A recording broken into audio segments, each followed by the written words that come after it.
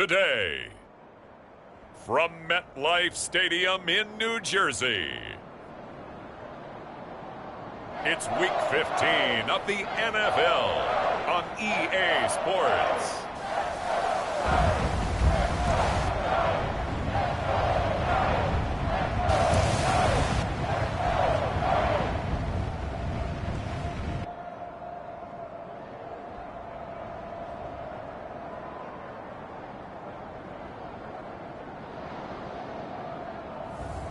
It's the New York Giants taking on the Dallas Cowboys. We're situated about 8 miles west of New York City at MetLife Stadium in East Rutherford. Today we reach...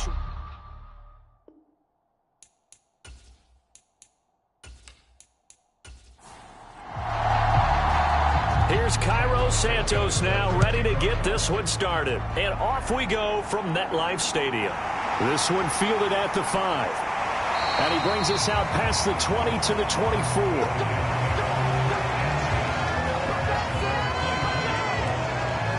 So here are the Giants ready to start their initial drive of the game. And a glance here at their shifty mobile signal caller.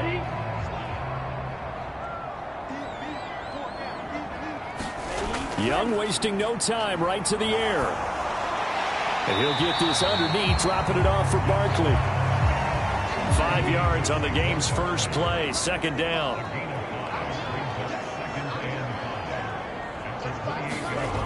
Young.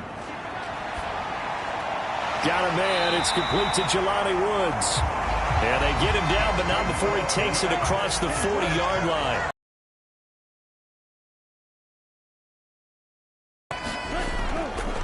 They'll run for the first time with Saquon Barkley. And this one not going anywhere. They get him at the 44 for a gain of just a yard. The numbers for him from a week ago: 15 carries, 121 yards. And the way they ran the ball last week has to bring a smile to the faces of the entire coaching staff, because not only are they seeing a back pile up yardage, they're seeing an offensive line in sync. And that bodes well this late in the season. And they're going to get this up to midfield. And on third down, the Cowboys bring in an extra defensive back. Young now from the 50. He completes it to Julio Jones. And he appears to be about 2 feet short on 3rd and 3. Leaves him with a 4th and 1. And now a decision here on the opening drive. 4th and very short, this part of the field. What do you think they do, CD? I think you go for it. I think there's a lot of game left to be played. I like the advantage that they're trying to create here early. I say be aggressive and try and get it done.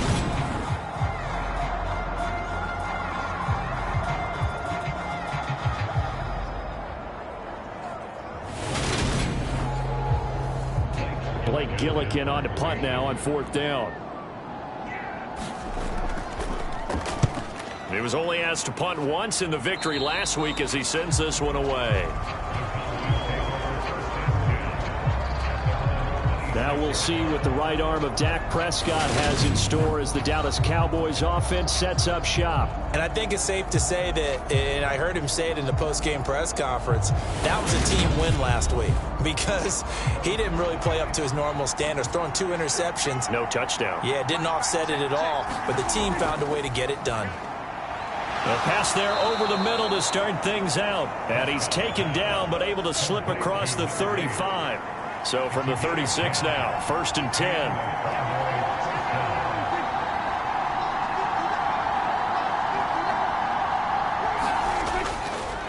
The first carry now for Tony Pollard.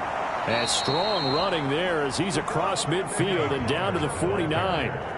Give them 15 there, and the Cowboys have a first. Well, no slow start here. A couple nice chunk plays back-to-back. I love the momentum that they're showing here early because they did it both ways, right? Threw the ball on 1st down for a nice chunk of yardage. Came right back and ran the ball. Looks like they've got the defense set back on their heels. Let's see if they can keep this moving.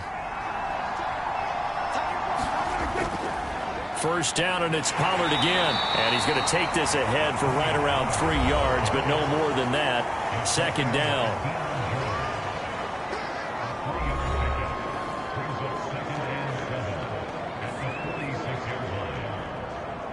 3 yards on that last carry. Here's 2nd and 7. Looking to throw. Prescott. Oh, he rifles one, and that's going to be intercepted. Picked up by Deion Jones, the linebacker. And the Giants are going to take possession of the football. Well, if you go by the numbers, you'll find as the temperature goes down, so does the passing efficiency. And now that we're in December, even the routine throws are going to be harder for the quarterbacks. And this one, it winds up getting picked off. As the Giants head back out there, let's take a look at the playoff picture in the NFC. Well, the current playoff picture, and you can see they are one of those 3 wild-card teams, at least for the moment, but they have not clinched that spot, Charles. And look, their message has been clear. We're keeping our foot on the gas to the very end. And how about the theater and the drama that's involved, partner? The best part, we've got a front-row seat to it all. And I think this is obviously the ultimate goal when they added the 7th seed to the playoffs back in 2020. More drama, more teams in it late in the season, and more important on games like this.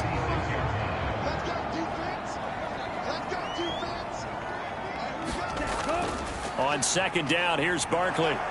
And he'll only get a yard to bring up 3rd and 1. So they just need 1 yard here to pick up the first down. They'll try to run for it with Barkley. And he picks up the first before he's taken down at the 29. Give him 6 yards, and they do convert on 3rd. The Giants at 9-4 now on the year, and they come in feeling pretty good after back-to-back victories, CD. And I thought that they played pretty well last week. Their execution, their discipline, their resilience, all on display in that victory. Ready.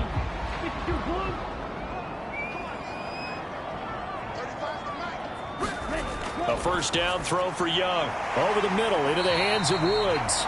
Stopped at the 24-yard line after a gain of 5.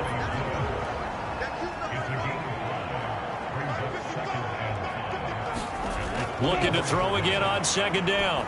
Young. And his throw's going to be incomplete. They come up now 3rd and 5 following the incomplete pass.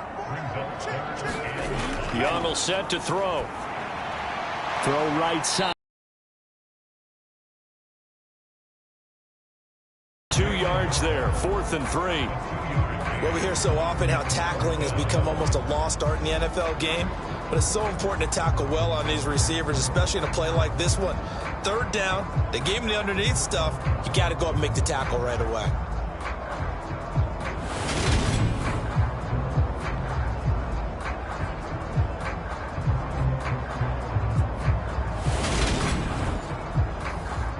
Now it's Chris Boswell on for the field goal try.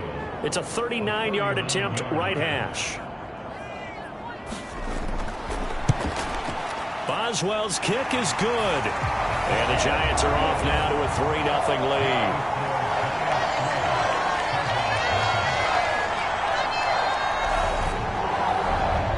So, Charles, they get to them with their first turnover of the game and then make it hurt a little bit extra with a field goal. And anytime you give the ball up, what's the first thing a coach tells his defense? Don't let them score off of this. You've got to put out the fire. In fact, in 2021, that's what one NFL coach termed his defense. The firemen. Go out there, guys, and don't let them put some points on the board.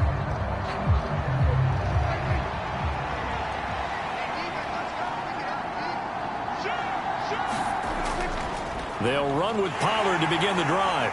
And this will be a gain of 5 as he gets it to the 30. The first down run got 5. Here's 2nd and 5. Going to run again here with Pollard. And they get him down, but not before he takes it across the 40-yard line. 11 yards and a Cowboy first down. Well, they came into this game saying it was important that they set the tone and show that they can run the football. I believe that they've done that here in the first quarter.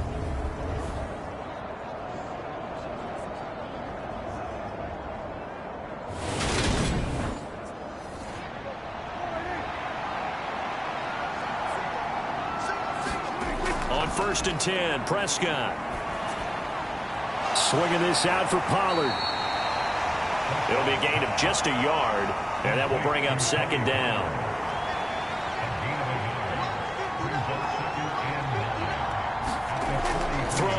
Prescott. He finds his man, complete. That's Ferguson. And they'll get him down on the other side of midfield.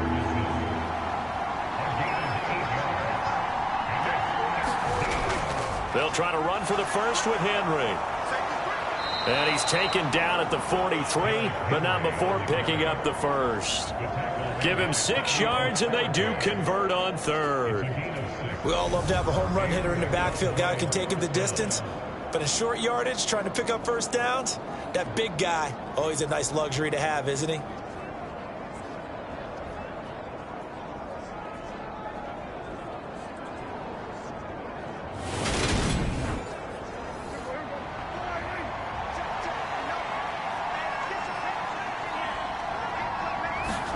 Prescott on first down. Nowhere to go here. He lost the football. And the Giants have it. It's picked up. And he's going to take this one back to the 37-yard line. And they put it on the ground here on the second drive. And, of course, Charles, that follows drive number 1 where they had the INT. Makes you wonder what's going on with this team because a lot of times we can attribute it to nerves, but maybe it's a lack of focus. Maybe it is the preparation for the game. Maybe they just came into it a little lackadaisical because that's just not looking good at all. That's just not the football that we came here to see. Young now after the fumble recovery. Pass out left, caught by Woods. And they'll get 8 out of this before being stopped at the 28. 3-0 after 1 on EA Sports.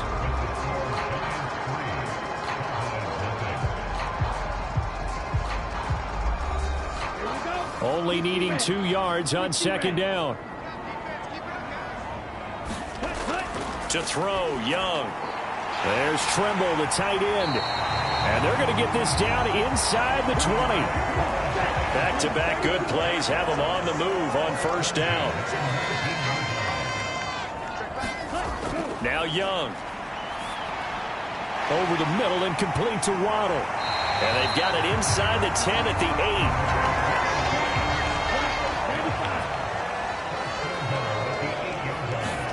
8. They'll throw again. Young to Barkley on the check down. And here he'll get it down to the 7. Only a yard on the completion. It's second and goal. As a defense, you're more balanced when you're in zone coverage because you're able to keep your eyes on the quarterback and see the play develop in front of you. You're able to keep the quick pass in front of them and stop it right at the line of scrimmage. The line of scrimmage, the 7 now on second and goal. Up the middle with Barkley. And he will take it on in for a Giant touchdown. Saquon Barkley, his 5th rushing touchdown now on the year as his guys are able to extend their lead. A solid blocking up front from the guys on the offensive line allowed him to get in for the touchdown. Yeah, some might say that the guys on the offensive line were in concert. I used to have a coach who called it marrying up. Meaning, when you get on a guy, you just stay right there. And each guy has his own assignment. That allowed the runner to make the big move towards the end zone. Extra point put through by Boswell. And the lead grows to 10-0. The kicking team out there for the Giants as they will send this one away. This will be fielded inside the 5. And he'll take it up past the 25 to the 26-yard line.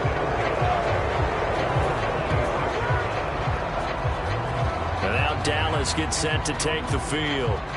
And job 1 here, Charles, just keep possession of the football. 2 drives, 2 turnovers to this point. You're exactly right, Doctor. Hippocratic oath. First, do no harm. And right now, they're harming themselves on offense. I like that. No one is mistaking me for a doctor, though. But thank you, Dr. Davis. And he's going to be hemmed in and brought down right at the line of scrimmage. Officially nothing on that last run. They'll try again, second and 10. To throw is Prescott. He finds his man, complete. That's Johnston. And they're able to get this one across the 35. That'll be a pickup of 10 as they try to recover from this 10-point deficit. They show run with 3 tight ends here on first down. Now Prescott.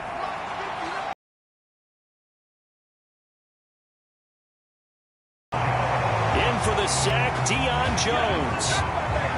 There's a reason inside linebackers are often captains of a defense. They call the signals. They have the opportunity to affect the game in coverage, against the run, and, of course, on blitzes. Living in the best of both worlds here. Already has an interception. Now he gets to record a sack, too.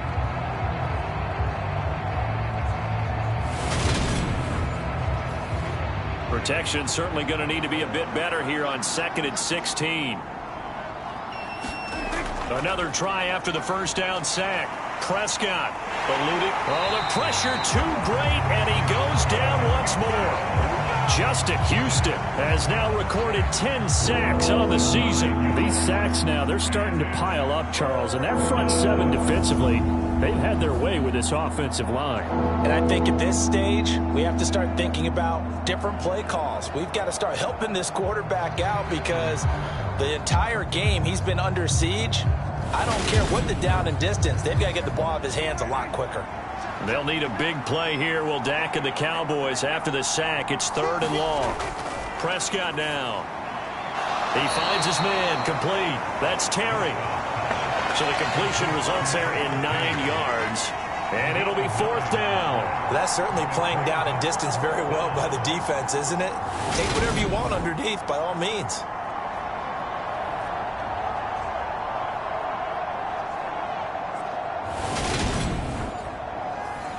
On 4th down, here's Brian Anger now to kick this one away.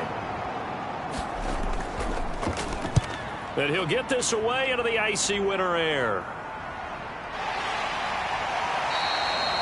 So just a 3-yard return following a punt of 45. And it'll be Giant football 1st and 10.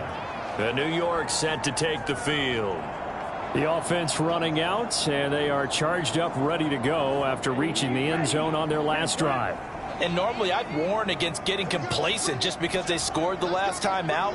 But I don't think there's any worries with this group right now. This is a hungry group, and they want to keep building off of their last drive. Now they just want the officials to hurry up and place the ball so they can snap it and get back to work. And seeing no options, he just tosses this one away incomplete.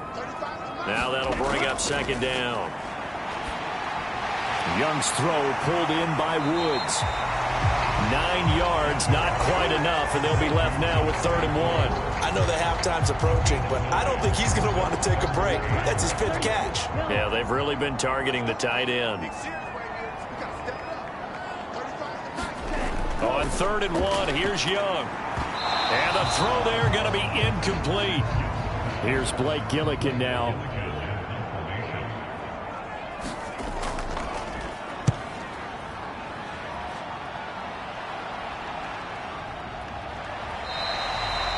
So a change of possession here on the punt. And the Cowboys will take over the football with a 1st and 10. Dallas offense set for this next drive. The crowd may be losing just a little bit of the edge after back-to-back punts. They want some big plays. They want to see some offense. They want to see somebody break away, whether it's through the air or on the ground.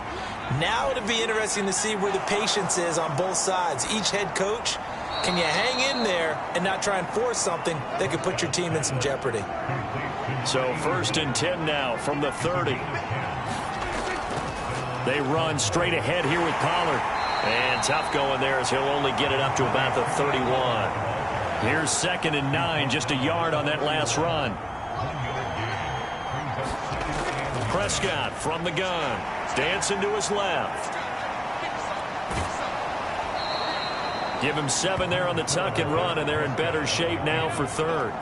And, CD, you look at this defense, what kind of pressure are they under trying to stop a team that has won 5 games in a row? Well, to me, it makes their job harder because you know you're going up against an offense that's playing at an elite level, and sometimes you can get too caught up in trying to play the perfect game. You're trying to be too precise, too fine, instead of just letting it rip, and I think that's more the priority than trying to be absolutely perfect.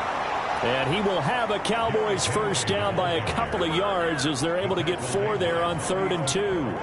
I think I saw a lot of shoulders just drop there. And what I mean by that is they finally were able to relax a little bit because that was an important play call. They needed to pick up that 1st down at this stage of the game. Yeah, couldn't afford another quick drive and out.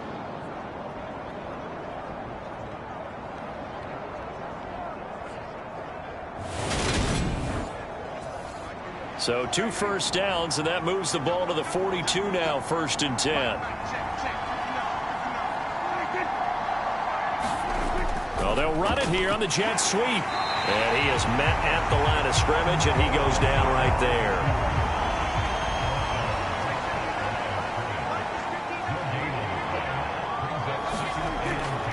They'll run left with Pollard. And that play going absolutely nowhere as he's belted before he could get out of the backfield.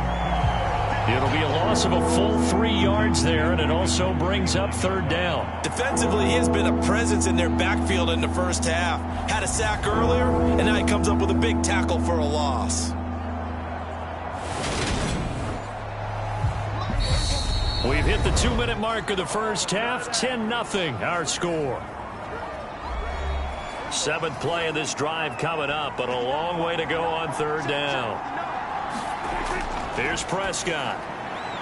Looking middle, and that's complete. And he will get this to the midfield stripe, but that's not going to be enough. He's a few yards short. They'll get 11, but still a little short. 4th down. Well, it looks like they got what they wanted. They got the completion, but they weren't able to break any tackles or gain nearly enough yardage to pick up the 1st down. Now to be 4th and short.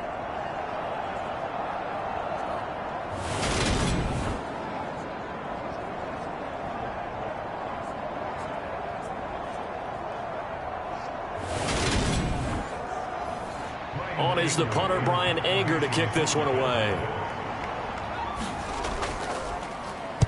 This is away, but boy, headed straight for the sidelines. And this one will not be returnable as it sails out of bounds.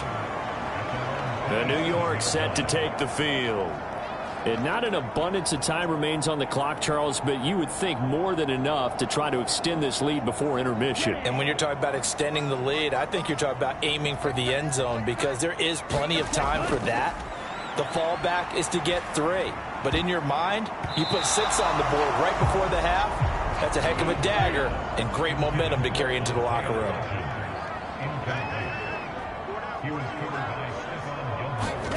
Throwing again on 2nd and 10. Young. That's going to be caught by Waddle. And they get him down, but not before he takes it across the 40-yard line. The Giants going to go ahead and use the first of their timeouts as they get the stoppage with just under 50 seconds remaining in half number 1. Now a 1st down throw for Young. Over the middle into traffic, and that's complete. Now another timeout called for by the offense as the clock will stop with 45 seconds to go in the first half. From the midfield stripe, they'll look to throw. Look at this time for Woods, and it's intercepted. Picked off by the Honey Badger, Tyrann Mathieu. And the Cowboys are going to take possession of the football. So that changes things. You get the interception, and then to boot, a good return tacked on. And really, it was down to him versus the quarterback on the return, and that's one you would think the defender would win. But a nice job there of seeing the play all the way to the end and making the tackle by the QB. The Cowboy offense going to head out now late in this first half. And now following that turnover, they've got an opportunity here to try to cash in with good field position before intermission. Following the interception, here's Prescott. Left side to Lamb. Now the Cowboys going to burn the first of their timeouts as they'll stop it with a little over 30 seconds to go in the first half of play.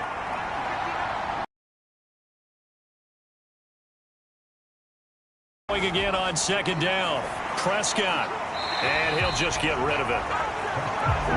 Well, good field position to start the drive, but under the gun now here on 3rd and 8. Now Prescott. He finds his man, complete. It's Johnston. And he will have a Cowboys 1st down as they're able to get the 3rd down conversion.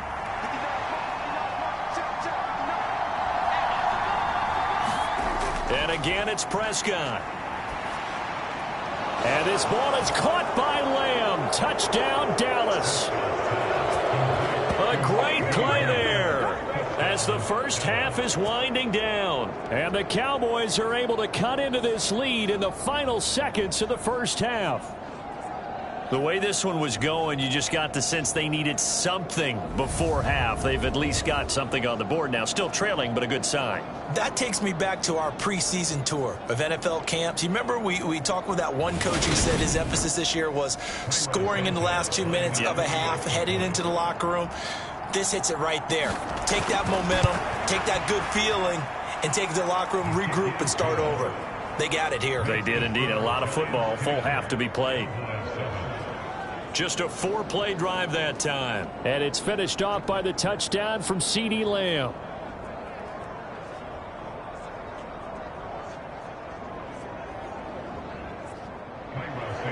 So not much time to speak of remaining in this first half as the kick's away.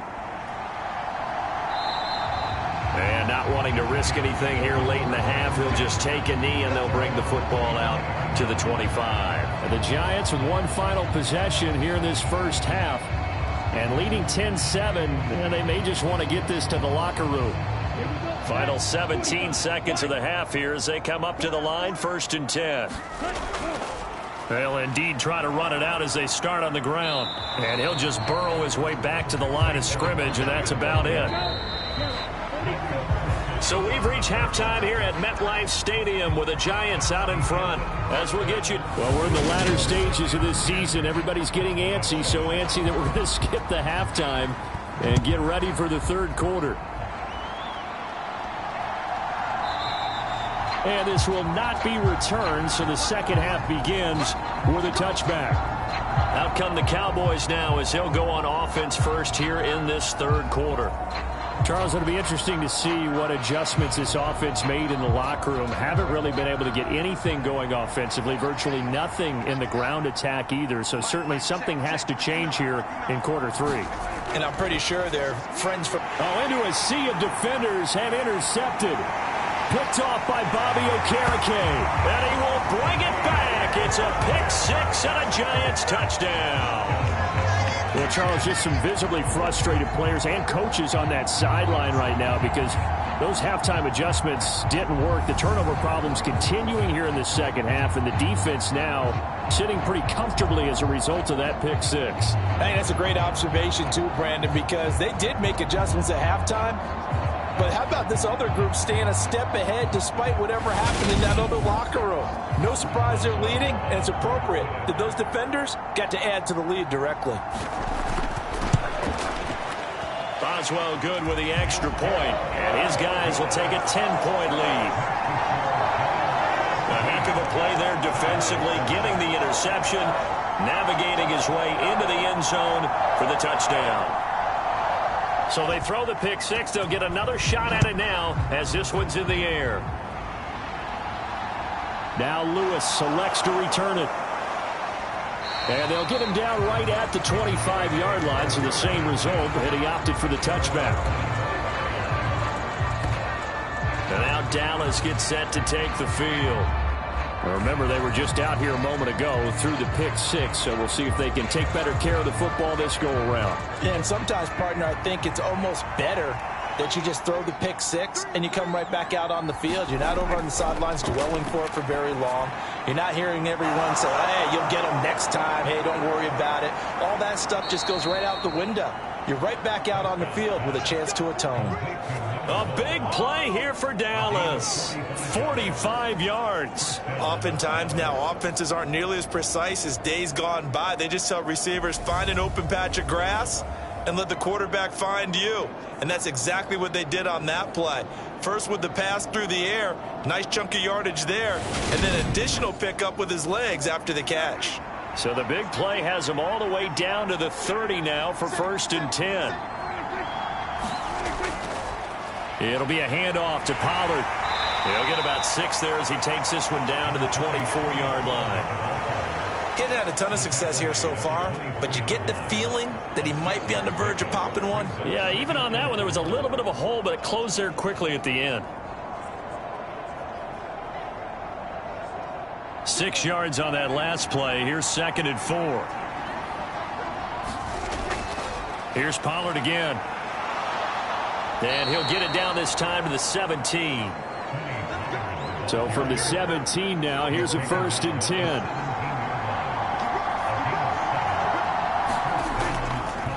a give here to Pollard. And he'll go down here at the 12-yard line.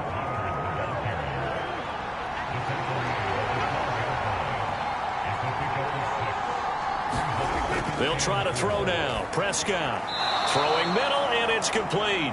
And he's dropped just before the line to gain. 4-yard pickup leaves him with 3rd and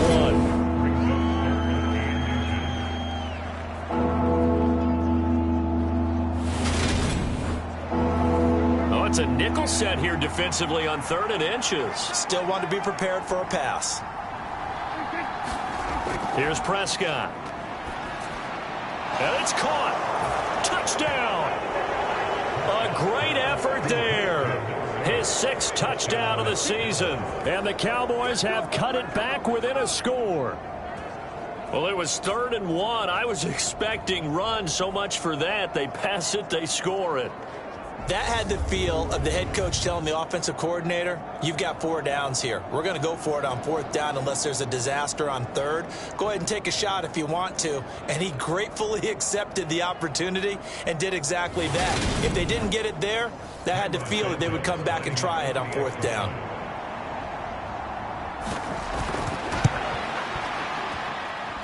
Santos able to tack on the extra point, and the lead's down to a field goal at 17-14.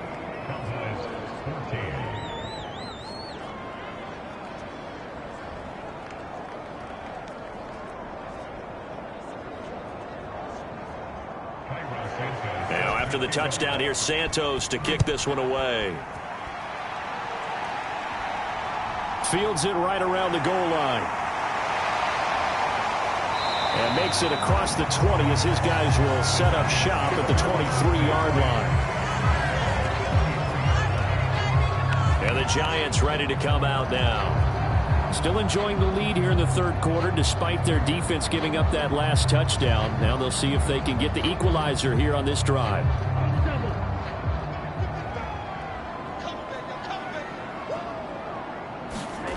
1st and 10, Young. That caught by Trimble. And the result here, a pickup of 8. Leaves him with 2 to go on 2nd down.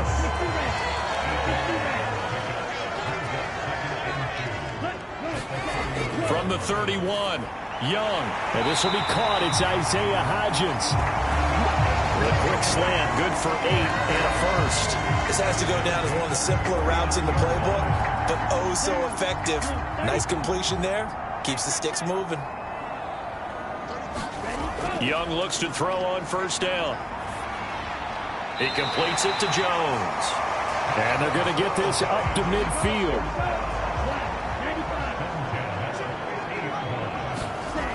Again, it's Young.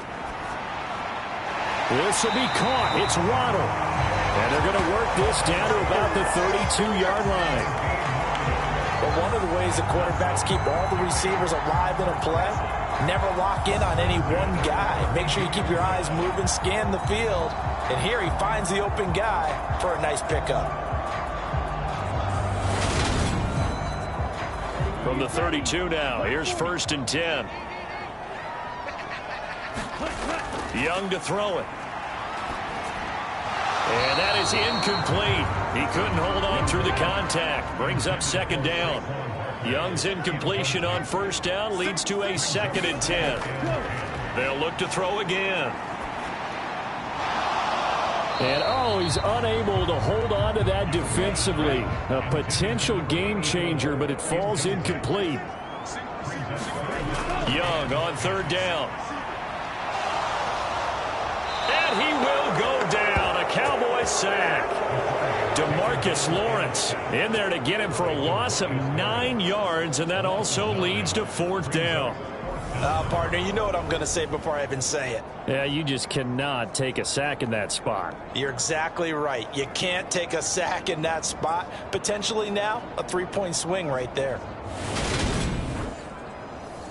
So now they're going to send out the field goal unit to, as they say, fire away from long distance. Boswell's kick is good. And they stretch the lead to 6. It's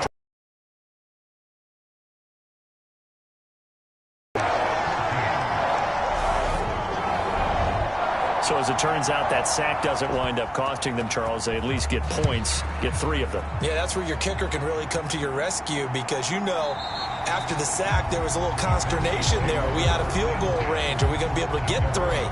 In this case, he stepped right up and gave them exactly what they needed. And now here come the Cowboys.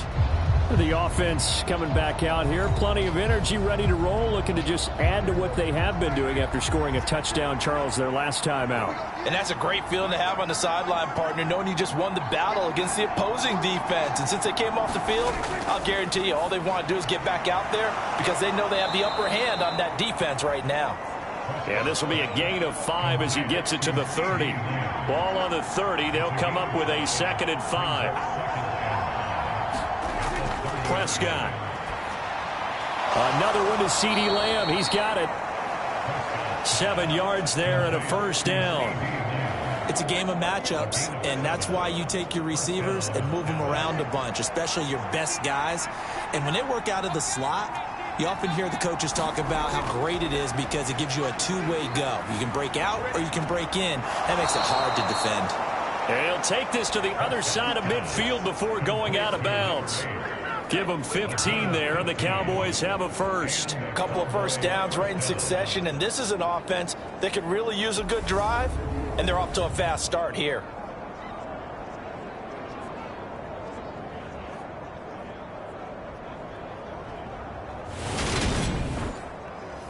So the drive takes them into Giants territory now, 1st and 10 at the 48-yard line. They'll throw again. Prescott. Quick hitter here, it's complete. And they're going to get this down to about the 37. Line of scrimmage, the 37 on 1st and 10. Run for Pollard. And some strong running there as he's down just shy of the 20 on the edge of the red zone. 67 yards rushing for him now as he's run it 11 times. Some big plays in the passing game on this drive, and here's one out of the running game. So the passing game loosening things up. Now there's room to roam.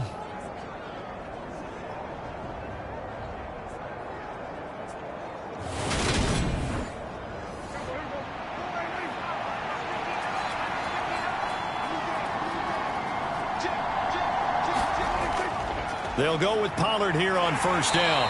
And this will be a gain of 6 when it's all said and done. Down to the 15 from the 21. The last run got 6. Now 2nd and 4. Prescott to throw it. Nothing open downfield, so he'll throw it away. This will be the 8th play of the drive here. 3rd and 4. On the draw, it's Pollard. It's a pickup of 3, but it brings up what will be an interesting 4th and 1. This team doesn't mind running the ball in any situation, and I thought he was going to get the first down the way the play developed, but the defense closed in and stopped him just about a yard short.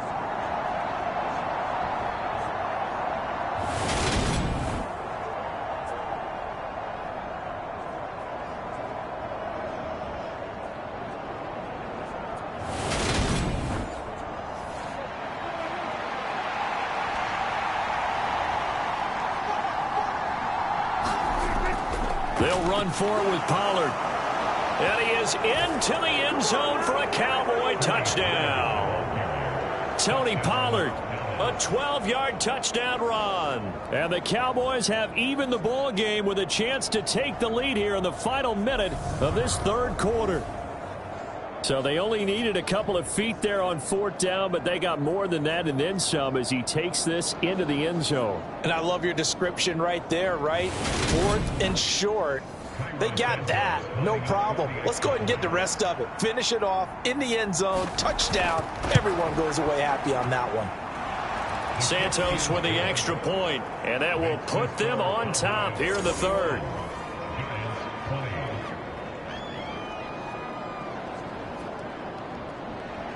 Now, after the touchdown, here's Santos to kick this one away. Taken at the goal line. And not much happening on the return as he'll get this to about the 23. And New York set to take the field. Last time out, you remember their drive stalled, but thanks to their kicker, booted a long field goal to at least get them 3. Now here they'll try to do better and find the end zone. And in our experience, how much fun is it for coaches to know that they've got a kicker who can nail it from long distance? Now, the hard part is, as an offensive play caller, you don't want that in your head too much where you're relying on it, and he goes out and gets the job done for them. But I'm quite sure he would be content to just kick extra points from here on out. Yeah, absolutely no question. I think his teammates would be okay with him just kicking the extra points as well. A pickup of about 3 yards as he's taken down at the 31.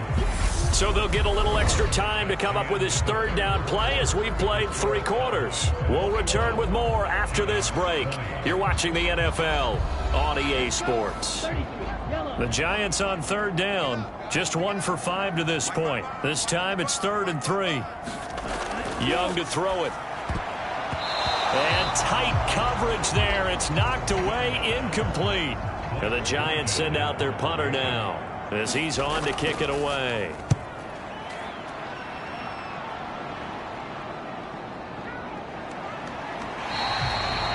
So possession goes over here on the punt. And out will come the offense as they take over. Cowboy offense heading out. Let's take a look at the playoff picture coming into the weekend in the NFC. And as we take a look at the playoff picture, certainly still a lot of jostling to go in these final few weeks. For the moment, they would be a wild card team. Far from locked up, but that's why this is exciting. These last. And look at this. They get the turnover they needed. It's intercepted. Picked off by J.C. Horn. And the Giants are going to take possession of the football. Well, that's 3 picks he's now thrown in this game. And I know this, the holiday season, because here we are in December. Right, it is the season of giving. Maybe for his own sake after the game, he may have to announce that he's donating certain amounts to charity for each interception that he throws.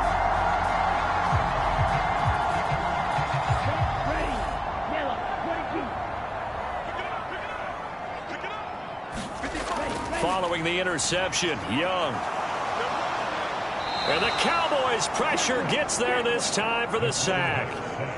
Micah Parsons, the outside linebacker, coming up to drop him for a loss of a full 10 yards. That sack doesn't change their offensive game plan. They always want to air it out and try and get the ball downfield quickly.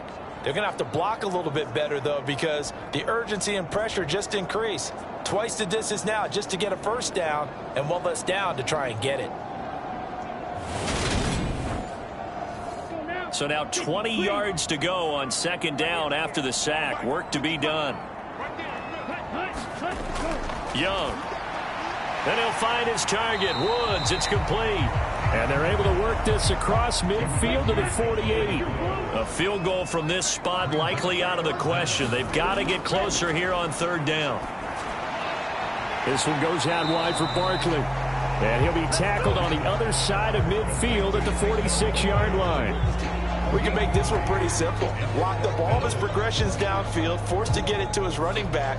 But how about the way they ran to the football and knocked him down to force a 4th down? And the Giants send out their punter now as he'll punt it away for the 4th time today. And no return possible here as they angle this one out of bounds. The Cowboys about set to take over on offense. Their defense got the stop, forced the punt, and now you really start to monitor the clock as they nurse this slim lead. So Prescott of the Cowboys now with a 1st and 10 at their own 27. Trying to shake off the interception. He'll look to throw. He finds his man. Complete. That's Johnston. And they get him down, but not before he takes it across the 40-yard line. They may want to go back to that one. First play of the drive, good for 15 and a 1st down. Well, how about this aggressive approach? Got the lead, 4th quarter, continuing to throw the football. Are you thinking about Super Bowl 51? Atlanta had the lead against New England, and they ended up giving it up? I was going to say don't say it, but you did say it. I did, didn't I? Yeah, anybody watching Atlanta, our apologies. Now Pollard. And they're going to stop him right at the line of scrimmage. Just no cutback lane to be found whatsoever. 2nd and 10. Looking to throw. Prescott. Can't get away, and he's taken down. Leonard Williams. Credit him with a sack, and it goes as a loss of 6. This is a little hard for me to compute because I'm watching sack after sack happen, but somehow they're still behind in the game. I would expect all of this defensive pressure to translate to them taking a lead, and thus far, it hasn't happened. Time's winding down. They don't want to waste this type of performance from these ace pass rushers. They'll need a big play here, will Dak and the Cowboys. After the sack, it's 3rd and long. They'll set up to throw. He finds his man, complete. That's Ferguson. And he can only get this to the 42-yard line, and that is not near enough. And that's good for a gain of 6, and that's going to make it 4th down. I hate to surrender the football when you're nursing a slim lead, but they're going to have to punt it away. Trust that defense. It's the right play at this stage of the game as well. You don't need to press it here because you do have that little bit of a cushion, and you count on your D to make it stand up. Here's Brian Anger now as he's on to punt for Dallas.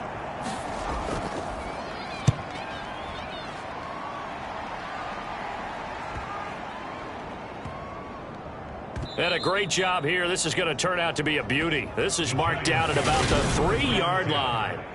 You hate to get the ball away here in the 4th quarter while you're just holding a slim lead. But that punt, absolutely ideal. They pin them inside the 5-yard line. They give their defense a really nice opportunity.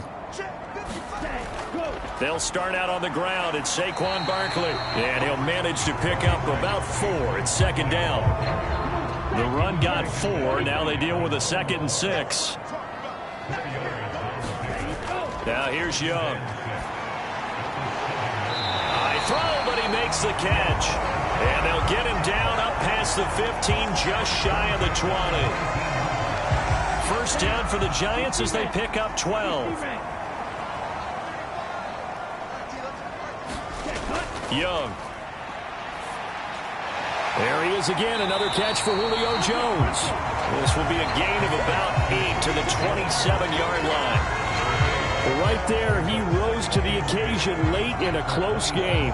It's something he thought about, dreamed about, and worked on throughout his career. Because in these types of situations, he wasn't going to allow extra coverage to keep him from getting the football. Young's throw here into the hands of Jones. 5th catch of the afternoon, and that gives him a 1st down. Looking to throw, Young.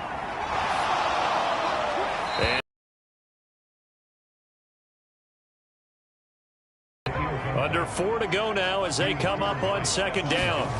It'll be Young again. They'll set up the screen to Barkley. They'll get only 3 there, so it leaves them with a 3rd and 7 ahead. So 7 yards from the 1st down here as they come up to the line of scrimmage. Now Young. And that's going to be incomplete. The coverage too good there. The contact popped the ball free, and it's 4th down. And he deserves a bronze leg as he gets this one away.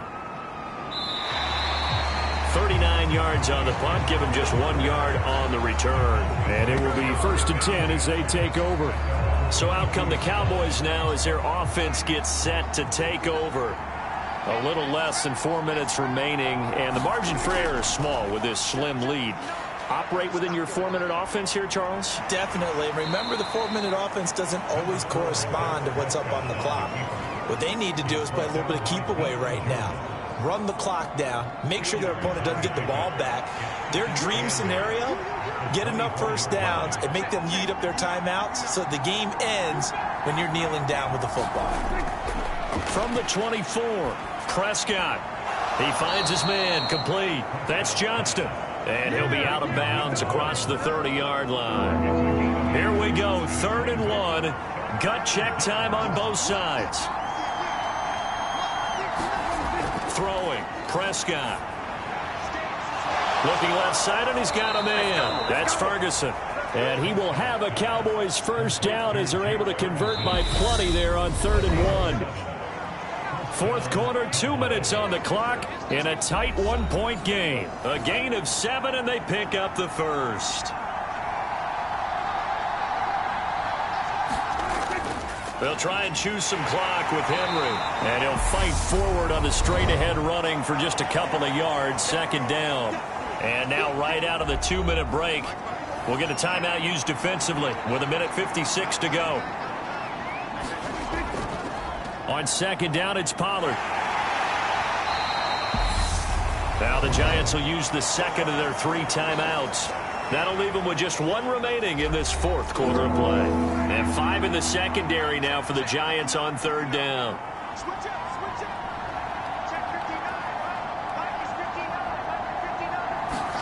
Here's Prescott. Steps away to... Oh, Prescott stripped. And the Giants have it. It's picked up.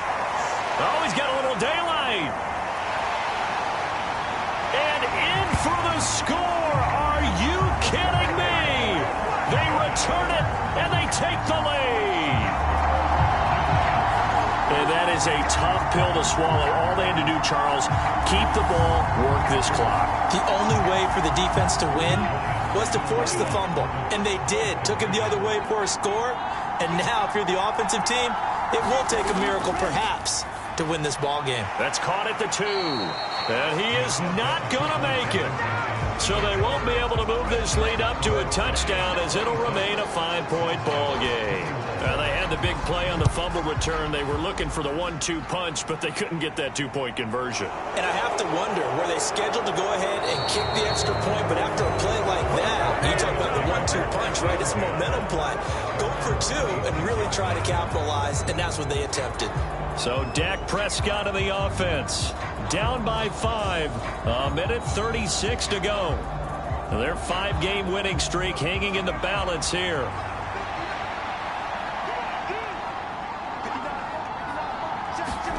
Here's Dak. He finds his man, complete. It's Johnston. The Cowboys looking to get going again in a hurry. Now Prescott. He finds his man, complete. It's Ferguson.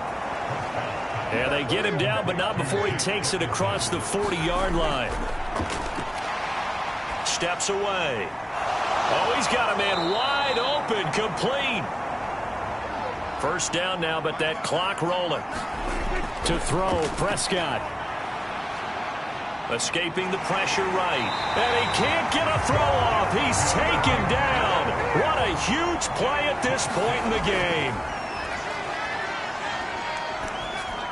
Complete. Pollard. And they'll get this down to around the 47-yard line. Now they do indeed get the timeout, so all is not lost. They'll have a chance for one final heave to the end zone. Now Dak. And that is incomplete. 2 seconds left on the clock.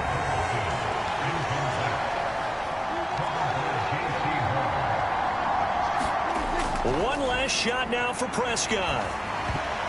And that is knocked away in the middle of the field and incomplete.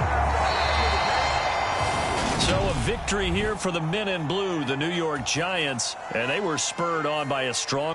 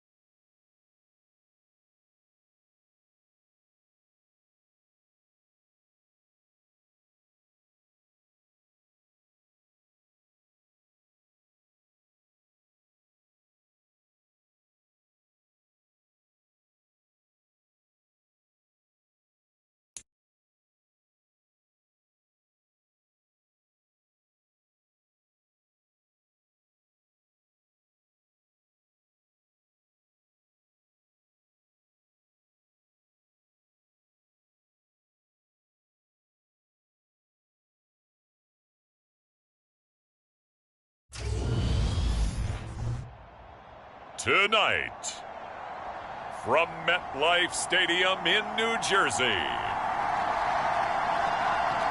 it's Week 7 of the NFL on EA Sports.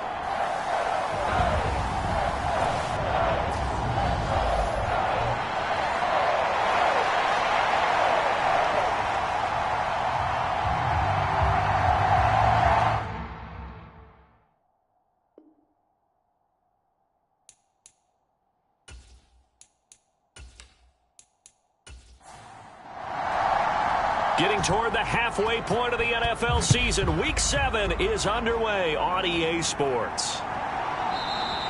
And they will elect to not bring this one out as our first drive will begin at the 25. So here are the Giants ready to start their initial drive of the game. They're led by the #1 overall pick in the 2021 draft, Trevor Lawrence.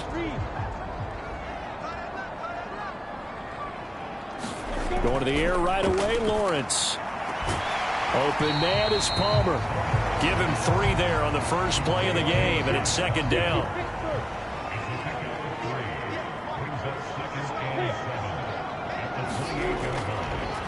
On the ground, this is Saquon Barkley. 9 yards to pick up there, and it's a first down. It's nice every now and then in this game not to see people overthink it. Just hand it to the old reliable guy. Let him pick up the first down.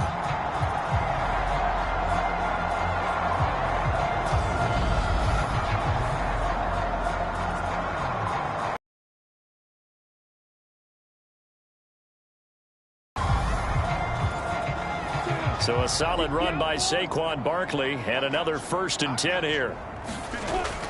From the gun, he'll hand this off. And not a whole lot of room to operate there on the first down run. He gets maybe 3. The last run got 3. Now here's 2nd and 7. From the shotgun, Lawrence. Being chased, and he can't find anywhere to go with it. And he goes down. In for the sack, Myles Garrett. Well, many times when you talk about mobile quarterbacks, you get the sense that they feel like they can get out of any bad situation. They keep moving around and trying to emulate guys like the Scrambler or the Dodger. Instead, they keep losing yardage and digging themselves a hole that they can't get out of. And for the Colts, an extra defensive back in there now on 3rd down. Now Lawrence to throw. Oh, that one sailed a bit, but the catch is still made. And he will have a Giants first down as they're able to get the 3rd down conversion. Well, that certainly has to feel good. It's not all the time that the play caller should get all the credit. Sometimes I think in the huddle, the quarterback just says, hey, who's going to make a play for me? I just need something right here. And the end result there, nice first down. Drive keeps moving.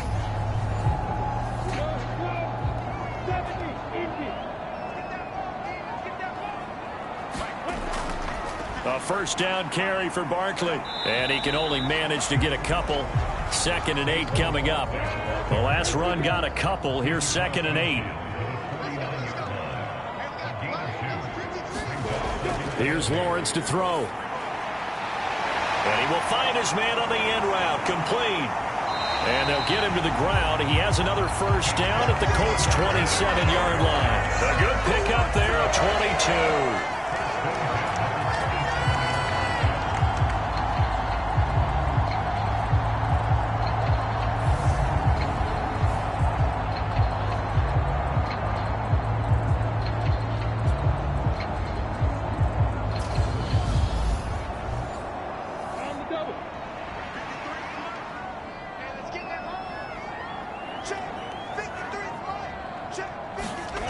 On first down, Lawrence. He's got Freeman here. It's complete.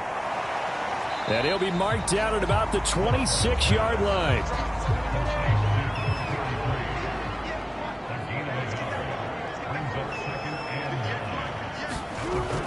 They go back to the ground now with Barkley. Back-to-back 1-yard runs here, so that leaves them with a 3rd down and 8.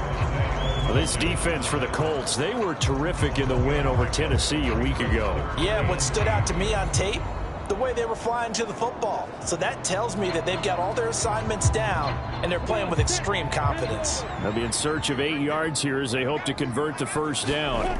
On third down, Lawrence.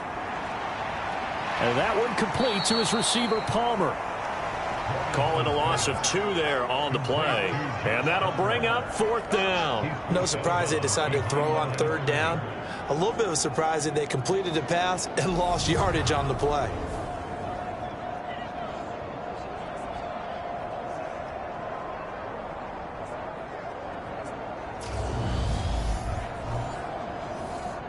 Out there is Rodrigo Blankenship in the field goal unit. From the right hash, this from 44 yards out. Blankenship's kick is good. And the Giants are off now to a 3-0 lead.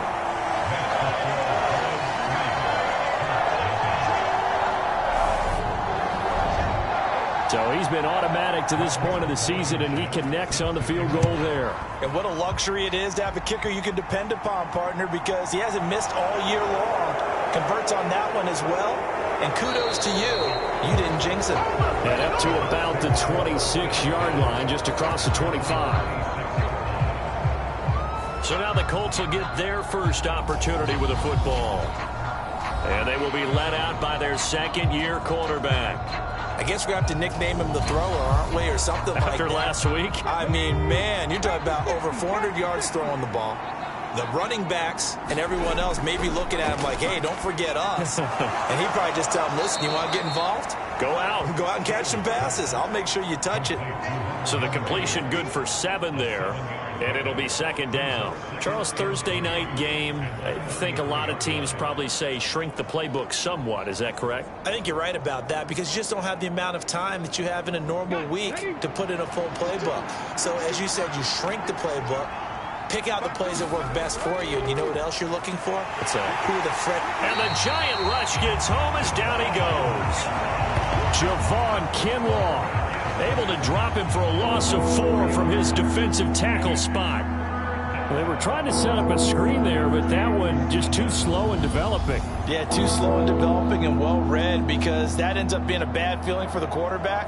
When he's got no blocking in front of him, his guys are just going to let defenders go, and they're coming for him. So if it's not there, you just got to throw the ball at the turf at your running back's feet. 5 in the secondary now for the Giants here on third. Looking to throw.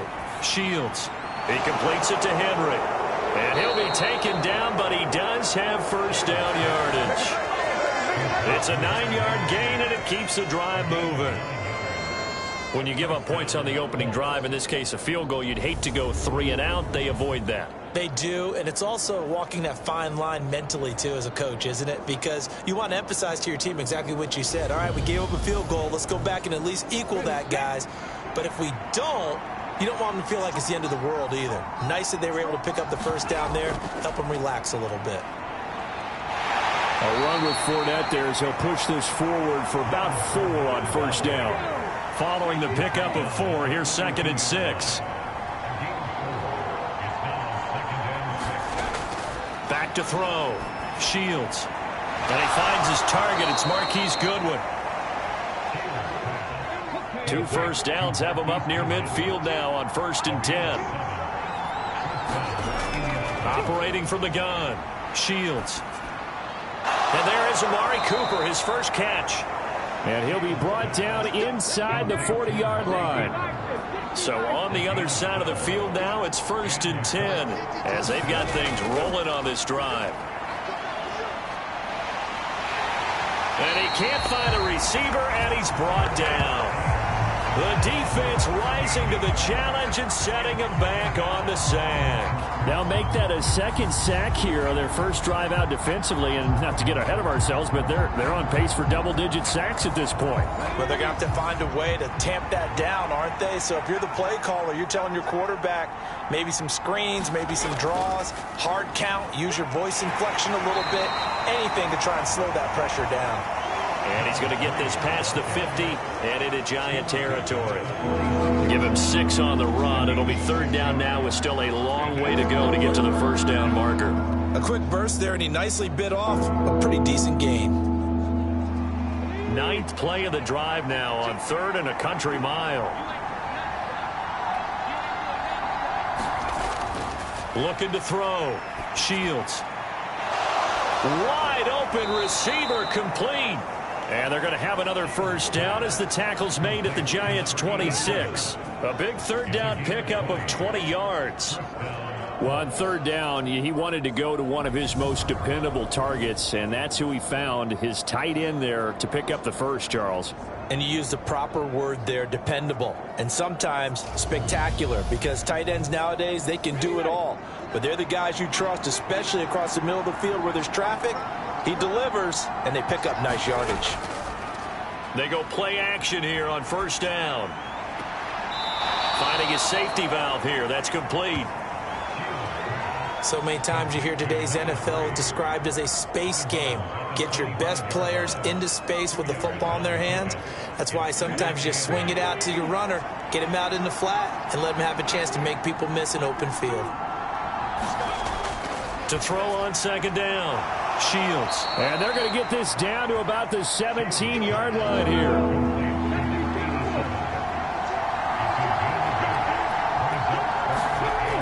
Back to throw again. That's complete right around the 8. And the Colts are going to have a 1st and goal coming up as they find a way to convert there on 3rd and 1.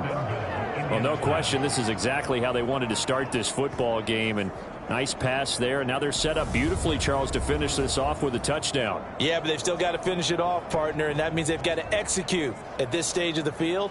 So we've seen many teams march it right to the goal line and not cash in. They've got something dialed up here that puts it in the end zone. They'll stick with the passing game as he looks to throw. Buying time to his... And he's going to have to eat this one as down he goes. It'll go as a loss of 8 and a tough result there on 1st and goal. And that is the 3rd sack this offensive line has allowed this first quarter. Yeah, that puts him on pace. Let me do the rudimentary math here. To be sacked 12 times in a game. I know he's not going to go for that. I wonder if it's going to reshape what they decide to do on offense in terms of play calling. And the pressure gets to him again. A very costly sack there on 3rd and goal. Pushes him back big time. And now you'd figure the field goal team coming on 4th. Okay, let's go back a little bit and see if my schooling comes to the front. What's that old saying? Those who forget the lessons of history are doomed to repeat them. That's the same guy who's gotten back-to-back sacks. I think a double team may be in order. Oh, the ball comes out on the hit, but they'll say it's incomplete. Credit the Giants defense that time in pass coverage. 4th down. Well, so a drive that spans all that time, and yet you may only come away with 3 points here.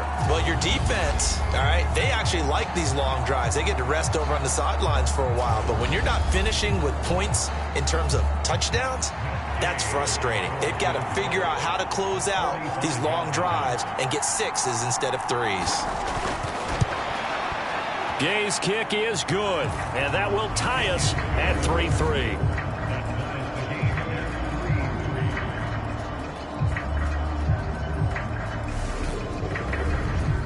So a return of serve, so to speak, here on the 2nd drive of our game as they respond to that opening field goal with 3 of their own. I like that. Go a little tennis on me, I know you. You like to mix it up with sports. That. They crack a forehand back out and they get a backhand. What was the serve? What was the return on? It was a backhand. A really good backhand. It's a nice top spin on the whole thing.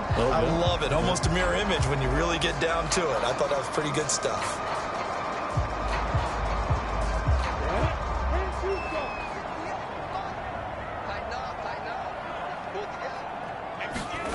They'll throw on 1st down with Lawrence. Into heavy traffic, and it's intercepted.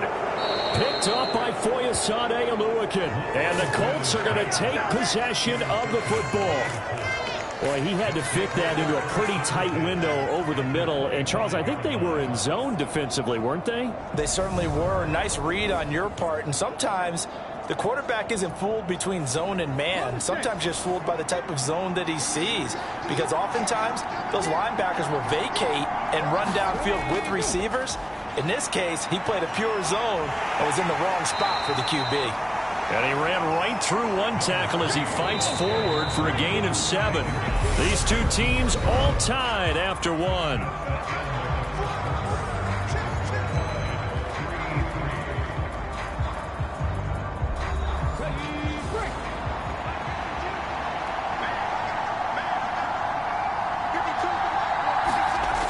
Looking to throw on second down.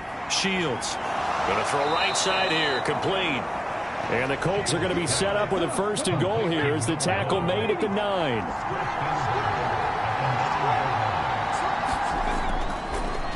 Hands it off out of the gun.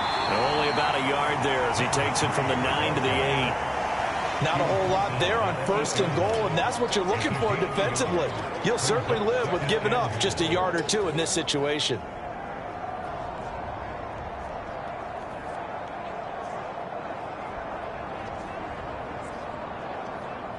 Here's 2nd and goal, operating from the 8-yard line.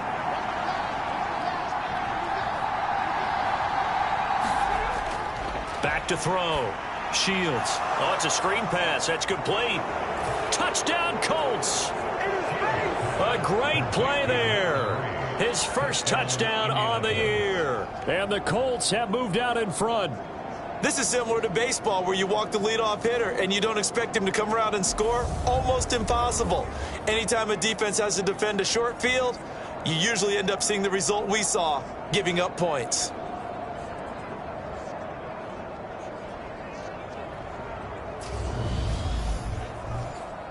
Matt Gay on for the extra point.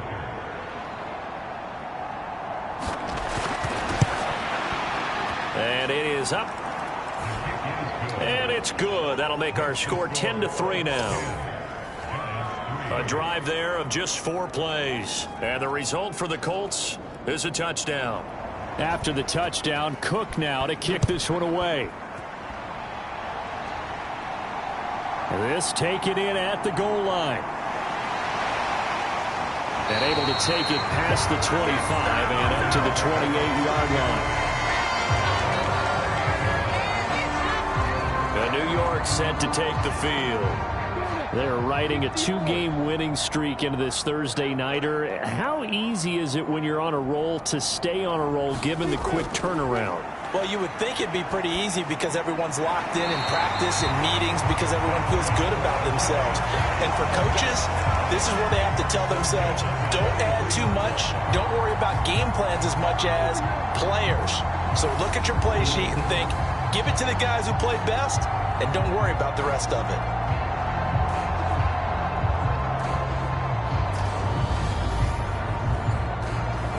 One play has him up past the 40 already, and another 1st and 10.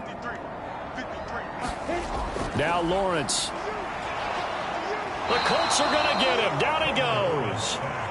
Dayo Odeyingbo collapses the pocket and drops him for a loss of 3. Defensive end gets in there that time. They were in a 4-3. What's the responsibility of the ends versus the tackles there, Charles? Well, most of the time when you talk about the ends, they're your pass rushers. They're the guys that you turn loose to try and get to the guy who's going to throw the football. The tackles, usually more of the run-stuffing variety. But the way this game is advanced, you're wanting a little bit of everything out of all of your guys. But let's just go ahead and break it down and make it simple.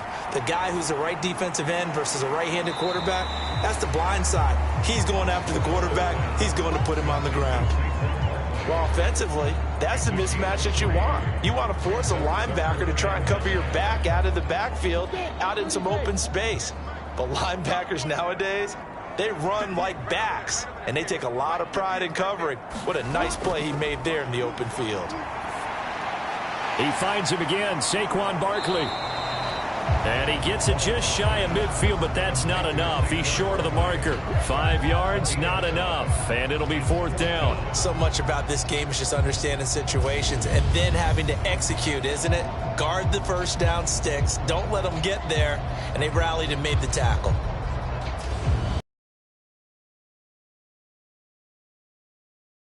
Hunter now, as he's on to punt for the first time tonight. And he gets it away, a directional kick going toward the sideline. And no return here. Where will they spot it? They say just outside the 20-yard line. So here are the Colts to take over. They were 7-point winners a week ago, and they lead by 7 here as well as they start out 1st and 10.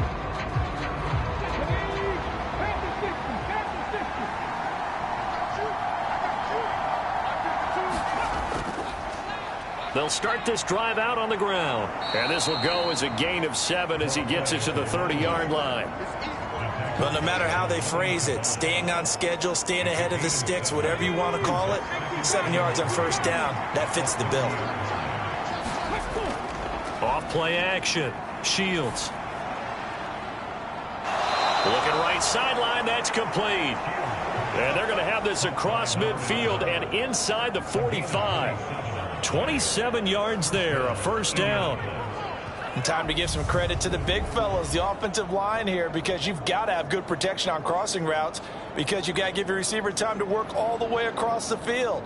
That time, be able to scan the field, spot his receiver moving left to right, and make a good, accurate throw. Thank you, guys. On first down, Shields. Oh, he's got a man wide open, complete. And he goes down, but not before getting this inside the 25. Back-to-back receptions for him, and it's another first down. Good, strong throw and catch right there. And so far in this game, the alleys have been open for them to get completions, and they're taking advantage of it.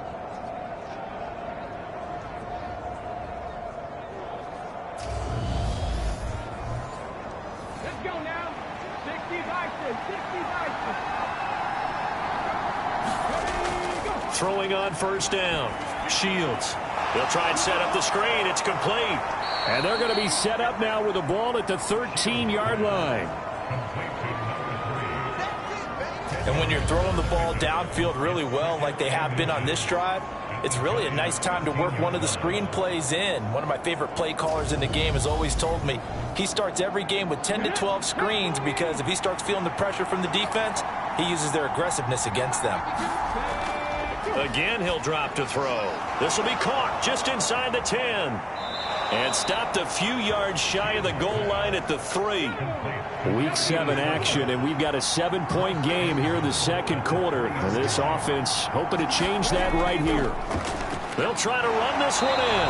And the D not yielding much there. He's only going to get a yard to about the 2. Good work there, holding them out on first down. And this is going to be a battle down here on the goal line.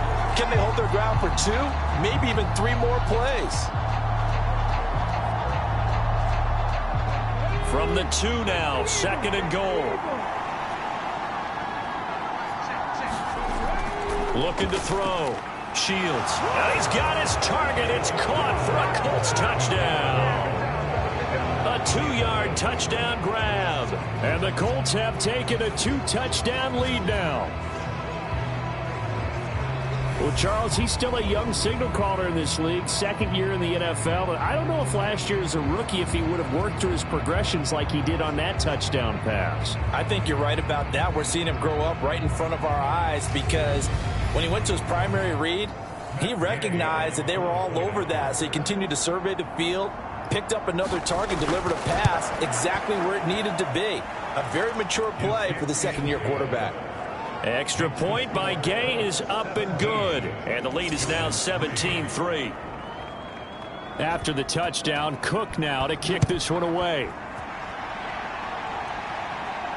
This will be fielded inside the 5. And able to get this out to the 25.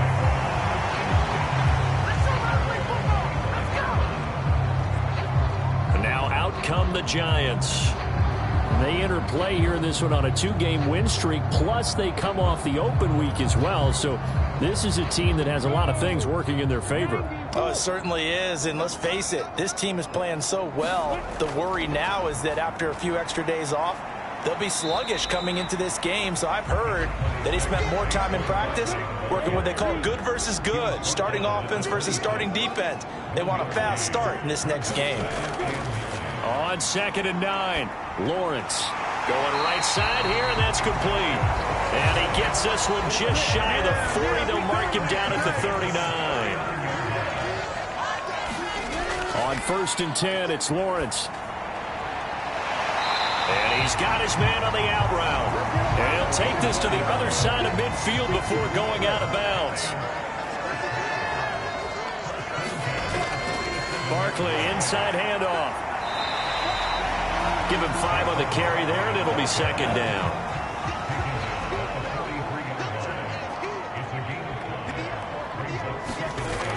Looking to throw, Lawrence. Johnson's got it complete.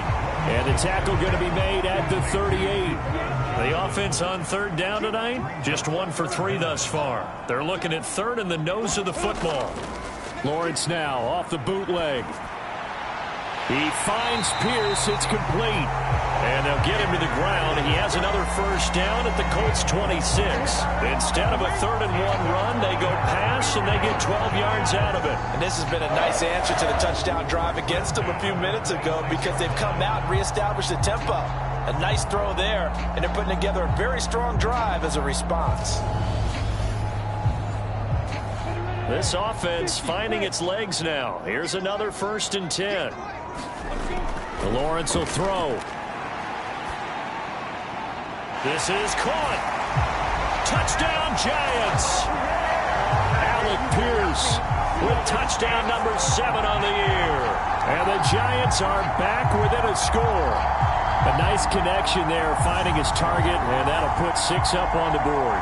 Just like they drew it up in their playbook and reiterated it on the sidelines, right? Perfect route, a good throw, and the defense, they had no answer for that right there. Rodrigo Blankenship now for the PAT. And it's up through the goalpost. It's 17-10. So this drive spans 7 plays. And it was capped off by a touchdown catch from Alec Pierce.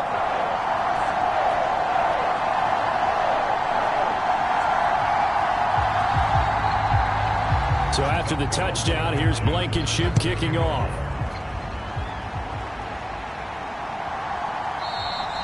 And this will not be returned. It's a touchback, and they'll begin at the 25. Their quarterback leading this offense back out. He's thrown touchdown passes on his last 2 drives as he begins here, 1st and 10.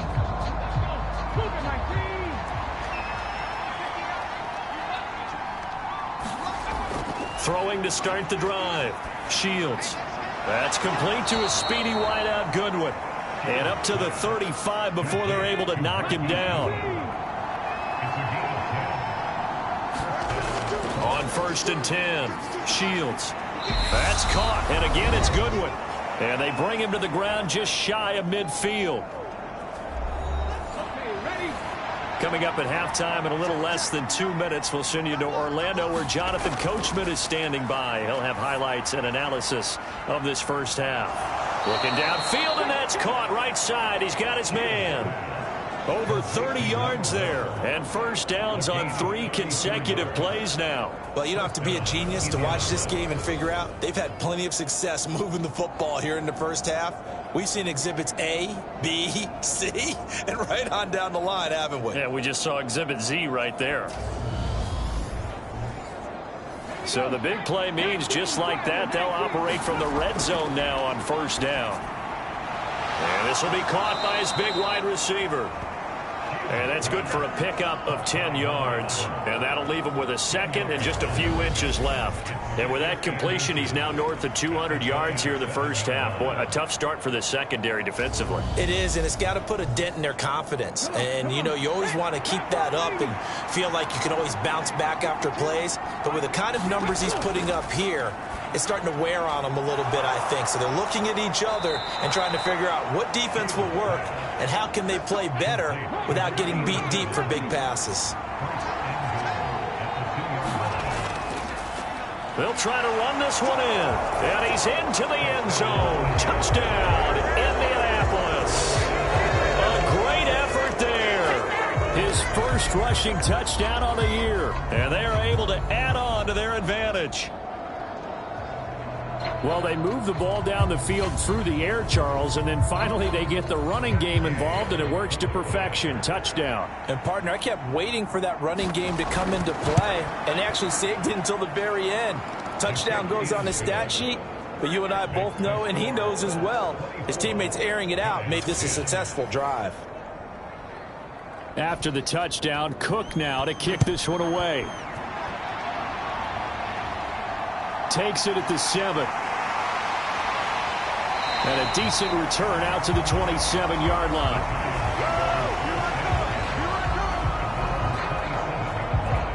The New York set to take the field.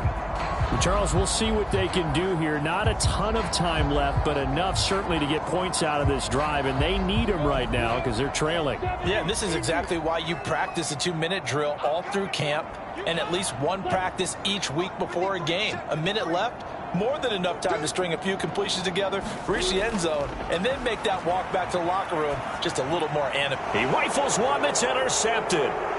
Picked off by Shaquille Leonard, the linebacker. And the Colts are going to take possession of the football. An unfortunate sequence there, trying to get points before intermission, but now the interception, and their opponents have a chance to possibly pad their lead. Yeah, they had an opportunity there, and they weren't able to capitalize on it, and that's something that could come back and haunt them later. They're begging their defense now to keep them from scoring before the half ends. So from inside the 20, here's 1st and 10 at the 18. Throwing to start the drive. Shields. Firing quickly here, and that's complete. And able to get this down inside the 15, either the 13 or 14 before he's out of bounds. 2nd and 5. Now, quick throw there going to be batted away and incomplete. They had great starting position to begin the drive, but now they look up at a 3rd and 5. Back to throw. Shields. And that is incomplete, but a penalty flag coming in. This could be a 1st down.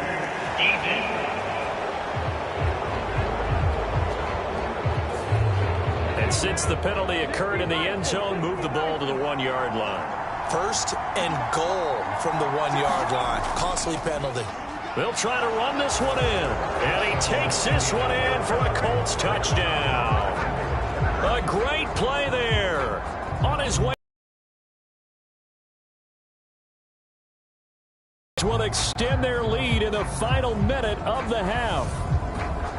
That score that they just gave up there, that's a tough one for their defense to swallow because they've had a tough time through the first 2 quarters. They really were determined to get a stop there, unable to do so. That makes their comeback hopes that much more difficult. Here's Gay now to add the extra point. And the lead now to 3 touchdowns at 21 points. The drive there only spanning 3 plays. And it ends with a 1-yard touchdown run. After the touchdown, Cook now to kick this one away. This one fielded at the 5. And he's up across the 25 and down at the 28.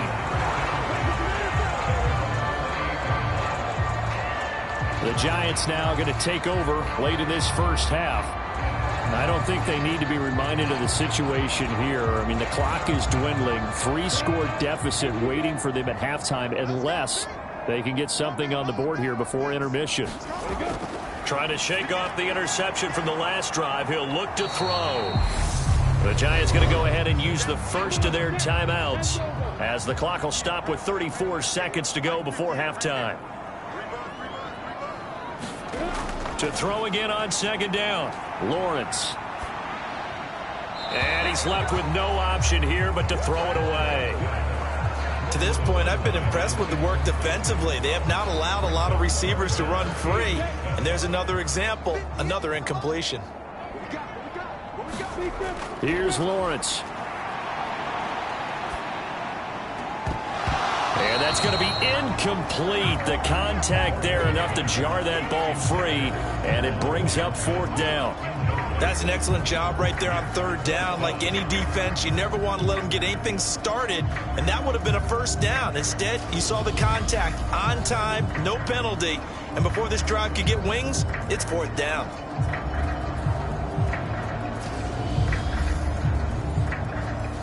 And the Giants send out their punter now, as he'll punt it away for the 2nd time.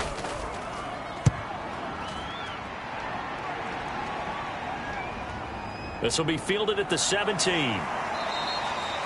A nice return there of 11 to help mitigate a good punt. And control of the football switching hands with very little time remaining until the half. And they're just going to run it here up the middle. And they'll wind up getting this to the 37. Gain of 9. So we come to halftime here with the visiting Colts taking the lead to the locker room. The second half upon us sooner than we bargained for. Week 7, second half. Let's do it. Second half ready to get underway. The Colts with a lead, and they will receive the football. And we will not have a run back here as the second half starts with a touchback. So here are the Colts to take over. They were winners last week over Tennessee, and they've got the lead here as well. They start this drive out 1st and 10.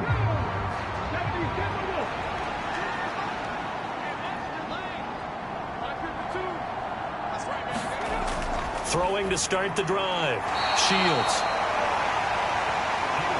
That was a nicely run slant route, and what the receiver's trying to do is make the defender think he's going upfield for a deeper route, and then breaks it off, usually after about 3 to 4 steps, and cuts towards the middle of the field. And now what he's trying to do is use his body to keep the defender away from the football and give the quarterback a really nice target. Now this one to his tight end out on the right side, and he'll be out of bounds after getting this one across the 40. His 5th catch tonight, and it's good for a first down. 5th catch of the game for him there. Yeah, and the tight end position is now becoming a volume pass catcher. It used to be occasional, right? Safety valve. Throw one to him every so often, but mainly they want him out there to block. Nowadays, an integral part of the passing game, and they create such great mismatches that they often become the leading receiver. And this will be incomplete. Physical play on the football there, and it's second down.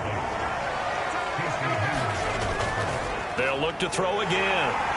And he can't get away from the pressure. The Giants get there. Javon Kinlaw able to drop him that time for his 2nd sack of the evening. And some secondary help here for the defense in the nickel on 3rd and long. Looking to throw. Shields. Throw left side, caught by Goodwin. Calling a gain of 6 on the play. And that's going to bring up a 4th down. One hallmark of good defenses is understanding the game, understanding positioning, and tackling immediately in the secondary after catches. I think we just saw that on display right there. Got to him before he ever had a chance to think about turning it upfield.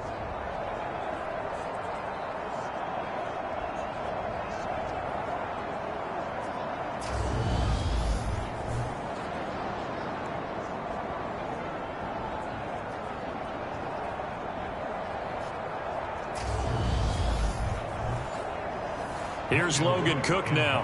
And the way this offense has moved the ball, he hasn't been needed till here in the 3rd. He was only asked to punt once in the victory last week as he sends this one away.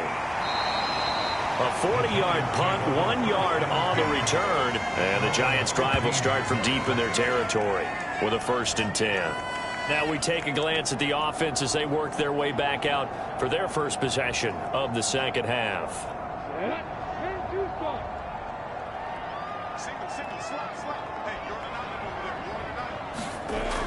They'll try and get this run game going. This is Barkley.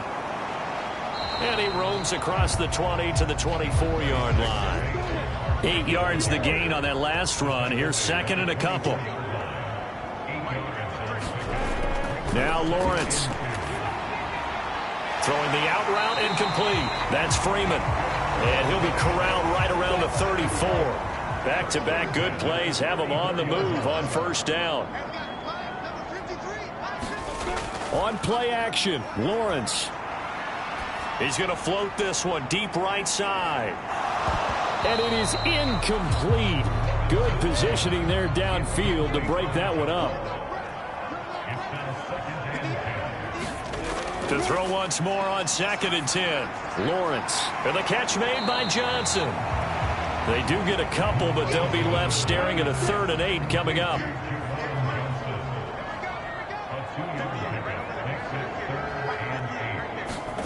Lawrence.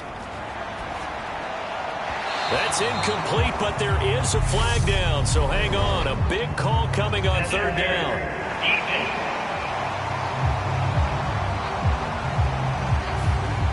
Well, there were about 70,000 that were quickly calling for that flag. It comes out there for pass interference. And what do you think, partner? A little sarcasm in that cheering from this crowd here tonight. What they're hoping now is to build a little momentum off of it and give them a more genuine reason to cheer down the road. So after the incompletion on first, now 2nd and 10. Up the middle with Barkley. They do get a yard there, but only a yard. Leaves them with 3rd and 9 looming. Another modest gain there on that one. And I think, Charles, you can probably pin part of the deficit on a failure on their part to really get this ground game established. Yeah, and they've really struggled to be multidimensional in this one, haven't they, partner? Because they have to be extremely one-dimensional now if they hope to get back into this game.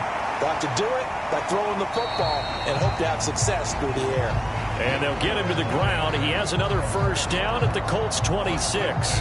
18 yards, a big pickup there on 3rd down. Well, we talk all the time about playing situational football. And right now, I think the scoreboard is dictating what they need to do. Where they are in this game, they've got to push the ball downfield, take their shots, try and get big chunks of yardage in a short amount of time. That was a nice play there.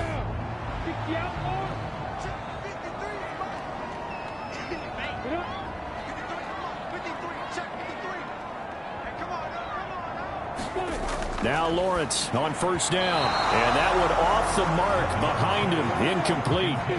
Once again, they'll come up on the 26-yard line, 2nd and 10. A handoff to Barkley. And he's going to get this pretty close to a first down at the Colts' 18-yard line. They'll come to the line, needing only 2 yards to gain the first here. They'll try to run for it with Barkley. And he'll have the first down, getting this one to the 14-yard line.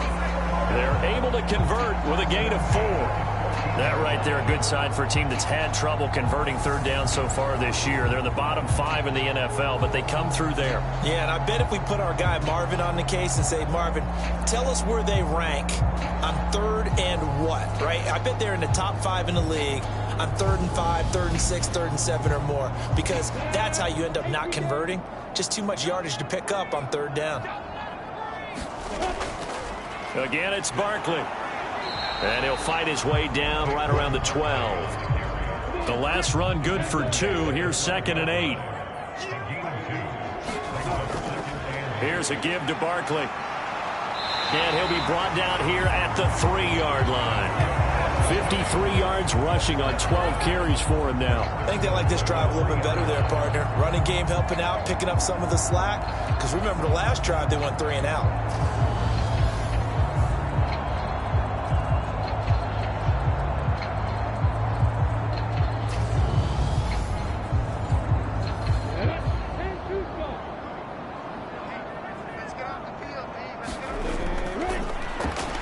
And he will take it on in for a giant touchdown. A 3-yard touchdown run. And the Giants are able to cut into that deficit. That's the score you felt they had to have here in the 3rd quarter to get back in this game. And you know that there's an emphasis on their side. Hey, we know this. We know where we are. But sometimes that binds you up so much that you try too hard, you don't get the score. A perfect combination of urgency, yet relaxed enough to get it done. Now Blankenship on for the PAT.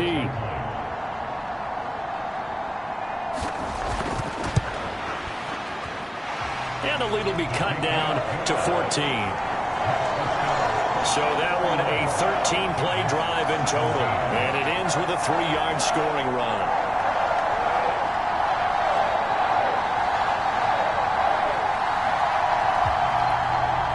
So after the touchdown, here's Blankenship kicking off. And this will not be brought out. It's a touchback.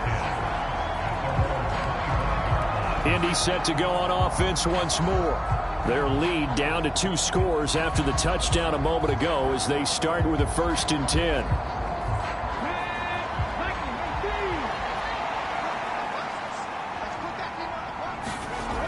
Off the play fake. Shields. Throwing left side, it's complete. And they work this well upfield across the 45. And a nice gain of 21 yards. I'll tell you what, a lot of those mid-range throws have been available because sometimes teams get too concerned about the deep ball and they leave too much space in front of them. And these guys have been taking advantage so far.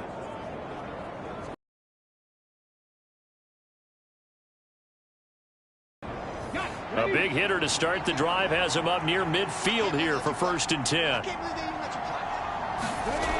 Back to throw. Shields. Throw left side complete. That's Goodwin. And he'll be brought down on the other side of midfield at the 43. Back-to-back good plays have him on the move on 1st down. One back in the backfield, he'll get the carry. And a good job of finding the open space to run as he's down close to the 30 here. Back-to-back nice plays, 12 yards that time and a 1st down. Would you say this offense is locked in right now?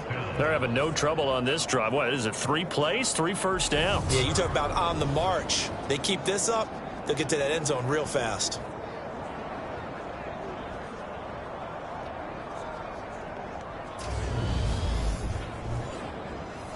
Line of scrimmage, the 31 now on 1st and 10.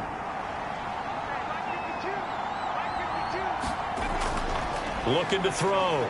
Shields. It's a short one here, complete to the tight end. Still 9 remaining on 2nd down.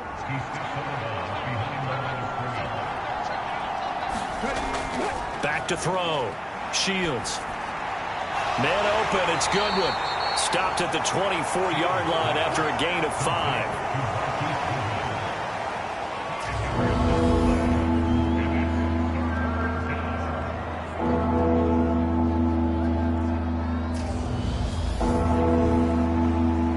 In search of 4 yards here to pick up the 1st down. From the gun on 3rd down. Shields. And he's going to be brought down at about the 16. That was a route run not just with dexterity, but with intelligence. Found the hole in the zone, made sure the quarterback saw him, and was able to make the sure catch and flip the down marker back to 1.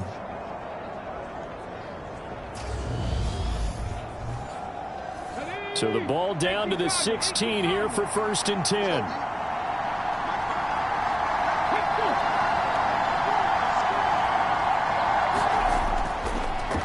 One back in the backfield, he'll get the carry.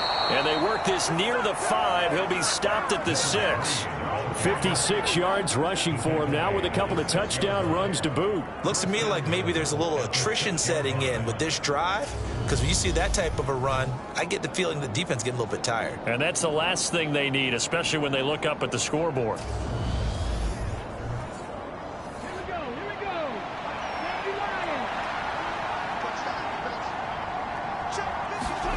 Operating from the gun. Shields. And a quick throw here, that's complete. Touchdown!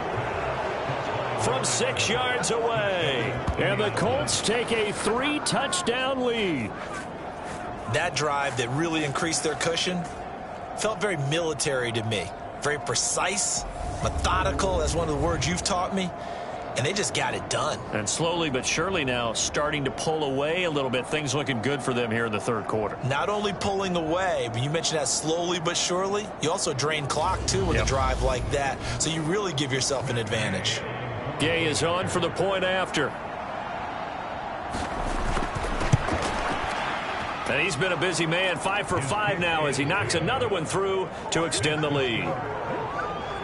So that drive in total 8 plays. And it culminates in an Indianapolis touchdown.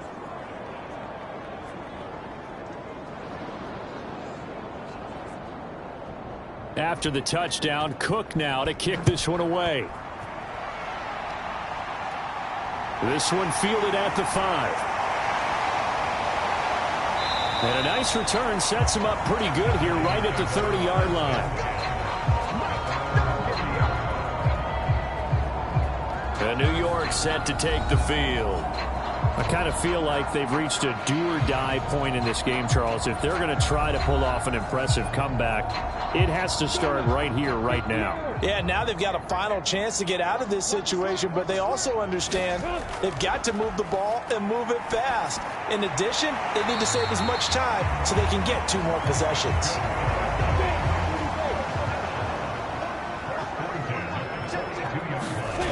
Throwing now, Lawrence on first down. He finds his man, complete. That's Palmer. And they're going to get this to about the 44-yard line. Now from Colts territory, here's a 1st and 10 at the 44-yard line. Looking to throw. Lawrence. Wide open receiver, complete. And he goes down, but not before getting this inside the 25. Chewing up big yardage. Another nice gain there. This one goes for 20.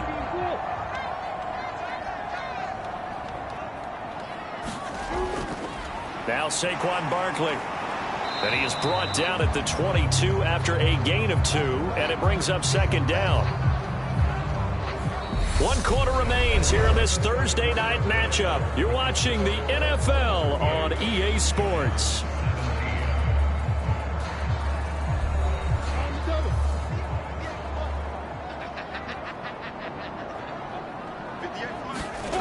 From the 22, Lawrence. Over the middle, it's complete. And able to get him down, but he does reach the 5. Now they'll have it 1st and goal following that gain of 17. A 3-score game here late. You can probably rule out the comeback, but certainly some kind of a moral victory to be had if they can get a few more points to close things out. And to that end, a nice pass play there to push things downfield. Yeah, and we know in this league, a loss is a loss, and no one wants anything to count as a moral victory or, boy, something that feels a little bit cheap. But they trim that lead down to just 2 scores. And he is in. Touchdown, Giants. Saquon Barkley, a 5-yard touchdown run. And the Giants have got it back to a 2-score game here in the 4th. So a little bit of a letdown there defensively. I mean, look, you're still 2 scores to the good, CD, but things may be a little more uncomfortable than they had hoped. Yeah, if you kept him out of the end zone there, this game's over. You've locked the door on him. Instead, it's still open a little bit, and they've got a puncher's chance.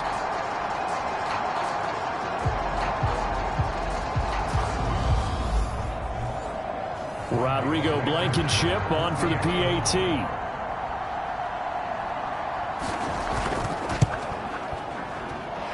And the lead will be cut down to 14. So the drive there took 6 plays.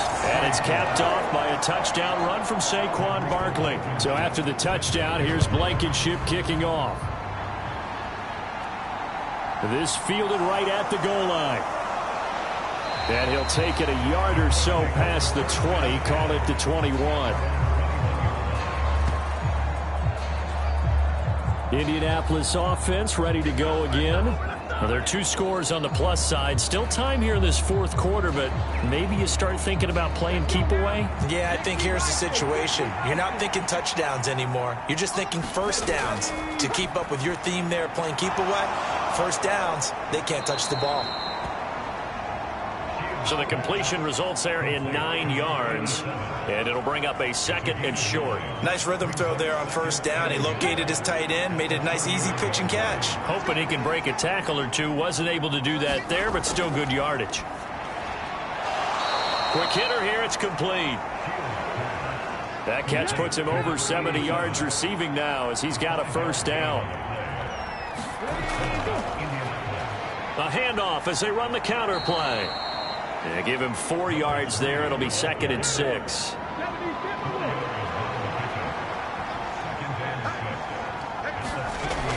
Back to throw. Shields. And he fires one incomplete. The offense on 3rd down tonight, they've converted 4 times out of 6. Not bad. This will be 3rd and 6. Throws right side, and that's complete. And he's going to be out of bounds, but not before he takes it inside the 40. That 3rd down conversion good for 23. Partner, I like that they're staying aggressive on offense because to me, this drive is what is known as a put-away drive. You score here, that might put this one to bed. I like the fact that they're playing with confidence and not playing with fear.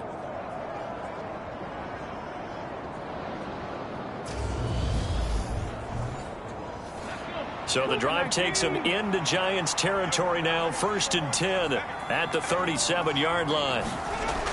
Looking to throw. Shields. And he finds a man on the crossing route.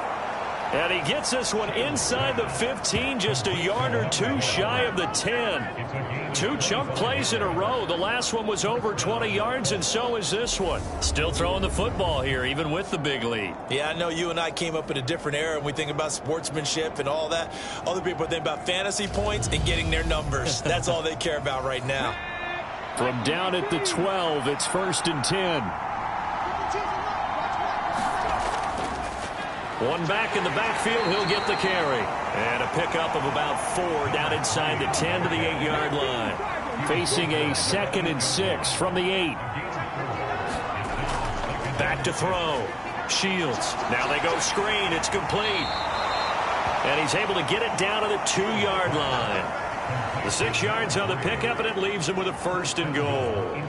Well, that should be a reminder defensively, and I think it's a reminder to myself because you just can't sell out to stop the run. There's still enough time that this offense can move the football through the air, even on 1st and 2nd downs, and they obviously picked the right spot to throw the ball there. 2nd and goal, and they will try again from the 2-yard line. They'll try to run this one in, and he'll get into the end zone. Touchdown, Indianapolis. Taking it in from 2 yards out. And the Colts are looking to make it 2 straight as they add on to this 4th quarter lead. Well, he finishes off the drive with a touchdown run, Charles. Remember, he also had a catch on this drive as well. And that's what running backs want to be in today's NFL, a complete back. 3 downs, stay on the field, run it, and catch it. And he gets it done. Here's Gay now to add the extra point.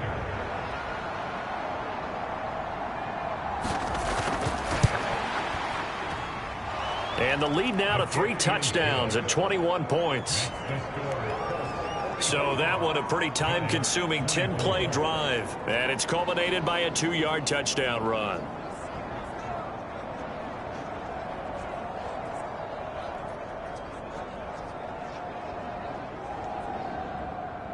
After the touchdown, Cook now to kick this one away. From a couple yards deep, he'll bring it out of the end zone. And they'll get him down right around the 25, actually the 26 officially, so a net gain of 1 there. And New York set to take the field. Now, this game went off the rails early for them and never really got back on track. And these fans, they were expecting to be on the other side of the scoreboard, but that is not the case as we play on here in this 4th quarter.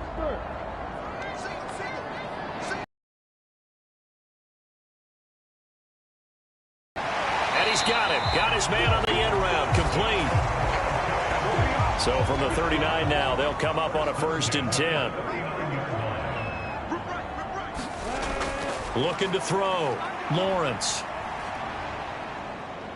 Forced it, and he can't get rid of it. He's taken down. Dayo Odeyingbo, his 2nd sack of the night. You can almost see all the defenders rubbing their hands together with glee because we all know they relish the chance to bring down a quarterback of his caliber. Anyone who brings him down has plenty to talk about. Not just a sack, but a big win built off the efforts of this defense. Now then, after the sack, it'll be interesting to see what they have planned for 2nd and 23. Operating from the gun, Lawrence. He finds his man, complete. That's Palmer. A good pickup there, 13 yards as they get closer for 3rd down. From the gun on 3rd down, Lawrence. And he'll be brought down by the Colts. Dayo Odeyingbo bringing the pressure yet again. That's his 3rd sack here tonight. Guys with his talent in the pocket aren't supposed to be getting hit like this, and you know an intense conversation with the offensive line is going to occur after this one. Might not be from him, but the offensive line coach will have plenty to say about this game.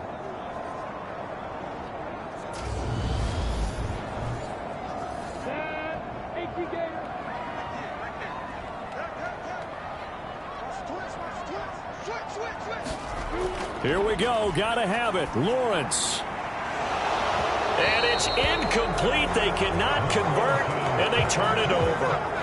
The Giants go on 4th, but come up empty. And the Colts are going to get the football in outstanding field position. Well, at this stage of the game in the second half, down 3 scores, I guess they felt like they needed to push. And let's face it, with this deficit, if they give up another score here after they didn't get it, does it really matter? Right. It really doesn't. They had to go and try and make something happen if they had any chance of winning this game. On first down, they'll go to the ground attack. A short gain here, maybe a yard to the 29. The run only got a yard. Here's 2nd and 9.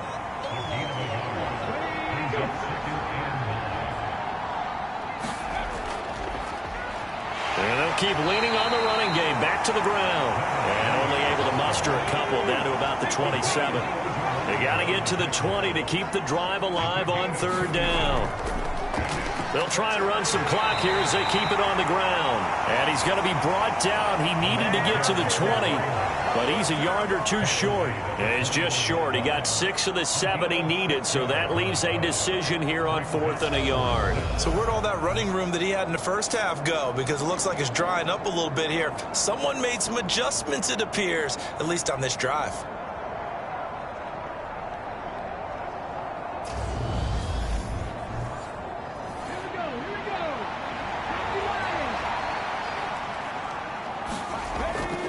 Here we go on 4th down. And he will have the first down across the 20 to the 19-yard line. The 4th down run successful. Now they look to pay it off on first down.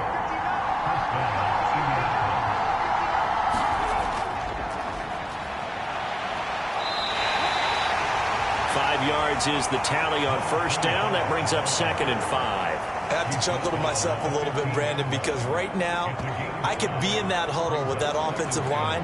I know exactly what they're saying. If you call a pass play here, we're going to call timeout. Run the football. We've got control of this thing. Get in behind us and let's go. Their time to shine. Just 2 minutes remaining here in the 4th quarter of what has been a one-sided affair.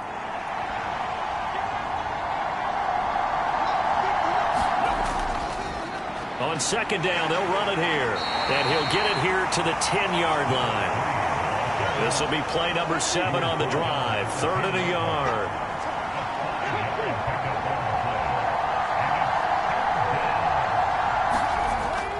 Back to throw. Shields. He's got it.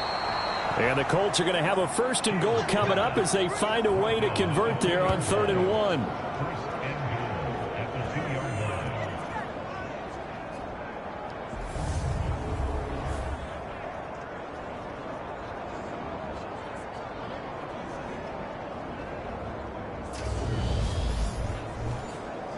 Well, they probably don't need to run a play here, but you wonder if they're going to be able to resist on 1st and goal.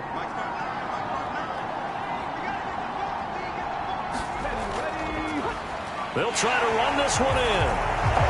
And he takes this one in for a Colts touchdown. Taking it in from 2 yards out. And the Colts up the lead to 4 scores now here in this 4th quarter. And that rushing touchdown is 4th, puts him just 1 shy of the NFL record in a single game. And we all know he would love to get to that record and even beyond it, but he doesn't need to in order to impress in this one, does he? What a performance. What an absolute great game that he's had here in this one. Gay is on for the point after.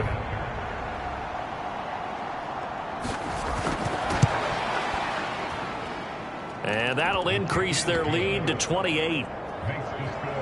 So that drive goes 8 plays. And it's culminated by a 2-yard touchdown run.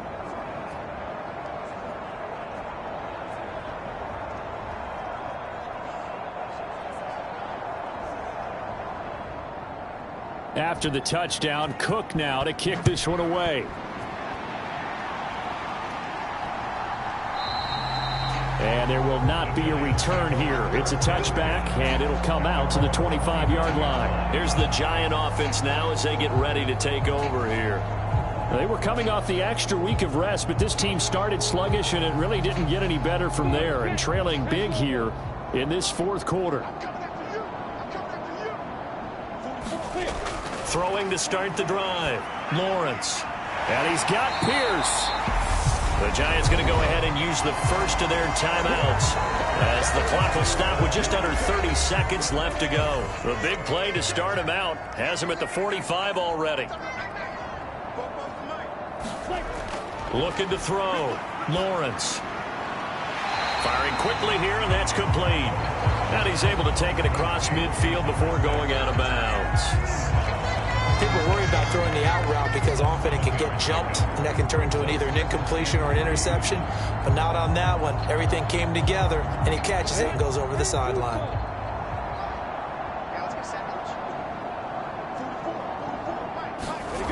Looking to throw again on second down. Lawrence over the middle, hauled in by Pierce. Now another timeout called for by the offense. That'll leave them with just one remaining in this fourth quarter of play. On first down, Lawrence delivers another one to Pierce. And they'll work this down inside the 30. The Giants going to burn their third and final timeout as they'll stop it with 13 seconds left to play. On second and very short, Lawrence. And this one is incomplete. An incomplete pass on second down leads us to 3rd and inches. Lawrence going to throw again. And this will be incomplete. Both players with a shot at it that time, but neither coming away with it.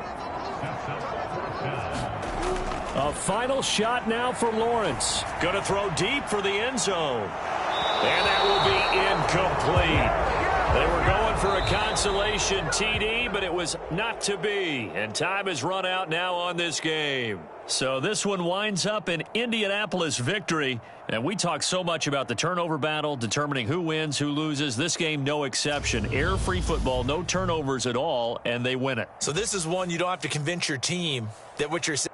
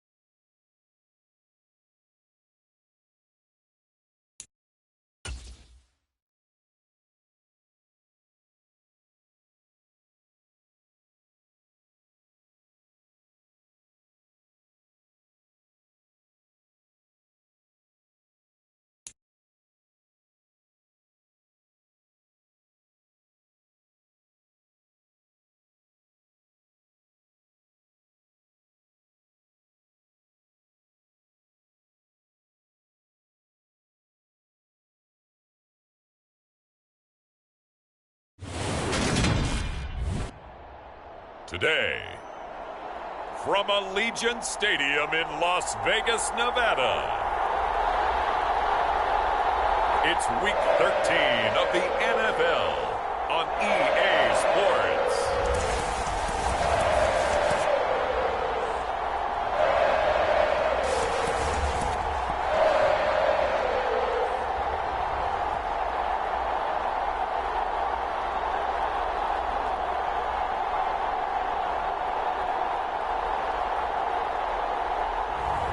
It's the Las Vegas Raiders taking on the London Black Knights.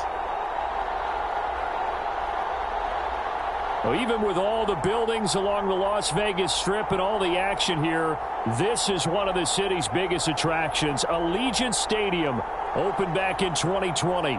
Today, we've got a Week 13 matchup for you here between the London Black Knights and the Las Vegas Raiders.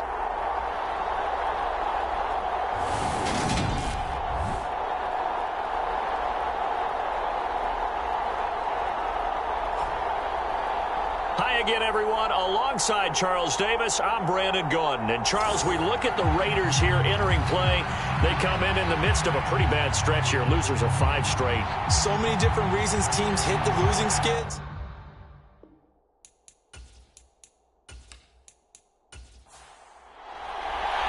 The calendar has turned to December, and we're in the home stretch now as we're underway in Week 13. And here comes a return from just beyond the goal line. And ultimately, he stopped right where he would have been if he had simply gone down to a knee at the 25. So out comes this offense to take over for the first time. And leading them out is their 5th-year quarterback. And you and I both know that any win is a good win. And that's what they did last week. But there was also plenty for him to work on in his game, wasn't there? Yeah. 2 touchdowns, an interception. Yeah, you know, he wants to increase that a little bit in terms of ratio. But first and foremost, they did win the game. Throwing to start the drive. Middleton. Man open. He's got it complete to Cortland Sutton.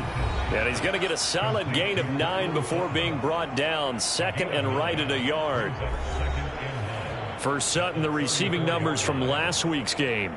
7 catches, 86 yards. When you turn in good, consistent performances each and every week, you will rank in the top 10 in the league in receiving yards. And he's number 7 currently, hoping to move up as time goes on. 6 yards the pickup, and that's a first down. This running game so important for them, and they know that. It helped lead them to a victory last week when he was over 100 yards. Let's face it, it's their identity. And that's where they want to play to. They want to be that team that runs the ball really well each and every week. And right now, we're seeing a pretty good pattern of that happening. And he'll work this forward for about 3 at 2nd down.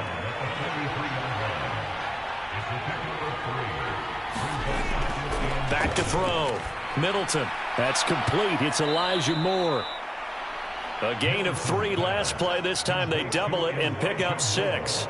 I think defensively you're okay with that. Here in the first quarter, he's going to get some catches, but they rallied to him quickly. And that's what you count on, and I like what you just said. First quarter, can you do it all game long?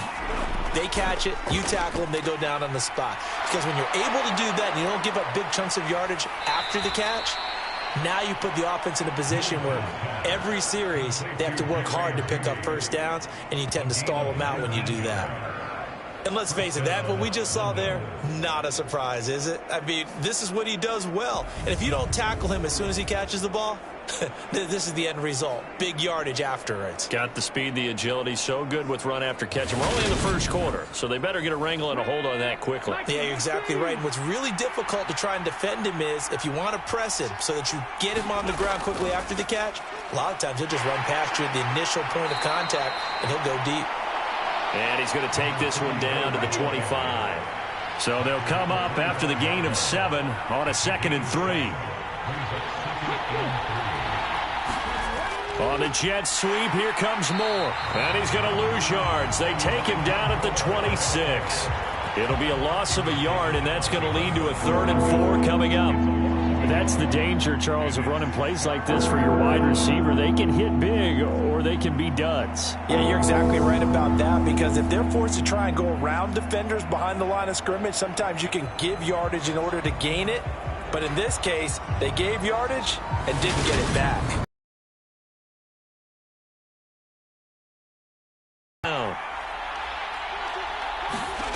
Looking to throw. Middleton. Now they set up the screen. That's complete. And he's going to be taken down, but there's a penalty flag in the backfield. Is this a hold, or did they rough the quarterback?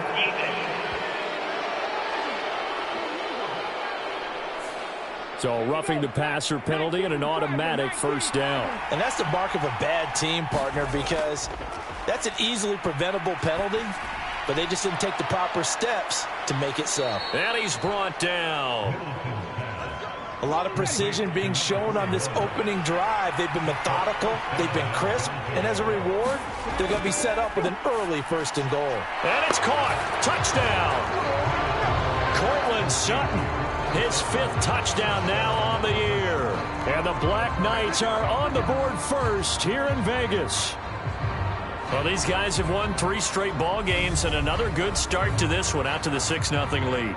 And I've talked with so many different coaches, as have you, along the way, and they always talk about winning streaks and the mood of a team and how much easier it is to actually prepare during that time. Guys are sharp, guys are focused, everyone's feeling good, and we're seeing it early in this one. Point after, right down the middle. And it's now a 7-0 game.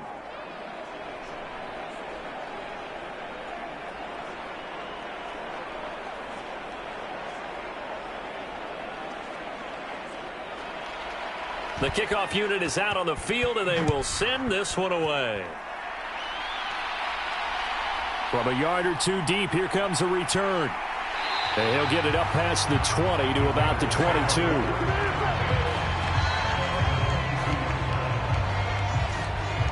So now it's the Raiders' turn to go on offense for the first time.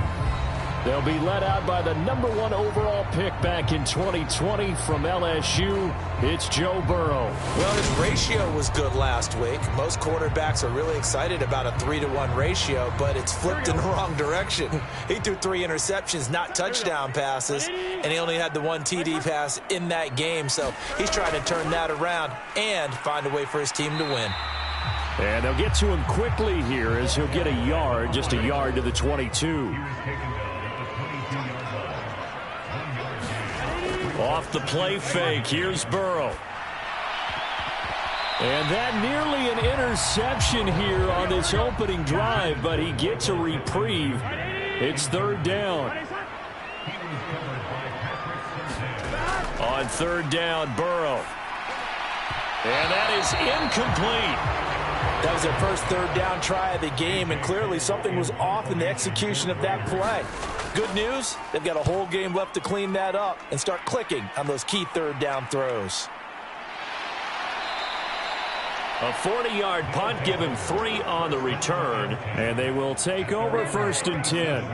A look at the running back, the man out of the backfield as he gears up to go again. A tough challenge here in this one. We'll see if he can duplicate the numbers on your screen that he put up last week, up over 100 and a touchdown. We were watching tape to prepare for this game. One thing you noted that I totally agree with, great complimentary piece in the last game. You know, they're able to throw it pretty well. He ran it exceptionally, and they hope to continue that same formula in this game. Complimentary with an E, not an I. That's my English teacher right there. A good gain on 1st, has him set up with 2nd and just a couple of inches now from the 29. Meanwhile, the throw here is complete. And he'll be tackled on the other side of midfield at the 46-yard line. Back-to-back good plays have him on the move on 1st down. Operating from the gun, Middleton. And he will find his man Sutton. That's complete. And he'll be out just a yard or 2 shy of the 30.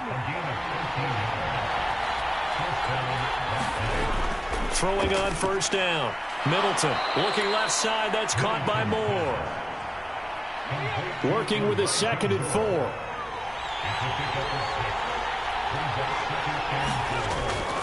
Back to throw. Middleton. And he's going to be taken down here. A sack back at the 32. It'll go as a loss of about 6, and now it brings up 3rd. Well, last game he had 2 sacks. Got another one here, picked up right where he left off. Brandon, he spent the entire offseason working on new moves, new techniques, trying to add to his arsenal of pass rush moves. Certainly paying dividends in what we've seen so far. The Raiders call on a nickel set here for 3rd down. Operating from the gun. Middleton, he's going to let this go. Back of the end zone. That went a little too high as it's knocked away and incomplete.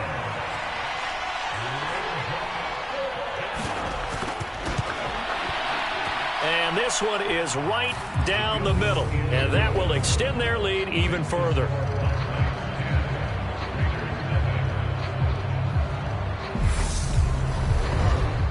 So a touchdown on their opening drive and 3 more here, and it adds to their first quarter lead.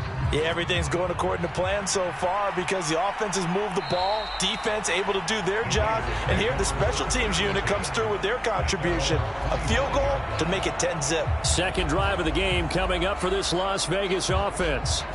They'll look to get something started. They need to, down 10-0 early as they've got it 1st and 10.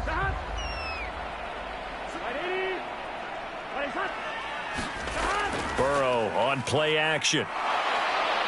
And he's going to be brought down here in the backfield. Aiden Hutchinson, a milestone sack for him as it moves him past Hall of Famer Lawrence Taylor, who finished his career with 132.5. I spent a lot of extra time preparing for this game, watching this offensive line, because they gave up 5 sacks last week in their loss. They just gave up another one now. They don't seem to be working together as a cohesive unit. Right? 4 guys might have it right, but the 5th guy is giving something up. They've got to find a way to all get on the same page. A quick throw knocked away and incomplete.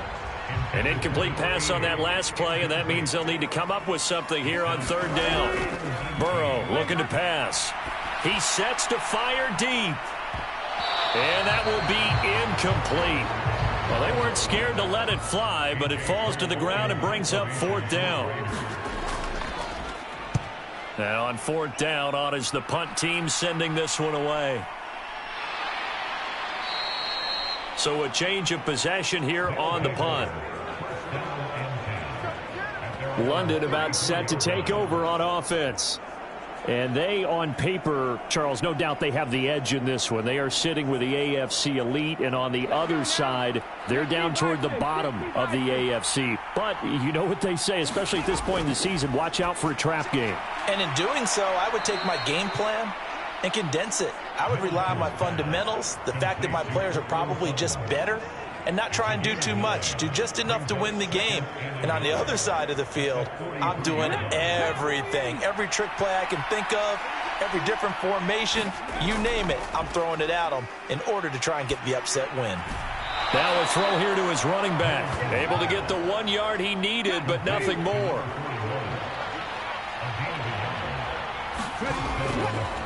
They'll run on 1st down. Harrell, and he can only manage to get a couple. 2nd and 8 coming up. Not a whole lot there. The defense was ready, it looked, for that run-pass option. You get the sense that next time he has that opportunity, he may keep it himself and get to the perimeter. Probably owes his back a little bit of an apology on that one, huh? 8 yards to go on 2nd down. Operating from the gun. Middleton. And a quick throw here, that's complete. And he'll be tackled on the other side of midfield at the 46-yard line. From the gun on 3rd down, Middleton. And the tackle going to be made at the 38.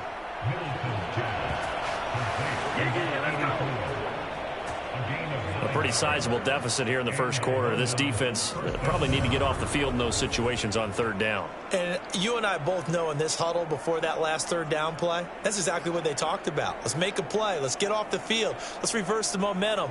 Instead, they got hit with another 1st down, almost back to the drawing board. So here's a 1st and 10 at the 38. Looking to throw. Middleton. Now he'll dump it underneath to his running back, complete. And they're going to work this down to about the 32-yard line. Well, he was a busy man out of the backfield a week ago. They got him the ball early and often. I have no doubt in my mind that he'll be a big part of the game plan here as well. 2nd and 4.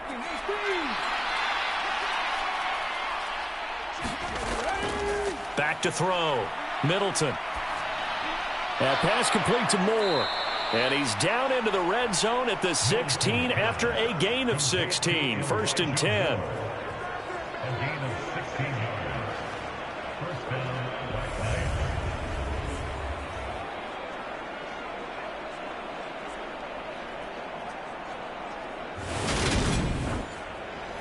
So the ball down to the 16 here for 1st and 10. From the red zone now, they'll look to throw. Over the middle, complete to Judy. So the completion good for 6 yards. And it's 2nd down. 4 yards remain on 2nd down. Ball on the 10. Up the middle they go. Harrell. And running room hard to come by here. He gets it down to the 8. 10-0 the score after 1 on EA Sports.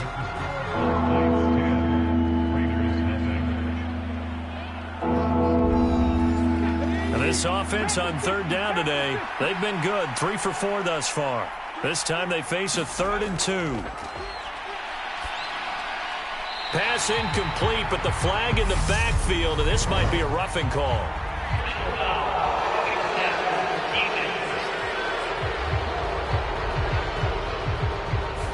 So instead of forcing the field goal, it'll be 1st and goal. Yeah, the force was trying to make something happen that just didn't need to, right? I mean, plays happen, let it go. It's over. Instead, he creates a penalty. No gain on the play that time, and it sets up 2nd and goal. Definitely an important sequence here for this defense. They've had their share of struggles in this first half. They just cannot afford to give up another touchdown here. And it's caught. Touchdown. From 4 yards out. And his guy's now an extra point away from taking a 3-score lead. This is why a lot of play callers love play action in this spot. You just want to freeze the linebackers just for a second. Then you've got a chance to get a quick pass into your tight end right behind them for a touchdown.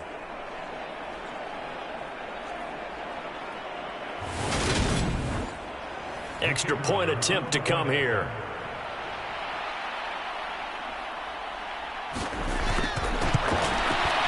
He's got it, and it's 17-0.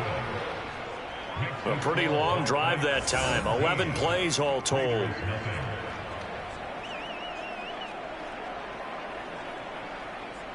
Out is the kickoff unit as they run up and send this one away. From a couple yards deep, he'll bring it out of the end zone. And ultimately cannot get this out to the 25-yard line as he's dropped at the 23. Las Vegas's offense back out there ready to go. Not only are they in search of their first score, they're in search of their first down in this ball game as they come up 1st and 10.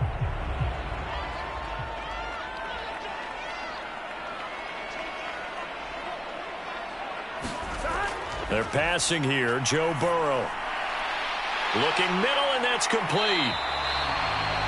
And they're going to get this beyond the 40 before he's taken down. Great way to start the drive. 20 big ones and a 1st down. It's been a very one-sided game so far. They got to change what they're doing right now, don't they? You can't wait till the halftime speech to make an adjustment. No, you can't, because if you're doing it right, you're adjusting from series to series, and they need a big adjustment here to try and put some points on the board. One play has him up past the 40 already, and another 1st and 10. On 1st down, they'll go to the ground attack. And just no chance of turning the corner. He can only get back to the line of scrimmage. 2nd and 10 coming up. And they'll give him another shot here on the ground. And not much there at all. Maybe a yard up to the 43. They'll come to the line here needing 9 yards to pick up the 1st. Here's Burrow. And he can't find anywhere to go with it. And he goes down. And now that brings brings up 4th down there, a loss of 6 yards on the sack.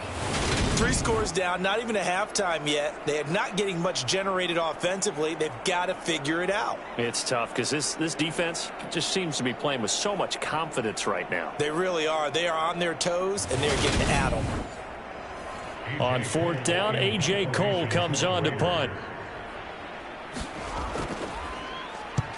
He's been a busy man here in this first half as he gets it away. And a fair catch signaled. No return, and out will come the offense as they take over. And now this offense comes back out onto the field. They have to be pleased with the way that they moved the football thus far. And why wouldn't they be? 2 touchdowns on a field goal in their first 3 possessions. They're playing so well right now, the field goal probably feels like a disappointment. They go over the middle, and it's complete to start the drive. Stopped at the 24-yard line after a gain of 5. To throw on 2nd down, Middleton. And down he goes, brought down a Raider sack. Derek Brown able to record his 5th sack of the season. Now that was a passer's nightmare. The front door totally shut down by the defense, so he kept going backwards, hoping to find another avenue of escape. It didn't exist.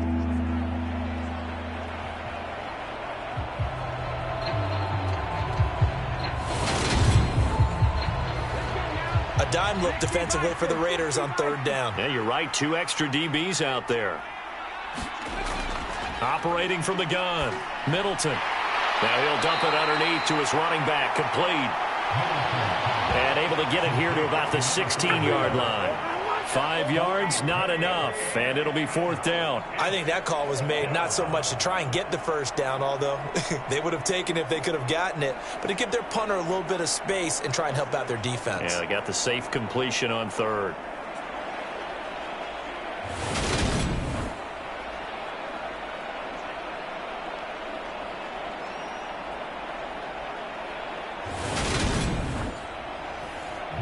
Blake Gillikin on to punt now on 4th down. They only punted twice in the win last week as he gets this one away. So possession goes over here on the punt. And the Raiders will take over now 1st and 10. The Vegas offense ready for their next possession. Still in the first half, but this offense has struggled. Haven't really been able to get anything going, not only in the points category, but in the yards category. Let's see if they can do better here on this drive. Now they go play action now. Burrow.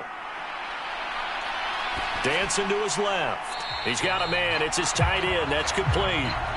He was unable to shake free there, and they'll cover him for a loss of a yard. Heck of a play there to get to him quickly and get him down for a loss. I think they did a really nice job getting ready for this game, scouting, watching film, and understanding defensively what the play design was.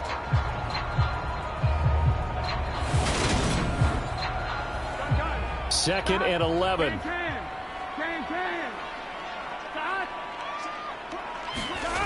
They go play action with Burrow. Oh, that's into a sea of bodies, and it's intercepted. And the return this time will go out to the 42-yard line. And, Charles, that's now 4 interceptions over his last 3 halves of football because, remember, he threw 3 picks last week.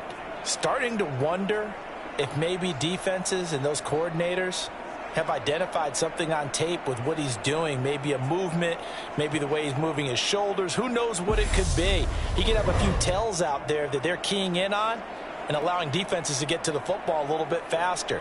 People steal signals. Maybe sometimes they can figure out what the quarterback's doing just by his movements.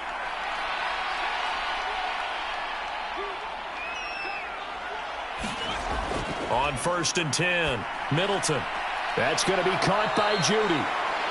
And he'll be marked down at about the 26-yard line. Right after the turnover, they come out throwing. And that means it's a sudden change situation. We used to practice it on defense. Sudden change, get out there, stop the offense. But you typically run out there a little bit unsettled. I think that's why he came right out throwing the football, hoping to catch him off balance. And he did.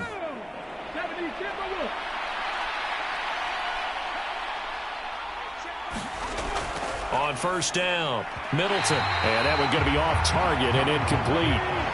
So now 2nd and 10 after the incompletion on first down. To throw again, Middleton. Nowhere to turn here, and he's going to go down. Back at about the 37-yard line. Derek Brown. That is now 2 sacks for him here in this first half. So, Charles, no turnovers yet for this offense, but those sacks now, they're starting to pile up. And one thing usually leads to another because they've got to figure out how the offensive line and everyone else involved in protection can keep their quarterback upright and allow him a chance to throw the ball downfield. The offense on 3rd down, they've converted 4 times out of 6. Not bad. This will be 3rd and forever. Now he'll dump it underneath to his running back, complete. And this will not get close to the first down marker as he's brought down at the 26. It's a gain of 11, but they're still well short. It's 4th down. Brandon, it certainly looked like they had that play defended well, but it still almost worked. Got it to the running back. He wound up getting really good yardage out of it, but it was 3rd and long, and they were able to rally and stop him before he could get to the marker.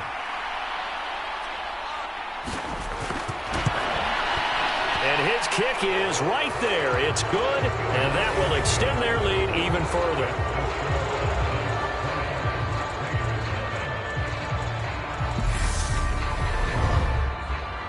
So the defense able to force the interception, and the offense working their way into field goal range and able to get 3 out of it. Yeah, and give them credit for that. They took the ball, maneuvered it downfield, and while they couldn't get exactly what they wanted, which was a touchdown, they did get 3 points out of it, so they paid off what the defense gave them. Both sides will be thrilled with that. Here's Las Vegas ready to take the field. And we don't want to call this desperation time, especially in the 2nd quarter, but you're down. You don't want to. No, but let me finish. Okay, my bad. You're down 3 scores already. You've done nothing offensively, nothing on the scoreboard. That's not a good combination. I think you just called it desperation time. I think you did. But let's face it, you mentioned this to me in a break earlier in the game. The energy level hasn't been there right from the start. We've noticed that. They've got to find a way to get on their toes and start punching instead of retreating, to use a boxing analogy. Play action. It's Burrow. He's going to let this one go deep. And that's going to be incomplete. Good effort there, trying to take a shot, but it's 3rd down. And, Charles, you wonder about this defense coming in. I mean, look, it's no secret they're playing a team that's down on its luck right now. Losers of 5 straight. How does that change how you prepare for a game? Well, to me, the first thought is you just get after them early, right? Take away any chance of them building any confidence. But the second thing is you prepare a little bit differently. You've got to expect this team to take chances, go for it on 3rd and 4th downs, run a lot of trick plays, anything to try and break their losing streak. So you must stay alert and stay aware. When you're struggling on offense, you're looking for anything possible to get you going. Sometimes you do it like basketball teams that don't normally press. You put a press on, bring people to life, make them move a little bit quicker. Maybe that'll help them as they head towards the half. From the 34 now, here's 1st and 10. Now it's Burrow. In trouble, and he's taken down. Nick Bosa just would not be denied. That's a loss of 7. He continues, Charles, to be under constant pressure, and these sacks, they're starting to pile up. And if they want to have a realistic chance in this one, they've got to change their blocking assignments. They've got to do a better job to keep him upright. If he's going to be on the deck constantly, they've got no chance to win this game. To try again after the sack. Burrow. It's a short one here, complete to his tight end. A gain of 8 there on the play. And that's going to set up a tough 3rd and 9. Here's Burrow setting up to throw it. That's into a crowd and intercepted. Picked off by Pat Surtain. And the return here will go to the 31-yard line. Well, those have been a problem for him all season, but never quite as much as they have in these last few minutes. Let's count it up now. A pair of picks on his team's last 2 drives and double-digit interceptions this season.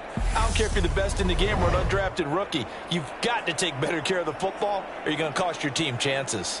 Now this offense back out and set to go for their next drive. And they'll have good field position here following the interception and a chance to build on their lead as they start with a 1st and 10. Throwing on 1st down. Middleton. Finding Sutton on the out route who makes the catch. And they're going to move it down inside the 25.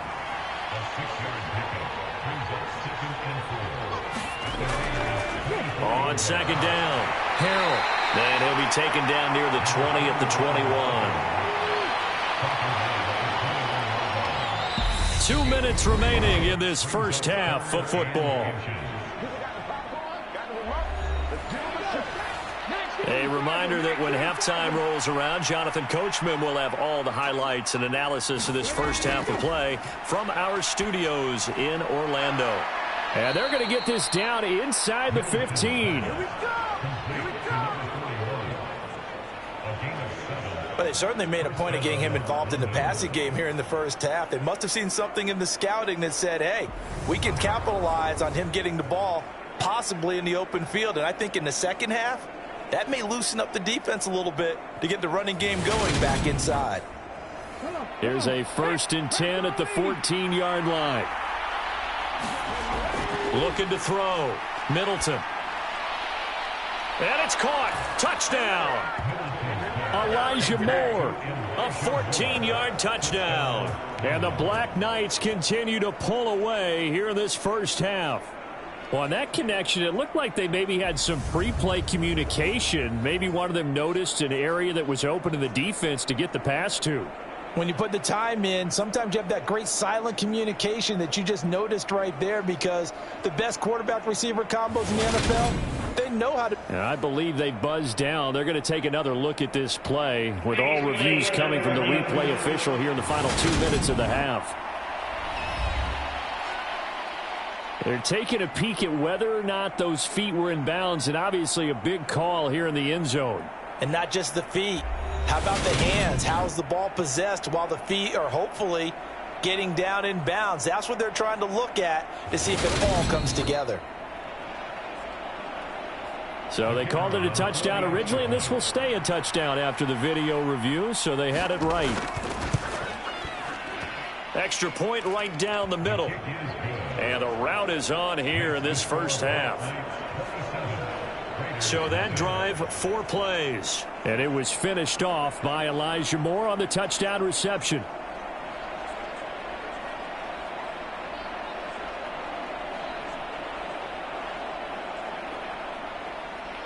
Set now to kick this one away, and off it goes. Taking it about the 1. And he won't quite make it to the 25.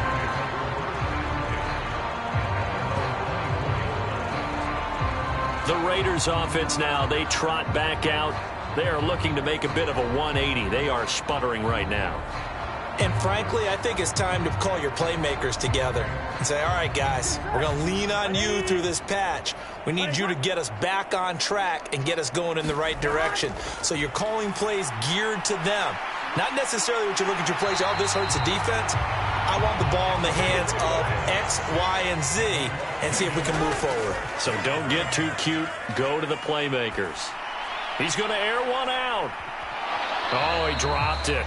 And that's pretty indicative of the way this one's gone.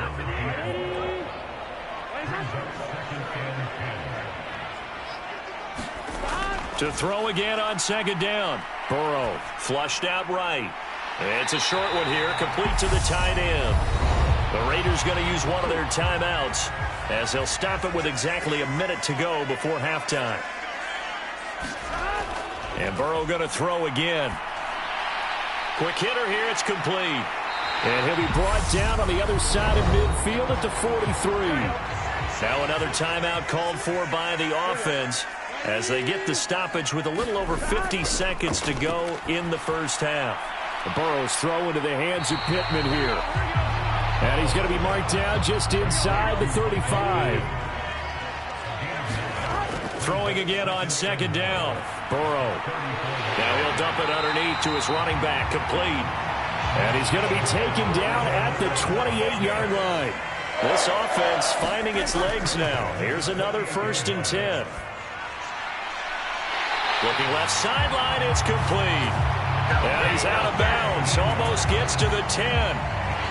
And I don't think there's any question that this offense is going to need to hit on a few more plays like this. It's been a difficult first half for them, to say the least.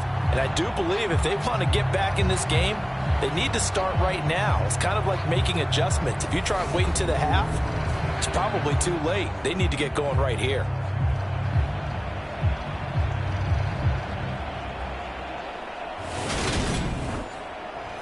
So 3 seconds here remain in the half. On is the field goal unit to see about getting 3 points.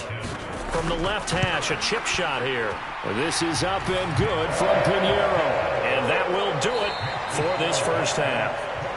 So we've come to halftime after a very one-sided beginning to this one. As we are off to Orlando now to check in with Jonathan Coachman and our EA Sports Halftime Report. Coach? All right, Brandon, thanks very much. Things definitely getting interesting around the NFL as we begin the month of December. So let's get right to it. We'll begin up at Bank of America Stadium in Uptown Charlotte, where it was our visitors who were able to walk away with the road victory. 17-10. The final score. From there, let's head to AT&T Stadium as we check out the Cowboys at home in Dallas. And they were winners in that game over the visiting Detroit Lions. Javonte Williams, a touchdown run in the victory. Finally, let's get to the desert to check on the Cardinals at home in Glendale. And that one all tied. Meanwhile, in our game, it's been a back-and-forth first half. Who can put it together in the second half? For the answer, we turn it back over to our broadcast team of Brandon Godden and Charles Davis. All right, Coach, thank you, and we welcome everyone back for quarter number 3. And that decision to bring it out ends up not being a good one. Costs him about 5 yards as he's tackled at the 20. The Raider offense ready to go here to start the third quarter. They look up at the scoreboard facing that deficit. A 3-score game, Charles, but look, there's plenty of time to go here. The old football cliche that comes to my mind is you can't get it all back at once. They probably need something, though, out of this drive, at least 3 points. Are you trying to say that there's no 3-score drive on that play sheet for any of those coordinators? They just don't have it, right? You're trying to get it all back. You know you can't get it back in one drive, but maybe cut into it a little bit as you just suggested. Try and create a little bit of momentum, a little bit of a spark. Inside. And now ball going to be intercepted yet again. Picked off by Pat Surtain.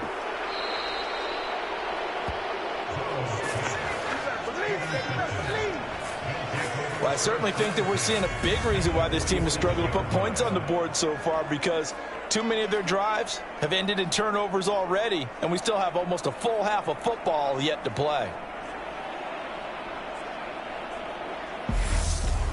Now we take a glance at the offense as they work their way back out for their first possession of the second half. They had the big halftime lead. Their defense just helped them out further by forcing the turnover, so things are starting to look pretty rosy. They certainly are, but they've got to be careful about getting complacent, though. They still need to go out and run their offense efficiently. And nothing much materializing there on the first down run. He'll get a couple, and that's it. Looking to throw on second down. Middleton. Throwing the out route and complete. It's Sutton. And he'll be brought down at the 27. This is just more of the same. This defense has had no answer on a lot of these throws. They've let these receivers run wild, and here's another completion for good yardage.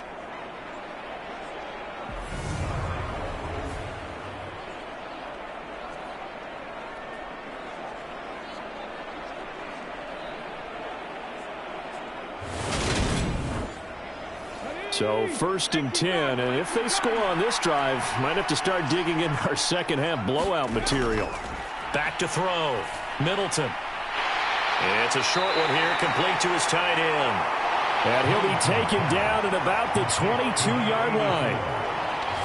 I know sometimes we can get fooled when we watch him make catches, as we just saw him do there, because He really looks like a wide receiver the way he goes about his business. Yeah, 230, 240 range. Yeah, not super huge.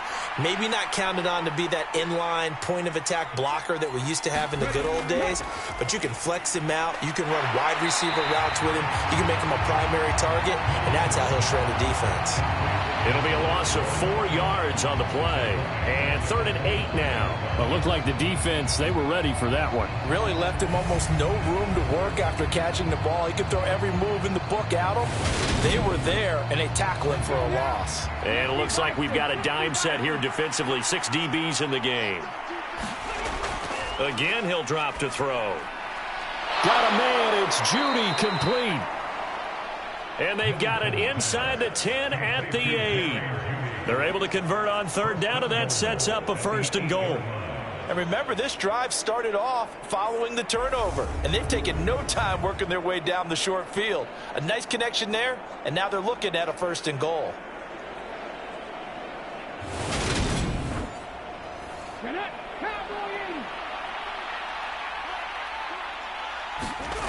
Back to throw again. And that one drops down, incomplete. Good coverage there, forced the ball free, and it's 2nd down. Nothing on 1st down, so the ball remains at the 8-yard line, 2nd and goal.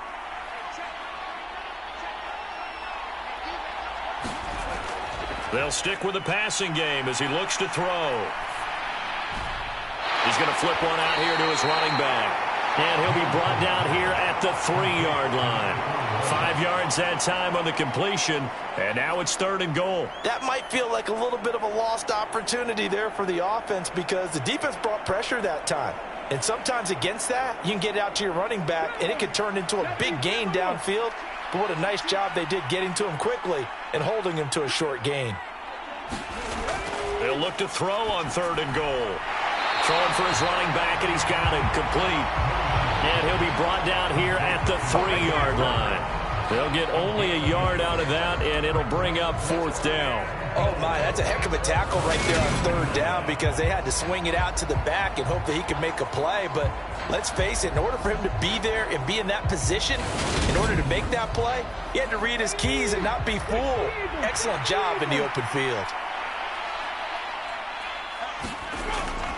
On 4th down, they'll try and run for it. And not only will he not get in, he's going to lose yardage. They stuff him back at the 4. They stop him on 4th and goal at the 3. And the Raiders hang tough down near the goal line.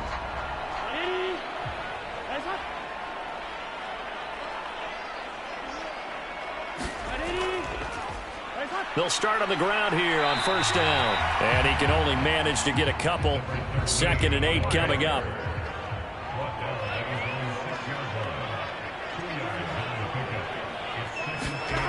Throwing on 2nd and 8. Burrow. Oh, leaping, and he makes the grab. And they take this up near the 30 before he's taken down. 23 yards the pickup there.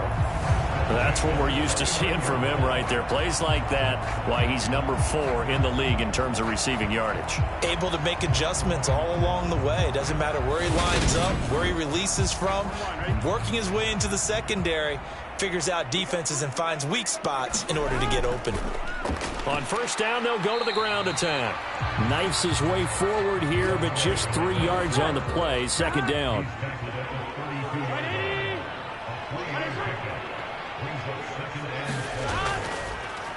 And they'll keep leaning on the running game. Back to the ground. And they get him down, but not before he takes it across the 40-yard line. A pickup of 10, and it's enough for a Las Vegas 1st down. Running lanes were at a premium in the first half, but he's able to find some room there, and he's hoping that that's a precursor of a big second half.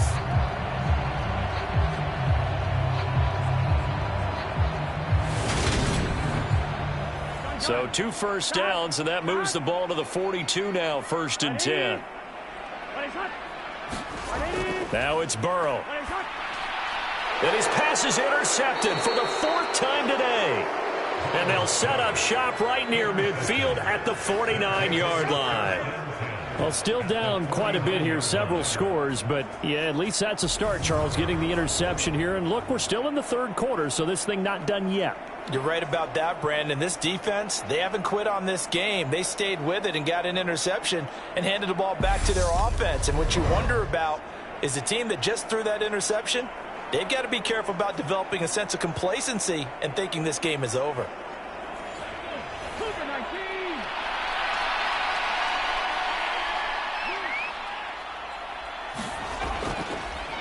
On first down, Harrell. And he is met in his tracks behind the line of scrimmage. That's going to wind up a loss of a full 3 yards on first down. I think it's pretty evident. We can say what a difference a week makes. Last week, he ran pretty much wild, didn't he? Did pretty much what he wanted to do. But this one, they stopped him cold. That, to me, that's good scouting and even better execution. Yeah, and they stopped him behind the line right there. They obviously watched the tape a few times and made some adjustments. To throw on second down, Middleton. And he's got his favorite target yet again. It's complete. And they'll need the 39 here for a first. This is third down. Looking to throw. Middleton shoves him aside. And the tackle going to be made at the 38. Another catch for him there on this drive, Brandon, and it looks like they're going to utilize him out of the backfield any way they can.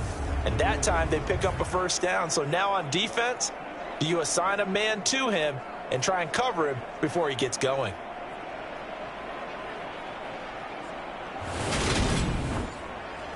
So here's a 1st and 10 at the 38.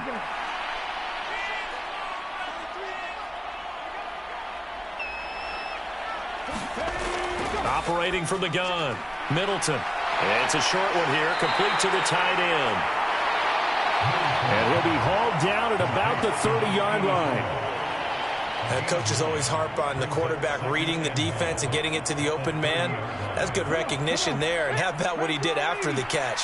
Yeah, hit your tight end, let him get some rack. Yeah, when he gets moving, not many guys want to come over and put a hit on him, do they? And he'll be taken down at about the 22-yard line.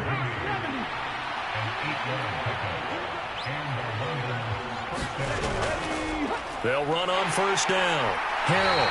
And he'll be taken down near the 20 at the 21.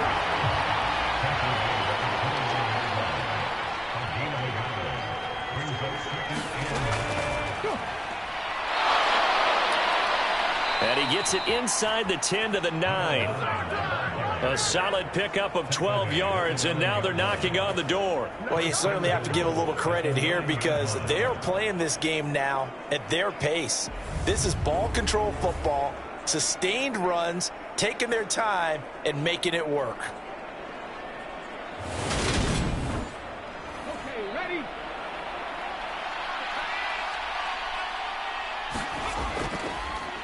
On the draw, here's Jennings. They'll get this halfway home from the 8 to the 4 on a gain of 4. That's good power football on 1st and goal. A lot of teams will throw from there, but that's a nice job to chew up a few more yards and get yourself closer to the goal line. On second down now, Harrell. And he's maybe going to get this back to the 4, but that's about all. It'll go as no gain on the play, and now they're looking at a 3rd and goal. His path became similar to almost running a stretch play, didn't it? Trying to find a crease, anywhere to put his foot in the ground and cut back. It just never materialized. Meanwhile, on 3rd down, they take a shot at the end zone, but it's incomplete.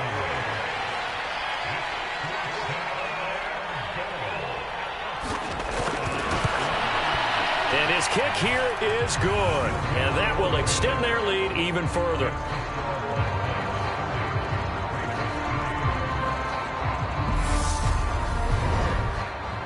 So the turnover leads to points as they add 3 there.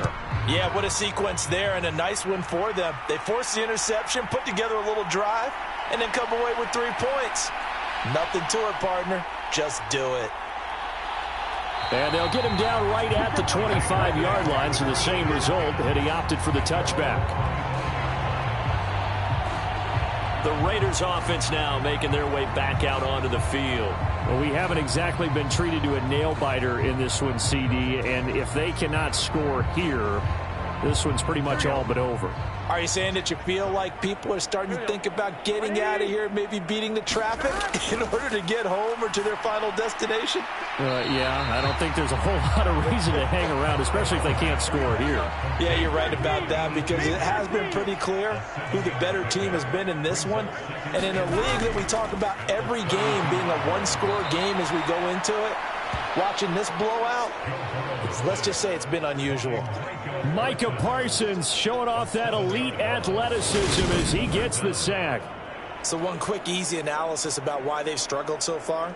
They keep putting themselves in third and long situations. They just took another sack right there. And the offensive film section tomorrow may be a little longer than it normally is. Not a lot of positive grades will be handed out thus far. From the gun on third down is Burrow. Steps, and he's going to go down again. Aiden Hutchinson able to get in there for his second sack of the afternoon.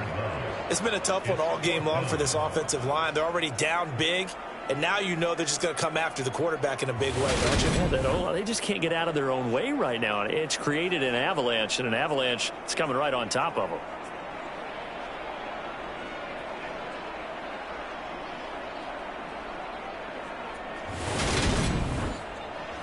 Here's A.J. Cole now as the drive goes backwards, so he's on to punt it away.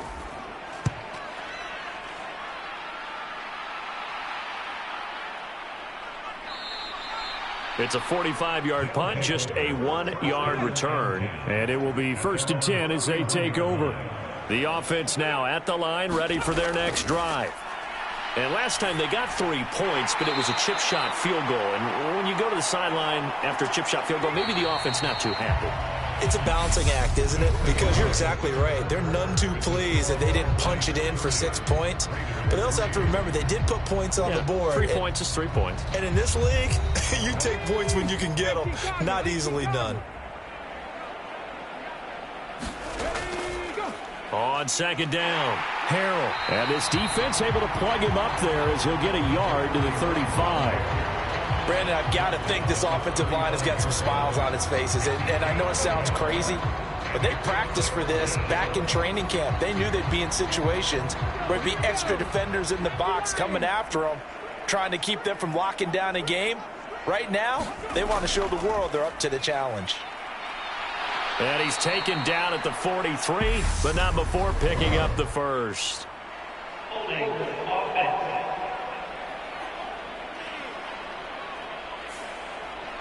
So following the holding call, what can they do here on 3rd and long? Back to throw.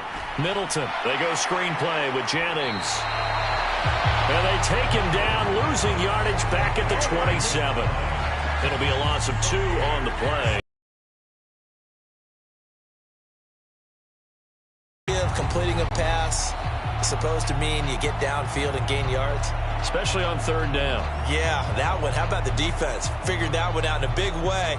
Yeah, they completed it all right and lost yardage. And on now is the punter as he'll kick it away for the second time.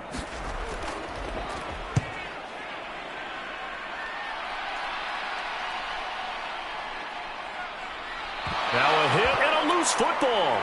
And now off to the races down the right side. And he's going to bring the fumble back for a touchdown. When coaches come into a game preaching total team effort, CD, I think this is the type of ball game that they're dreaming of. It was pretty apparent early on that they were clicking in all 3 phases. It's been fun to watch.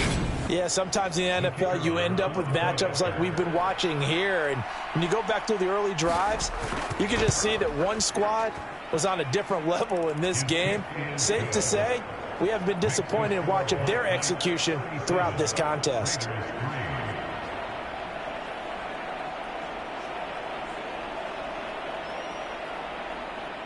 So here's the kickoff now as they'll get it again following that fumble return for a score. And he won't return this one. He'll go down to a knee, and they'll start at the 25. The Raider offense now making their way toward the huddle. Facing a big fourth-quarter deficit here, things not looking good. You know, this offense, though, they've been in the top half of the NFL so far this season, but in this one, well, their defense has really struggled.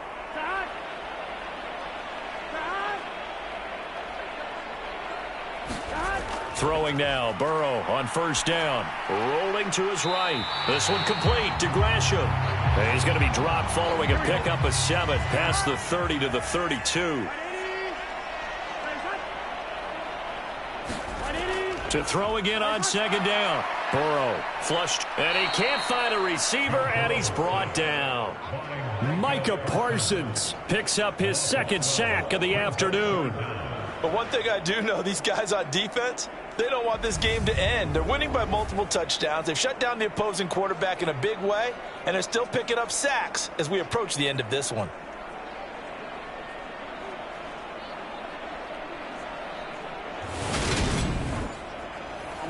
This offense so far on third down, they've had their troubles. Just 1 for 6. This will be 3rd and 15. Out of the gun, it's Burrow. Eluding the pressure right. And he's taken down, but able to slip across the 35. Burrow on his toes that time as they get the first down. It hasn't been the cleanest game for him, but there was a sign of improvement as he looks towards the next one. Nice bit of scrambling to move the sticks, and even more importantly, he didn't risk adding another interception to his ledger. So here's a 1st and 10 at the 38. Burrow will throw. And boy, another ill-advised throw there, as that will wind up incomplete. They work again from the 38 on 2nd and 10. Now Burrow.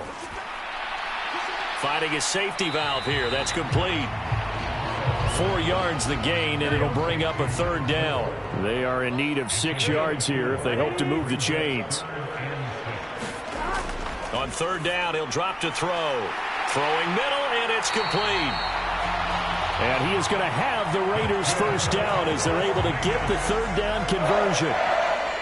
Now, fourth quarter, certainly not enough time for a comeback, but nice to see them making use of the time remaining to try and make this one a little more respectable. Yeah, I think the ultimate goal, good execution, be crisp, be sharp, and find a way to put some points on the board to make this thing look just a little bit better.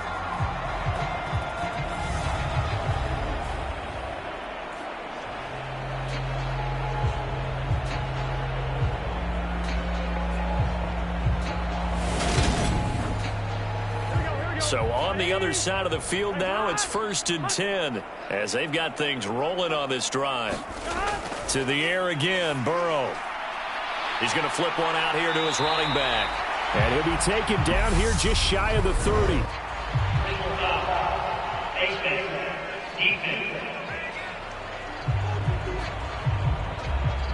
So it was already a gain on the completion, but tack on some more with that penalty. Absolutely, and no matter what angle you're making the tackle from, you can't grab the face mask, and that's just putting your defense on its heels just a little bit more. So a big penalty there on the face mask leads to 1st and 10.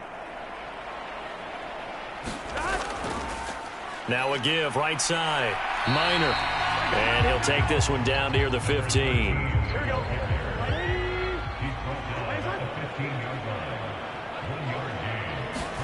On 2nd and 9. Burrow. And he drops it incomplete. And their struggles continue here. They're 2 for 2 on 3rd down conversions on this drive. This one tough. They need 9 yards on 3rd down. He's going to be sacked back at the 23-yard line.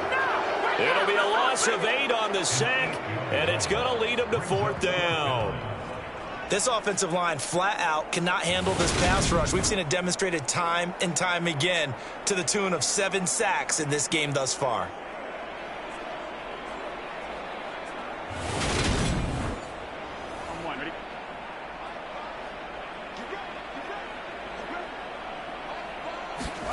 Here we go. It's Burrow on 4th down. But they're going to wrap him up as he'll go down well short of a first. The Raiders try it on 4th down, but to no avail. And as a result, possession switches hands. Well, they were looking for a clutch play there on 4th, unable to come up with it. How about that defense, though, huh? How about that D? Yeah, momentum swing. And, you know, I remember playing how much 4th downs were emphasized. You know, because, as you said, it's a momentum play. It's also a big test for you. You know, if people are going to go for it on 4th down, they believe you're not up to the challenge. You want to show them differently. And he's taken down, but not before he gets this across the 25-yard line. 46 yards on the ground for him now as he's done that on 15 carries. Most of their damage has been done through the air. I mean, they've rung the bell 3 times with passing touchdowns, but guess what? Ground game has not been neglected. Nice little burst right there. Ready, set.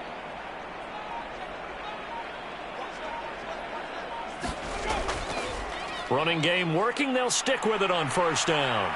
And he powers his way up past the 30. After the pickup of 5, here's 2nd and 5.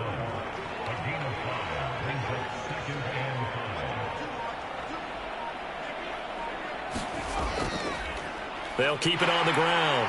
Harrell. And he's dropped just before the line to gain. 4-yard pickup leaves him with 3rd and 1.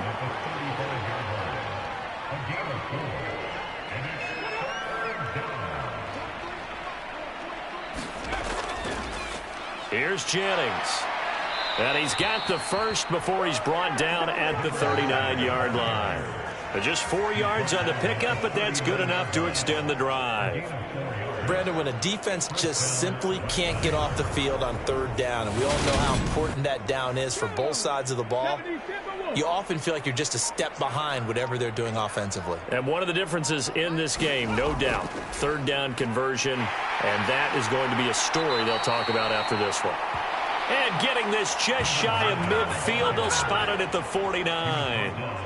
Give them 11 yards that time and a new set of downs.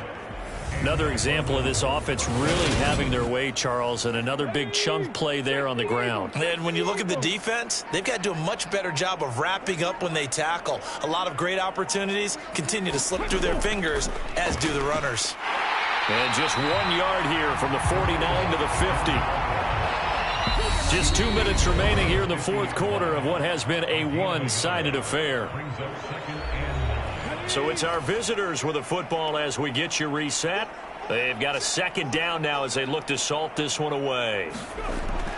They stay on the ground. Again, it's Jennings. Call it a gain of 5 that time, and they'll be left with a 3rd and about 4.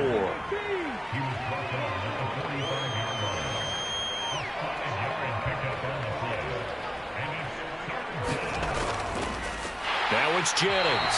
And that play will go nowhere. Losing yardage back near midfield at the 49. That winds up being a 4-yard loss and leads to 4th down. And they have just not been able to block him at all throughout this game. Seems like every other play, he's doing something in the backfield. Already got 2 sacks, and now here's a tackle behind the line.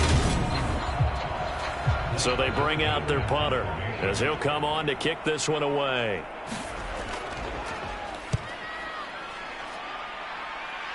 And this punt will go out of bounds. I think it'll be inside the 25, and it will. Right at the 24-yard line is where they'll spot it. The Vegas offense ready for their next possession. Well, I think that the folks here had hoped that maybe this home atmosphere would carry their guys to a surprise victory, but it does not appear that that's going to be the case. There's too much to handle on the other side in this one. Now he'll dump it underneath to his running back, complete. So the completion good for just 3. And it'll be 2nd down. He'll look to throw. Firing quickly here, and that's complete. And they get him down, but not before he takes it across the 40-yard line. So this crowd will not go home happy. It's a victory for our visitors. And it was their defense that really made the statement after the break. They pitched the second-half shutout. Yeah, think about the team that just got vanquished. They did score in the 2nd quarter. Do you think they thought at all all that would be their last points of the game? No, but what a second half. The adjustment, whatever they did in the locker room, it certainly worked. It certainly did, and you're exactly right. Whether it was an adjustment, whether it was just more focus on what they planned to do going in, whether they just played better, whatever it was, it all came together in the second half, and no points were allowed. That's a great way to close them out. So for our visitors, it's an important win for their playoff hopes as they move to 8-4. And they'll get another road date next week. Meanwhile, for Las Vegas, the playoffs look to be out of reach now as they drop to 4-8. And they'll try to get back on the beam next week as they'll head to Cleveland to take on the Browns. I'm Brandon Gaudin. Certainly have to thank Charles Davis, my broadcast partner, and our entire crew. We'll catch you next time right here. It's the NFL on EA Sports.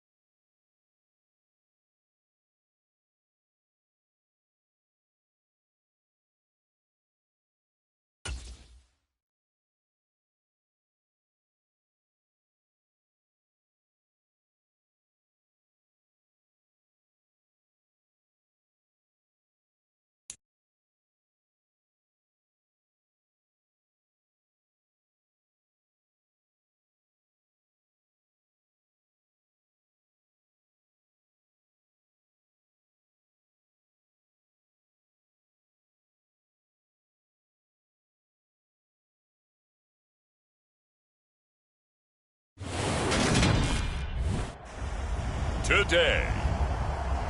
From U.S. Bank Stadium in Minneapolis, it's Week 6 of the NFL on EA Sports.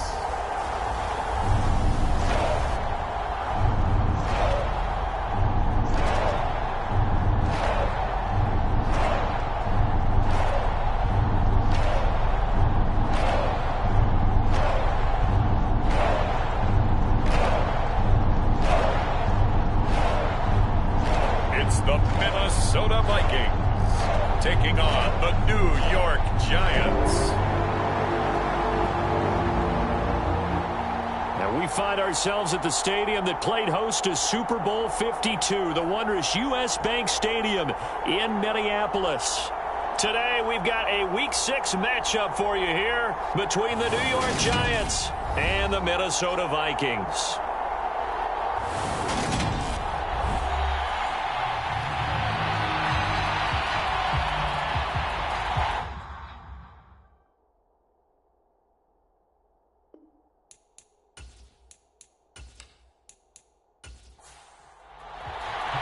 Set to go now in Week 6 of the NFL season, and we are underway on EA Sports.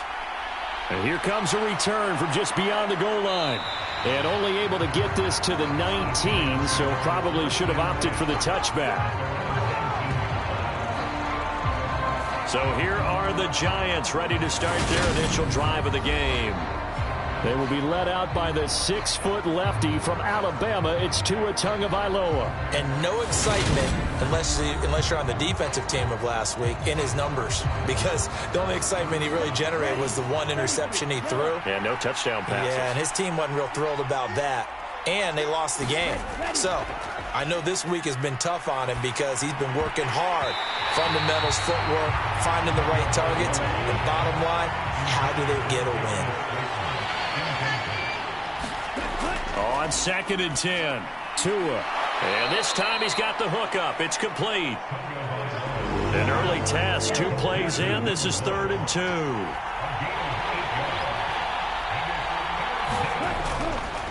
They'll try the right side here. Barkley. And Barkley did not get there. That'll make it 4th down after a loss of 1. This defense is a difficult one to prepare for, one of the best in the league. They'll come at you from all angles, and they did a nice job there stopping him for a loss.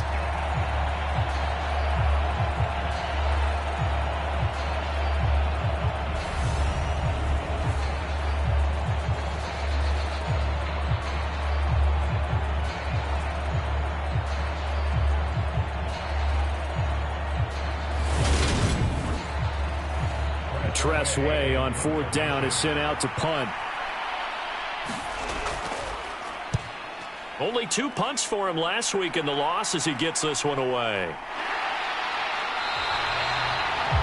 It's a 44-yard punt, just 3 on the return. And the Vikings will take over here 1st and 10. So here's the Viking offense making their way out. And a look here now at their 4th-year quarterback. I tell you what, when he's on schedule for that week, secondaries take notice because you've got to stay alert back there on every snap. A truly powerful arm, one that's capable of challenging any level of the defense on any given play. That's why so many scouts preach arm talent when preparing for the NFL draft. A quarterback with arm strength to make every throw in the book, he's an asset to have in any offense. And he's brought down at the 34. Call it a gain of 4.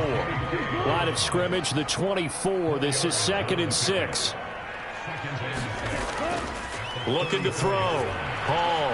This will be taken in by Michael Pittman. And brought down, but not before reaching the 45-yard line. Here's Hall on 1st down. And this one almost intercepted. Not a good throw there. Nearly an opening drive INT. They'll look to throw again. And that nearly an interception here on this opening drive, but he gets a reprieve. It's 3rd down. Now Hall from the gun on 3rd down. And he gets it just shy of midfield, but that's not enough. He's short of the marker. It'll go down as a gain of 6, and that's going to make it 4th down. They kept the receiver in the short field, but that let his quarterback get the ball quickly to him before either guy in double coverage could react.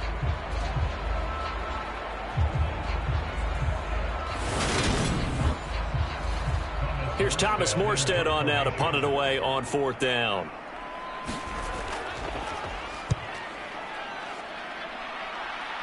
And no return here. Where will they spot it? They say just outside the 20-yard line.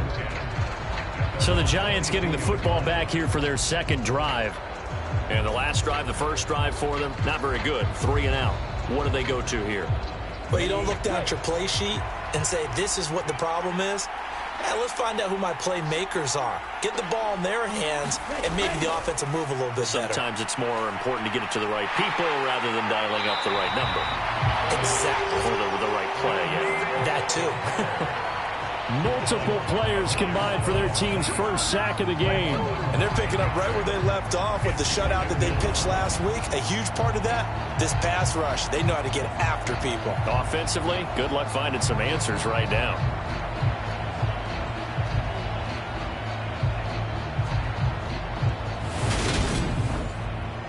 After the sack, it's 2nd and 19, and the road gets a bit tougher from here.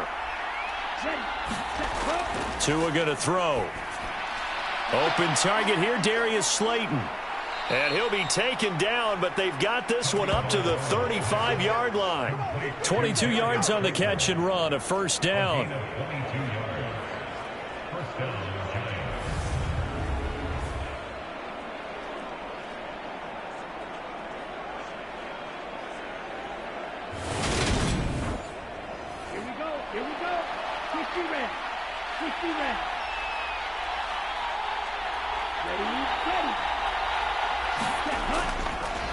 On the run, it's Barkley.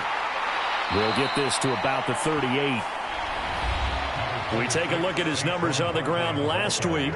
Pretty good as he found himself in the end zone on 2 separate occasions. And those are the most important numbers. Matters, putting those numbers up on the board, and they love them when they're 6s. From the 38, Tua. That's caught by his big tight end, Mike Gesicki. That'll go for a gain of 7, and they'll be faced with a 3rd and inches. This defense for the Vikings, they were excellent a week ago in the win over Pittsburgh. Yeah, we're definitely in top form and pitched a shutout, as a matter of fact. That's the cherry on top of a great week of preparation. And you know what? These guys are eager to keep it going. So motivation this week, not an issue. On 3rd down, Barkley. And he brings this up to the 46. Good enough for the 1st. But we tend to give those running backs that are slashers a lot of credit. But how about guys who are maulers? Because that's who you want in short yardage situations. And we just saw that occur right there, didn't we? Vertical, downhill running.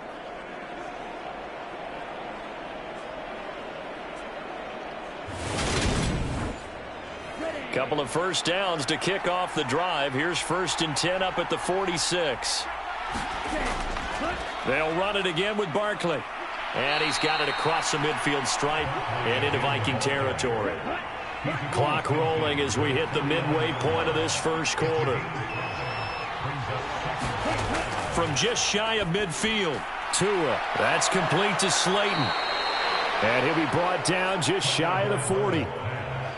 We've seen quite a bit of the short passing game here early on 1st quarter, haven't we? We have, and I think it works a couple of ways for this team because, number one, you throw the short game until they stop it. And if they're not going to stop it, you keep throwing it, and occasionally you'll break a tackle and turn it into a bigger gain. Also, if they start to creep up, start to pressure receivers, now you go over the top, take it deep, and now you get some of those big shots downfield. On 2nd and 2, Tua. And here is a leaping catch. He pulled it in. 12 yards there as they keep this drive rolling. It's another 1st down. That's his first catch of the game and an impressive one against multiple defenders. And how about that start? Really aggressive. Yeah, there was double coverage out there, but that didn't stop them at all. They went right at it and defeated it on that play. Now a 2nd down and 6. Tagovailoa working out of the gun.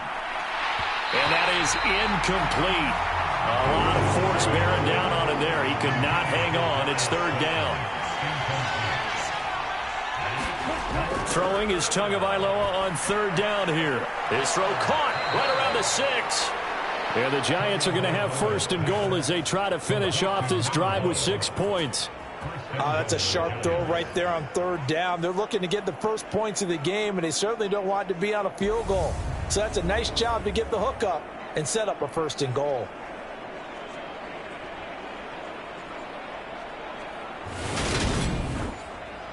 Here we go now on first and goal.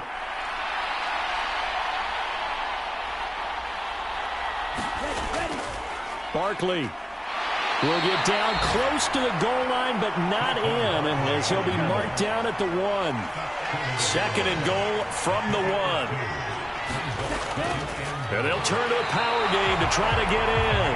And he is not going to get in as the big bodies stop him at the 1. 2 runs in a row, but only 2 yards to show for it. Can this Vikings D hold up one more time? Third and goal. On the ground, it's Gray. And he takes it into the end zone for a giant TD. A great effort there. His second rushing touchdown on the year. And the Giants are on the board first here this afternoon. So the second down run didn't work. They run it again on third down and get in. I wasn't sure if they might pass it, Charles. We know that they like to mix it up down here around the goal line. Yeah, almost felt like the offensive line said, forget mixing it up. Let's call our favorite running play over our best blockers, and let's get this one in. Extra point splits the uprights, and that makes the score 7-0.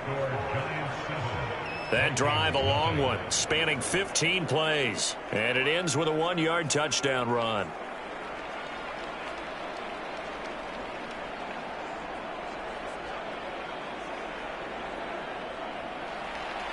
The kickoff team on the field now as they will send this one away.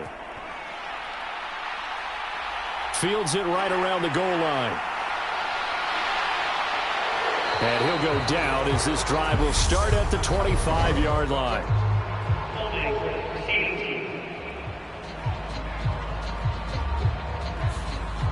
So already not the best to kick returns there, but that penalty, that adds insult to injury and backs him up even closer to the goal line. Yeah, not ideal field position to begin a drive, is it? Because the extra pressure now goes on the offense. They've got to get some early yards and get away from the shadow of their own goalposts. What every offense wants to do in this situation, get 2 first downs to help out with field position at the least. A quick throw knocked away. It's incomplete. The threat of a second straight punt to start the game is looming as they come up 3rd and 10. And that will be incomplete. Now the veteran Thomas Morstead on to punt it away.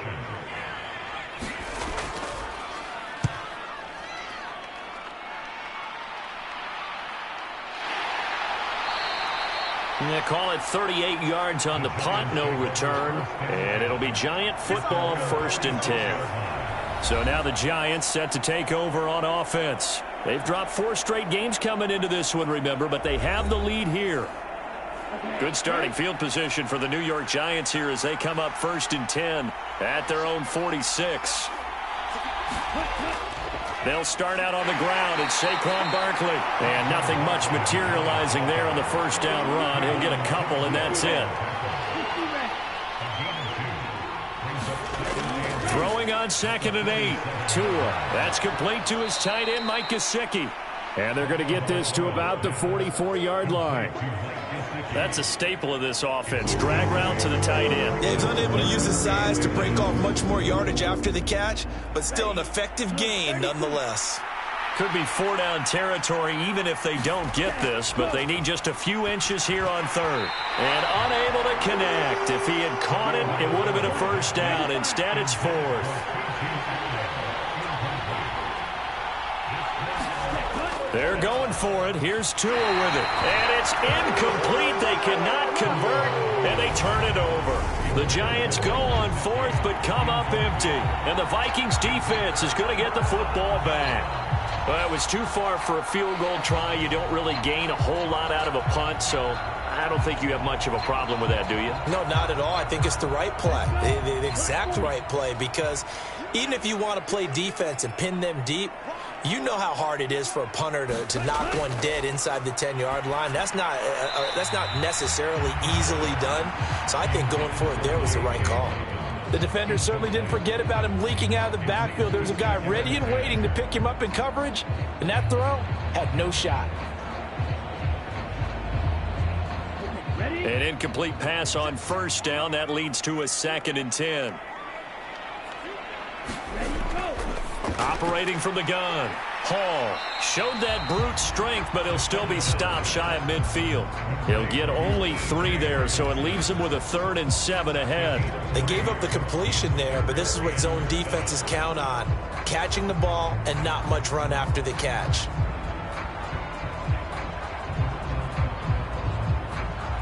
And the Giants will go with 6 defensive backs here on 3rd. Back to throw. Hall. They're going back to the same well. It's Hawkinson again. Here's Thomas Morstead now as he's on to punt for Minnesota. And he's getting a workout here in this first quarter as he gets it away. And a fair catch called for and made at the 12-yard line. After 1, 7-0 on EA Sports.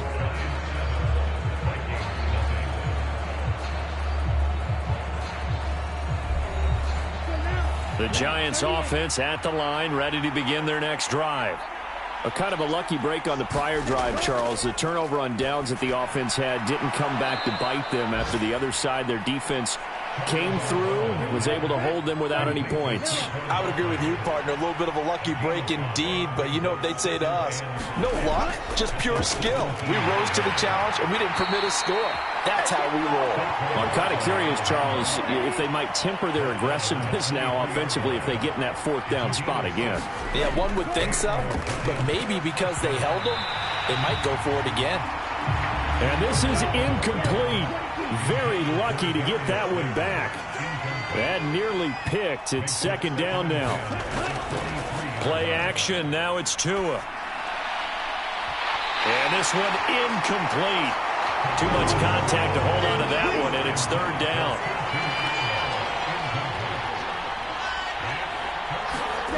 From the gun, it's Tua. Oh, into a sea of defenders and intercepted. Andrew Booth picks it off. And the Vikings are going to take possession of the football. So this defense coming up with a takeaway, and maybe that's something that can bring a little life to that sideline. Well, I don't want to say that they've been sleepwalking through this first half because that's simply not true, but you're right. We haven't seen a lot of fire from these guys, really, on either side of the ball. So maybe that's the catalyst that they needed to get them back into this game. And now out comes Minnesota. Following the interception, they're set up nicely here, already inside the red zone, knocking on the door, if you will. 1st and 10. Now a 1st and 10 at the 11. Throwing to start the drive. Hall caught left side Hopkins. It'll go as a gain of 4, and it'll be 2nd down.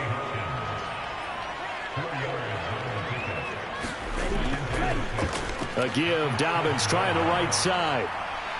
And he gets him a little bit closer. He takes it from the 6 inside the 5 to the 4.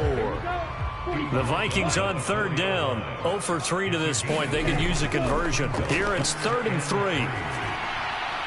He's got his man. It's taken in for a Viking touchdown. Michael Pittman, his first touchdown on the year. And the Vikings are an extra point away from evening this one up. A lot of people might call this backyard football. Sometimes just understanding who you've got out wide and who you're going to throw it to. Give him an opportunity to go up and make a play, even when contested. Looks like that one worked out pretty well. The trust factor in effect. But Tyler Bass on for the extra point attempt. It's up and good, and we're tied at 7 here in quarter number 2. Scoring summary, 3-play drive. And it was capped off on the touchdown catch by Michael Pittman. So all even at 7 now as they kick it away. And he'll just sit on this one as their drive will start at the 25. The New York set to take the field. They had the interception last drive, led to the tying touchdown. So 7-7 the score as they begin 1st and 10.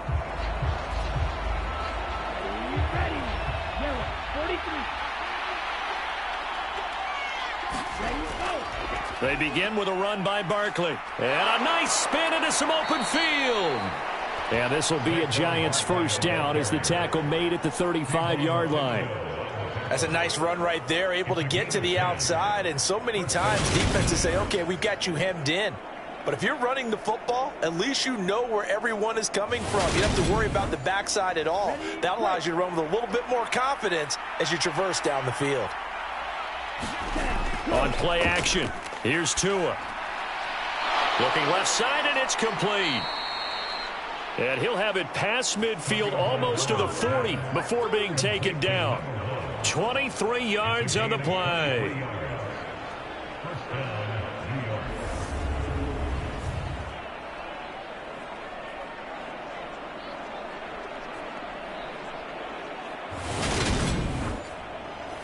From Viking territory now, they'll come up 1st and 10 at the 42-yard line.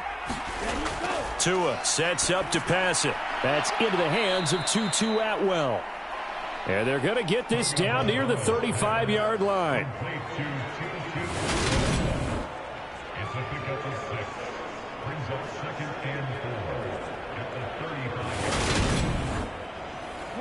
From the 35, back to work on 2nd and 4. Going to the air, Tagovailoa. Quick hitter here, it's complete. And he's going to be taken down at the 28-yard line.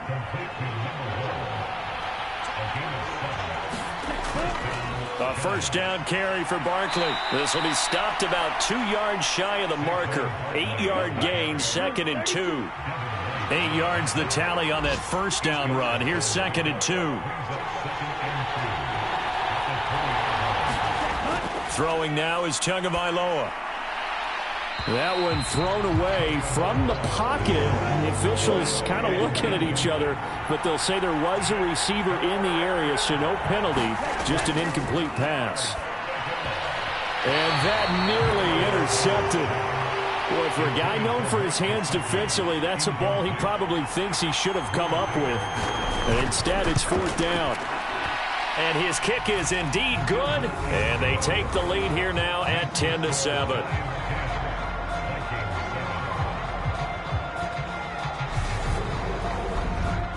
So they're able to end that drive with 3 points in this one-possession ball game. And ideally, you want to end every drive with points. Most quarterbacks would tell you, let's end it with a kick, right?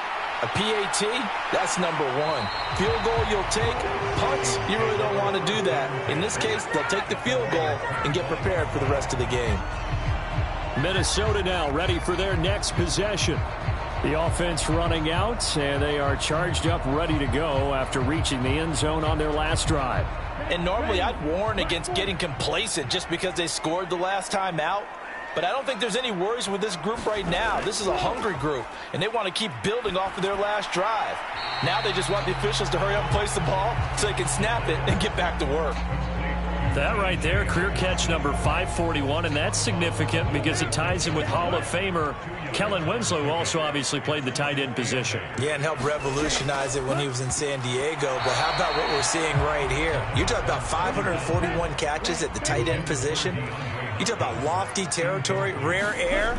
He has a lot to be proud of in his career. He's got his tight end over the middle, T.J. Hockenson. And he will have a Vikings first down as they're able to get the 3rd down conversion.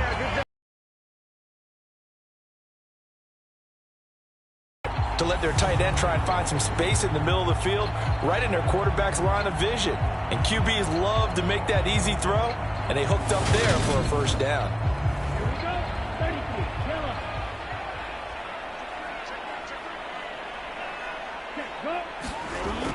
They go play action here on first down.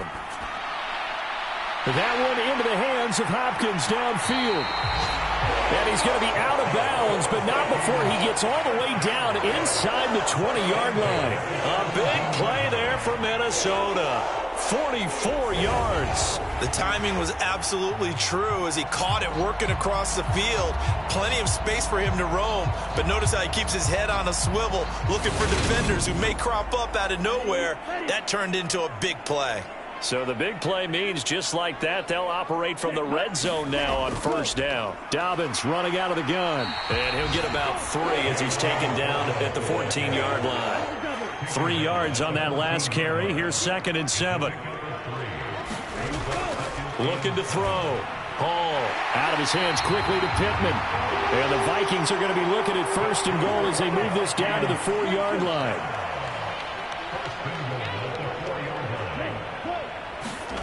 Back to throw. Hall. Toward the end zone, but that's going to wind up incomplete. Line of scrimmage, again the 4-yard line. 2nd and goal. Swift is going to go backwards. He'll lose yardage back to the 5. That'll be a loss of a yard, and it leads to a 3rd down. I thought they were onto something with their play call and kind of went in reverse a little bit. Threw it on 1st down, then ran it on 2nd down. Not successful either way. What play call do they come up with here on this important 3rd down try? Now from back at the 5, this is 3rd and goal. Looking to throw. Hall. And he fires one, but incomplete. And based on my math, they've only converted 1 time thus far in this game, so you can see the frustration starting to come out a little bit. 3rd downs, they've been a problem for them all game. They've got to start becoming solutions. The kick by Bass is good, and that will knot us up at 10.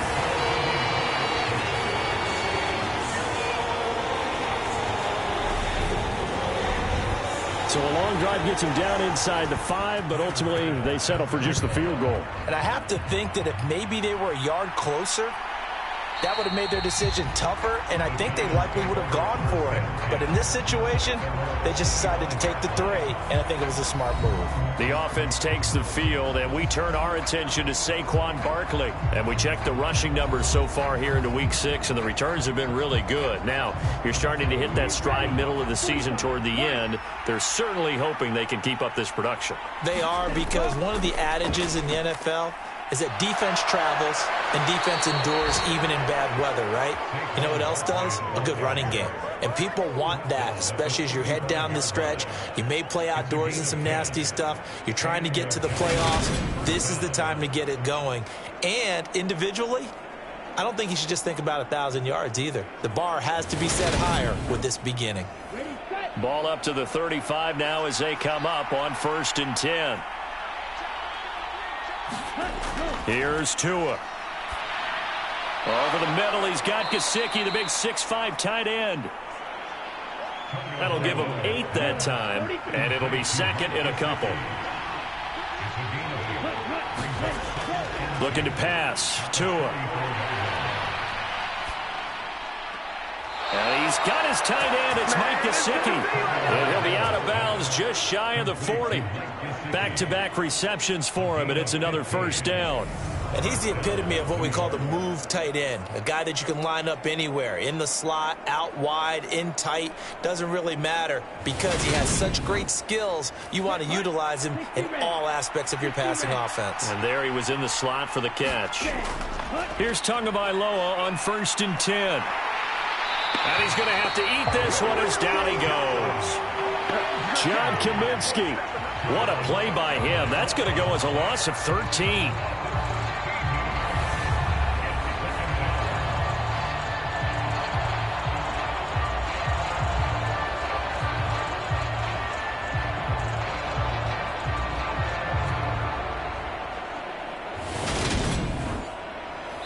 Second quarter, 2 minutes to go. Tie ball game.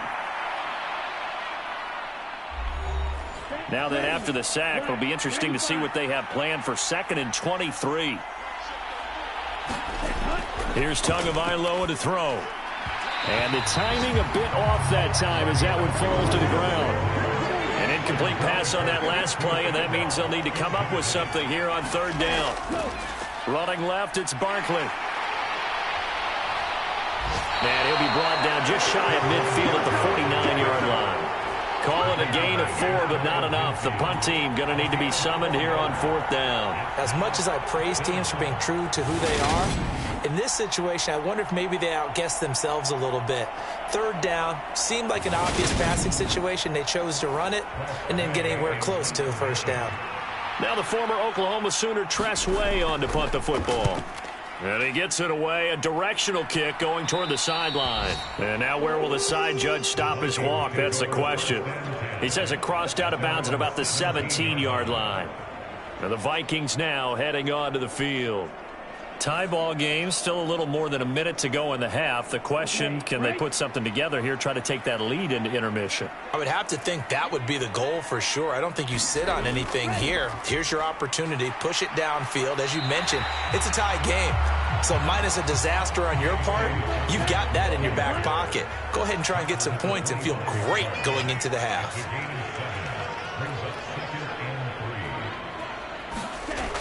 To throw it is Hall. Looking to throw on second down. And that falls to the ground, incomplete. A nice job of bodying him up defensively. And now it brings up third down. Hall from the gun on third down. And he wisely will throw that one away. Here's Thomas Morstead now, as he'll punt it away for the 4th time today.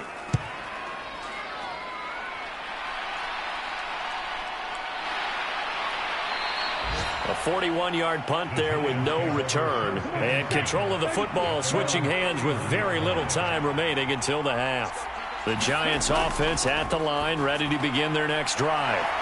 And with time quickly fading here in the second quarter, not sure how aggressively, offensively they want to play this. I think we'll find out just how much they trust their guys in this situation if they decide to take a shot.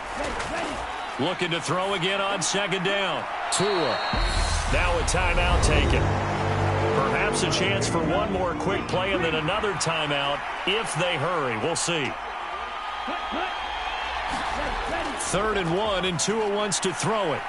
And able to find Gesicki as tight end. And he's able to get this one out closer to midfield across the 45. Tua, a final shot before half. And incomplete on the deep ball.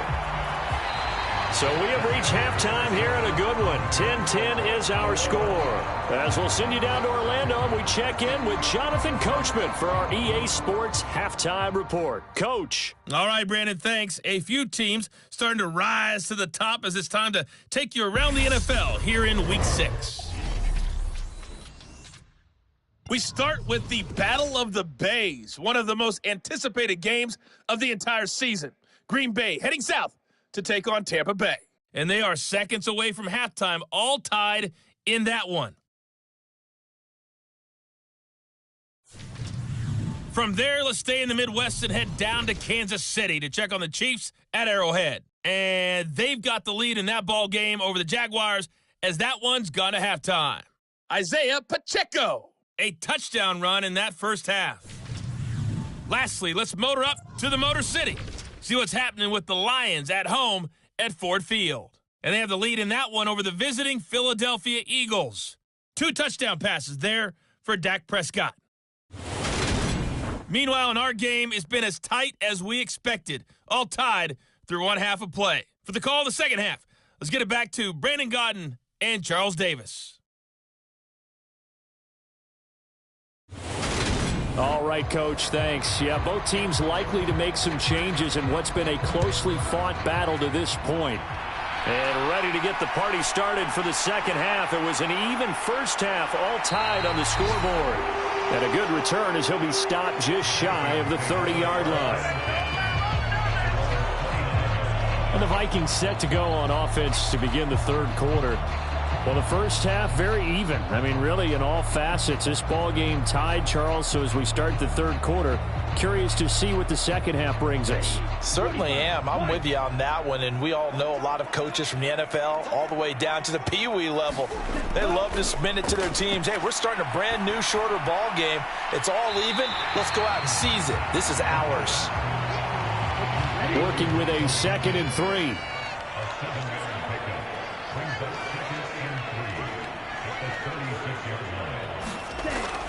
Back to throw. Hall. That his first catch so far. They've held him under wraps, but he's got a first down there. On 1st and 10, it's Dobbins. And he's going to get this past the 50 and into Giant territory. The previous run, good for 9. Here's 2nd and a yard. Looking to throw. Hall. They set up the screen for Dobbins. And they're going to get this to about the 44-yard line.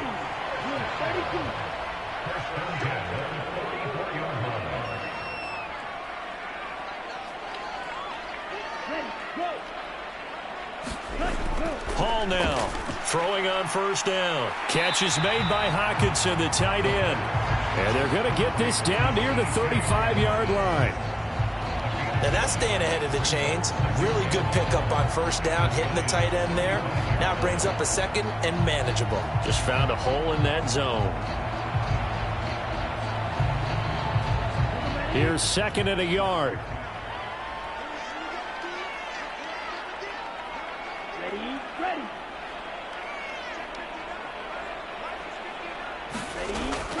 They go back to the ground with Dobbins. And this defense not ready for that one as he'll take this down inside the 25. Now we've got a Giant player here slow to get up after that last play. Well, hopefully, obviously nothing serious here. Medical staff, though, going to take a peek, and we'll take a break.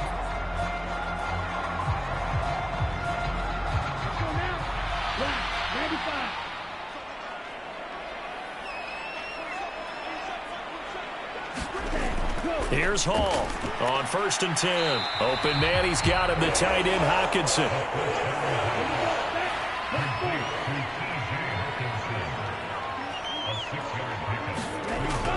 Now Hall to throw on 2nd down. Looking left side, it's complete. He's got it. And they're going to be set up now with a ball at the 13-yard line. They'll run up the gut with Dobbins. And he is met quickly in the backfield. Down he goes, folded like a lawn chair. He'll lose a yard there, and it's 2nd and 11. As a linebacker, you're taught to stay just slightly behind the ball carrier just in case he makes a cutback. But when you find the gap, shoot it. And he found it all right. Took it straight into the backfield and made the tackle for a loss. Maybe just a slight detour on what's been a strong drive. Here's 2nd and 11. Back to throw. Hall. And a quick throw here. That's complete. A gain of 8 there on the play. And now it's 3rd and 3. Coming up here looking for 3 yards to pick up the first. To throw it is Hall. Off the play fake. Hall has it knocked loose. And the Giants have it. It's picked up. And now look at him go. The 40. Past the 20. And this is taken into the end zone. A fumble recovery and a Giants touchdown. So many times tight games decided by one big play. And a lot of times, of course, it's the offense. Here, it's the defense coming up huge. And you know head coaches walk around locker rooms, walk around bench areas saying, guys, somebody make a play. It's a cliche, but it applies here.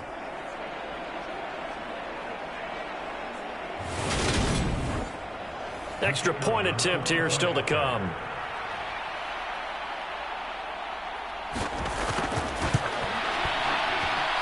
He's got it as they go up by a total of 17-10.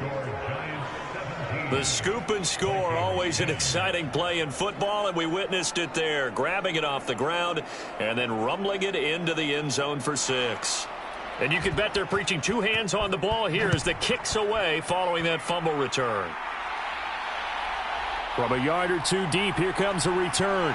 And ultimately, he stopped right where he would have been if he had simply gone down to a knee at the 25. Now the Minnesota offense set to take over again. And they've got to be still reeling from the events of a moment ago. What a turn on that last play. You're knocking on the door. You're about to take it in. You think you're going to get some points on the board. Instead, you cough it up and watch them take it the rest of the way to the opposite end zone. That's a two-score swing that you just gave up. And that is incomplete. He couldn't hold on through the contact. Brings up second down.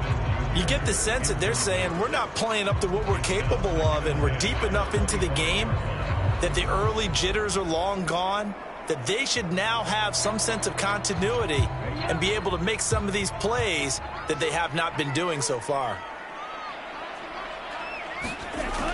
He'll try again with the arm here on second down. Throwing the out route incomplete. That's Hopkins. These guys have punted 4 times already, and they're staring at a 5th, barring a conversion here on third down. They'll try and run here with Swift. And he's got the first before he's brought down at the 39-yard line. The 5 yards on the play there, and the drive will continue. Brent, what were they thinking on defense there? They looked like they were playing for the pass. That was 3rd and short. Yeah, it was an easy pickup because they handed it to him. That was way too easy. Just looked like absolute confusion defensively. Not sure why they were in that set. Yeah, I'd say you ought to have a few men in the box there.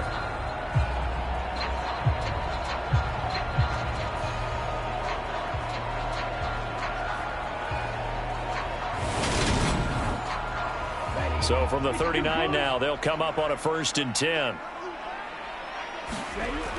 Operating from the gun. Hall. It's complete to Hopkins. Calling a gain of 3 on the play. And that will bring up second down.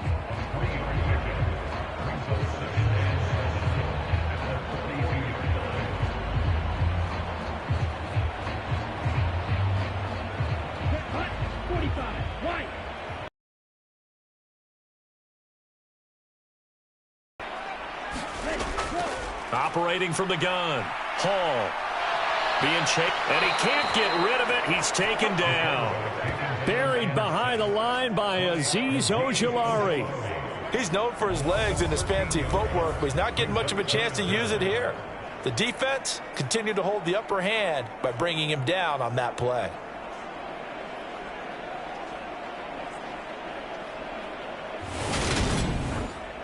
Let's go. Yellow, 43.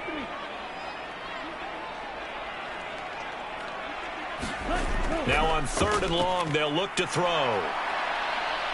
Under pressure, they got him again. Frank Clark fighting his way home to get the sack. Okay, I'm not sure you could actually draw a better pass rush than that one right there. Nowhere to go outside. He had to keep backing up and backing up and backing up. Eventually dropped for a huge loss.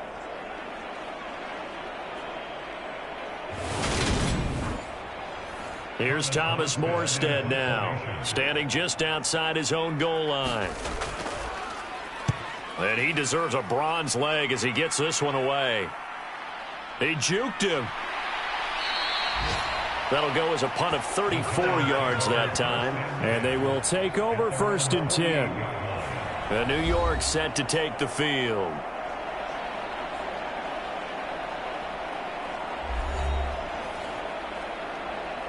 So good starting field position for him here as they come up 1st and 10, just shy of midfield at the 48. Now Tua. And he'll just get rid of it. No sense risking anything there on 1st down. Even though he's still in the pocket, he had a receiver out to his side, so just put that in a spot where the only people who can make a play on it are the trainers and the coaches. Well done. Throwing again on 2nd and 10. Tua. Nothing open downfield, so he'll throw it away. They have to like what they've done defensively here at the outset of this drive. They forced a couple of incomplete passes, bring up a 3rd and 10. Don't be surprised to bring a little pressure on this snap. So back-to-back incompletions, and that has them staring at a 3rd and 10. Throw left side, taken in by Slayton. And boy, he is very close to a first down, but from where they're spotting that football, he's going to be a foot or so short. And I believe that gain on 3rd and long changes things quite a bit, because this would be a very long field goal. I wouldn't be surprised to see him go for it here.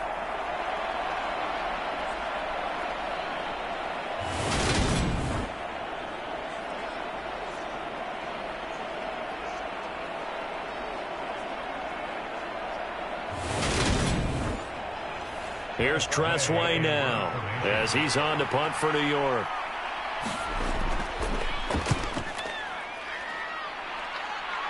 And they'll play keep away from the returner, as this one will be marked out of bounds at the 13-yard line. Pretty good spot. The Vikings offense now heading out to take over. And our game's hit a little bit of a lull here, a little bit of a snag. Punts on back-to-back drives. And old-school coaches don't necessarily mind that. Didn't turn it over, right? Didn't create a big play for the other team. Right now what you're looking for is, can you gain an advantage in field position? And that's what both teams are seeking right now. Yeah, they'll be seeking to gain that advantage here on this drive. 45 yards now on the ground on just 7 carries. Sometimes it's hard to believe, but there are times this game is about patience, isn't it? Has had the game he expected, but that run there, that may get him going. I was just going to say, maybe that gives him a little juice, because you're right, he struggled, especially in that first half. Yeah, and I know the great ones always think to themselves, just hang in there. I'm just one big carry away from busting this open. That's a good start for him. Here's 2nd and 9, just a yard on that last run. A shotgun snap and a give to Dobbins. And he's able to get most of what he needed on the carry there. 7 yards on the gain, and it's 3rd and 2 now. There's so many definitions of a complete back. I think most people think a guy who can block, a guy who can catch, and a guy who can run. But how about when you put it all together as a runner, and you can fake people out, you can be shifty, and also run with some power and break tackles, as we just saw on that pickup. And he won't be close to a first down as he runs into a wall right around the line of scrimmage. No gain on the play there, and it'll bring up 4th down. When we talk about defenders, specifically linebackers, keeping their eyes in the right spot, he had that eye down the entire time. And you know that's not easily done, because they throw a lot of misdirection at you. They try and fool you and get your eyes in the wrong place. But you're right about that one. He correctly figured that one out and made a really nice play. Checking the NFL scoreboard there in the 3rd at MetLife Stadium. It'll be 37 yards there on the punt. And it will be 1st and 10 as they take over. The Jets have just scored, so they've taken the lead in that ball game. And we'll keep an eye on that one as our game goes along here. The Giants offense at the line, ready to begin their next drive. The crowd may be losing just a little bit of the edge after back-to-back punts. They want some big plays. They want to see some offense. They want to see somebody break away, whether it's through the air or on the ground. Now it'll be interesting to see where the patience is on both sides. Each head coach, can you hang in there and not try and force something that could put your team in some jeopardy? An extra defender in the secondary for the Vikings here on 3rd down.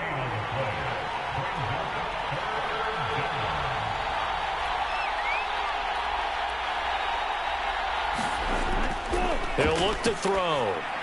And he'll get this underneath, dropping it off for Barkley. And he'll only get this to about the 35, well short of the line to gain. He did his best to just get 4 out of that, but not enough. And now 4th down. How about that strategy there, Brandon? 3rd down. They just said, we've got faith in our tacklers. We'll give you the short stuff, and just decided to protect the sticks. So every time I hear fans telling me tackling's not a part of the game anymore, plays like that, I can clip and save and show them you have to tackle well if you want to be a good defense.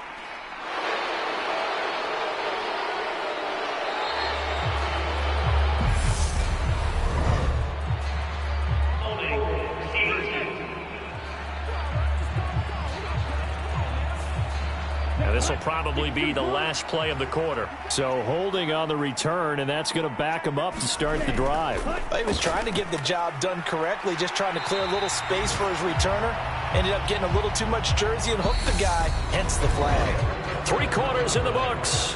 You are watching the NFL on EA Sports. A good run got 7 on first. Here's 2nd and 3. Looking to throw. And this throw a bit late as he couldn't reach back for it. Well, he certainly thought he had an open look beyond the first down marker to his receiver, but they just couldn't connect, and that will send them back to the drawing board. The Vikings on 3rd down. They're hitting at just 30%, 3 for 10. This time it's 3rd and 3. Back to throw. Hall. And he comes back with one complete. And he will have a Vikings first down as they're able to get the 3rd down conversion. I like the design that we're seeing right there. This is what they need. Down by a touchdown here in the 4th. They just need to keep working their way downfield. And when they see openings, take their shots. So signs of life in what's been a dormant offense in this second half. Here's 1st and 10. A give up the middle to Dobbins. And he'll take this ahead for about 4. 2nd down coming up. The run got 4. Now they deal with a 2nd and 6. Operating from the gun. Hall. The hook up on the right side to Hopkins. They call his number again. It's his 6th catch and a first down. Looking to throw. Hall. Going right back to DeAndre Hopkins. And they're going to get this to about the 44-yard line. Even against double coverage, he found enough of an opening for a noticeable gain. 2 guys on him, yet he finds a way to uncover downfield for the completion.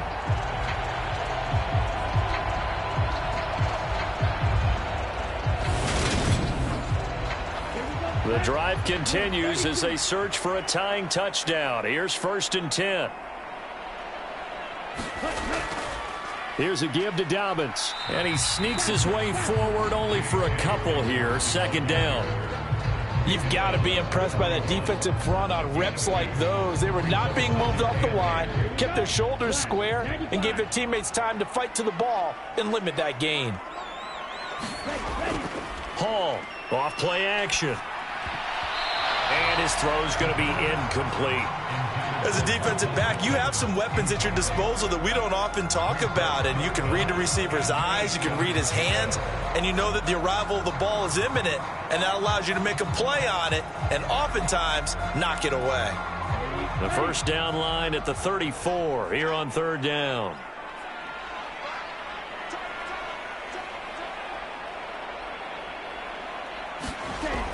Operating from the gun. Hall. He finds Hopkins complete. And he will have a Vikings first down as they're able to get the 3rd down conversion. Going old reliable there to the slot on 3rd down. And the slot position has become the bane of just about every defense's existence, because how do you cover? Do you go with a bigger guy to try and use size? You got to try to go with a quicker guy, and sometimes you even get out quick there. Very difficult to match up with that slot receiver. That's why they keep going back to him. And he's had the hot hand. From the 32 now, here's 1st and 10. Back to throw. Hall. That's complete once again to Hopkins. And they're going to move it down inside the 25. They like going to him in the slot. He catches another one. I think this comes under the heading of, until they stop him, why not go back to him? He has something going really well. Great working relationship with the guy throwing the ball, and they keep making the connection. On 2nd down, a run with Dobbins. And he's able to get it to the edge of the red zone at the 20-yard line. So signs of life in what's been a dormant offense in this second half. Here's 1st and 10. And he can't find anywhere to go with it, and he goes down. It looks like a 12-yard loss there on the first down sack. So if we recount real quick, he had the touchdown earlier, and now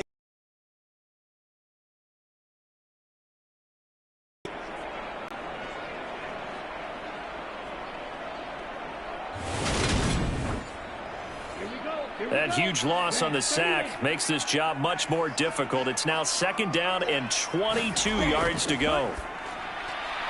Now left side, a completion to his tight end. And he's going to be taken down at the 28-yard line. This offense 2 for 2 on 3rd downs on this drive. They're in for a tough test here, though. 3rd and long. And that's out to the flat for Swift. And he'll be brought down at about the 23-yard line.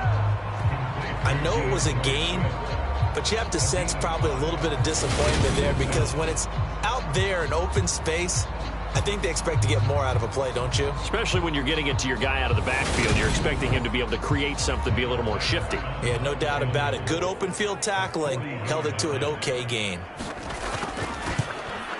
The kick by Bass is good. And that will cut this lead back down to 4 now. It's 17-13.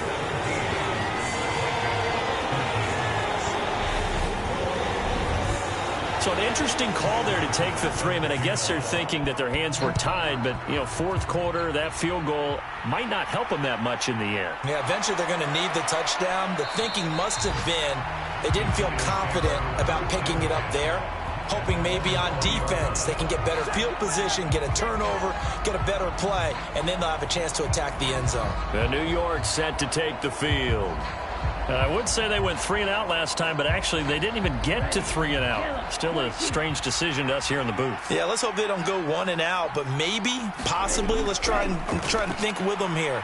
Try and play field position. To a hit, and the ball is out. And the most curious way there to burn some clock. That was wild, and at the end of all that, it winds up a safety. Well, I'm not totally privy to what went on with their offensive meetings, but, Charles, something tells me that one wasn't in the plan. Yeah, when we had our production meeting, they didn't exactly share that with us, but I'm pretty sure that on the play sheet, the run backwards into your own end zone play was not written down. After the safety, remember, they also need to give up the football, and here's the free kick.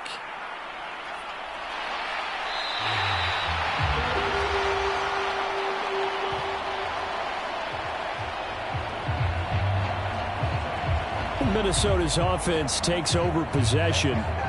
Their defense accomplished step 1 of the mission. They forced the punt. Now they'll look to erase that deficit and take a 4th quarter lead. Good starting field position for them as they come up 1st and 10 at the 39-yard line. And the first play of the drive there is incomplete. As expected, he's gone to him several times in this game, but that's the first time one has slipped from his grasp. I'll bet he goes back to him, though. He's an excellent player. So line of scrimmage still the 39 on 2nd and 10. A handoff running left is Dobbins. And he'll be brought down just shy of the 45. They'll need 5 on this play to move the sticks.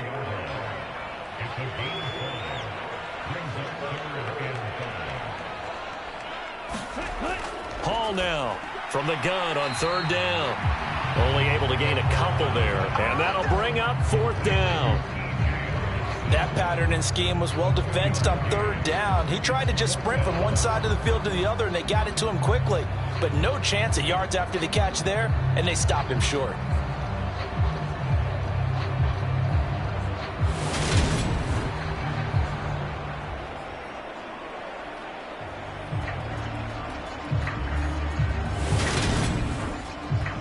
Here's Thomas Morstead now as he's on to punt for Minnesota. He'll get off a fairly short kick here as this is toward the sideline. And this one will not be returnable as it sails out of bounds. The New York set to take the field. They're holding on right now to that slim advantage in a 1-score game. And you hear a lot about 2-minute offense and 4-minute offense. Obviously, the 4-minute offense applies here. How do they run that effectively? Yeah, really what the 4-minute offense is you're just trying to grind the clock. So you want consistent gains, steady gains. Doesn't have to be big plays, but it has to be plays that gets first downs and keeps the ball away from your opponent. But certainly throwing the ball is in the mix here. It certainly is. Just make sure that you're careful with it. And again, get those first downs, keep possession of the football. Well, that's a carry they have to be satisfied with. And throughout this game, They've been satisfied with what he's given them. Whenever they've needed a big run, a first down, he's the guy they've turned to. And it doesn't matter what the defense thinks. They feel like they've got the confidence to keep handing it to him and keep picking up good yardage. They keep it with Barkley on first down. And he is going to be stopped cold behind the line of scrimmage. The loss of a full 3 yards, and now it's second down. With his size, he's a tough man to bring down, but they do a nice job there stopping his progress and not allowing him to get back to the line of scrimmage.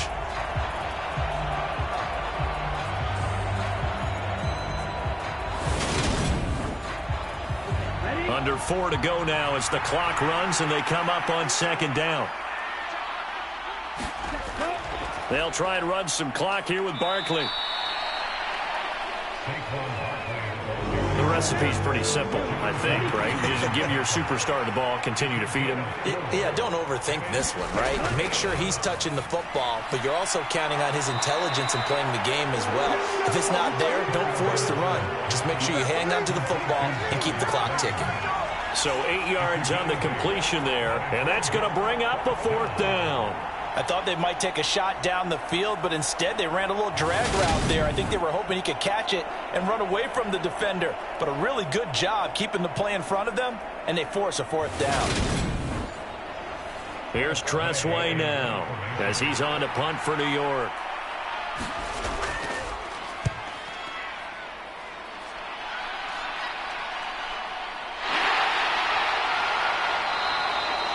It'll be a 39-yard punt, no return. And the Vikings will be backed up deep to begin their drive as they take over 1st and 10. So all eyes on this Vikings offense. Down on the scoreboard. And time, a huge factor.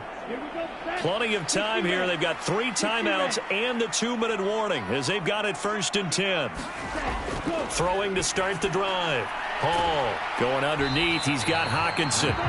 And that's good for a gain of 6, and it's second down. 2 minutes remain, and that's our score differential as well. 2 points here in the fourth quarter. So the Vikings in possession of the football as we get you reset.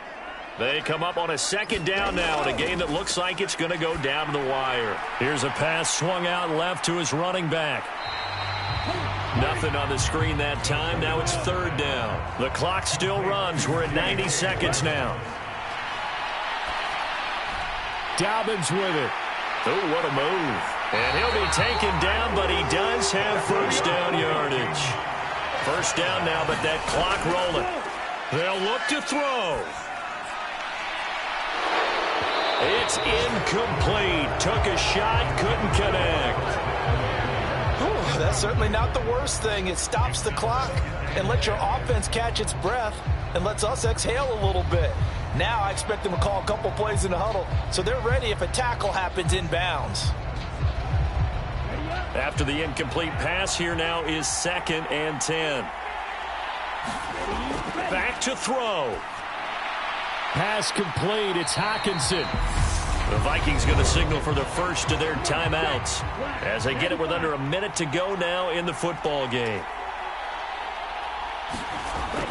He's back to throw. He'll drop this one off to Swift. Now another timeout called for by the offense as they get the stoppage with a little over 50 seconds left to go in the game. As expected, they're going for it to keep the drive alive. And it's incomplete. They cannot convert, and they turn it over. So the defense has to stay out and get one more stop. They were able to do it, forcing the incompletion. So on their record, that goes down as a successful play. It doesn't matter how they got there, how it happened. They got it done. They're the ones that are jubilant. Ball up to the 35 now as they come up on 1st and 10. And the Giants will kneel it here out of the victory formation. Now the defense will burn their 3rd and final timeout as the clock shows 50 seconds to play here in quarter number 4. And they take a knee. And with a 3rd and 13 here, the defense in a dime look.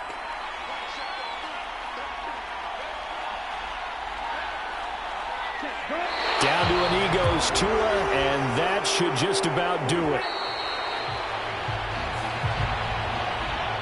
Well, this ball game was close throughout. Remember, it was neck and neck at intermission, neck and neck at the end, but a great job to come in here in a tough environment, Charles, and get the victory. Yeah, tough environment indeed. How about all the people we can hear shouting from their seats right below us, partner? They weren't real happy that their team didn't keep the home field. How about how these visitors came in, calm every step of the way, even with all the pressure, and found a way to get out of here with a win. So for the Giants, it's a much-needed victory as it gets them back to 2-4 on the year. And they'll be back home next week to take on the Denver Broncos. Meanwhile, for Minnesota, the loss here will move them back to 500 at 3-3. And they'll get a home date next week against the Kansas City Chiefs. That'll do it for us. I'm Brandon Gaudin alongside Charles Davis. Thanks to our entire crew as well. We'll talk to you next time. So long, everybody.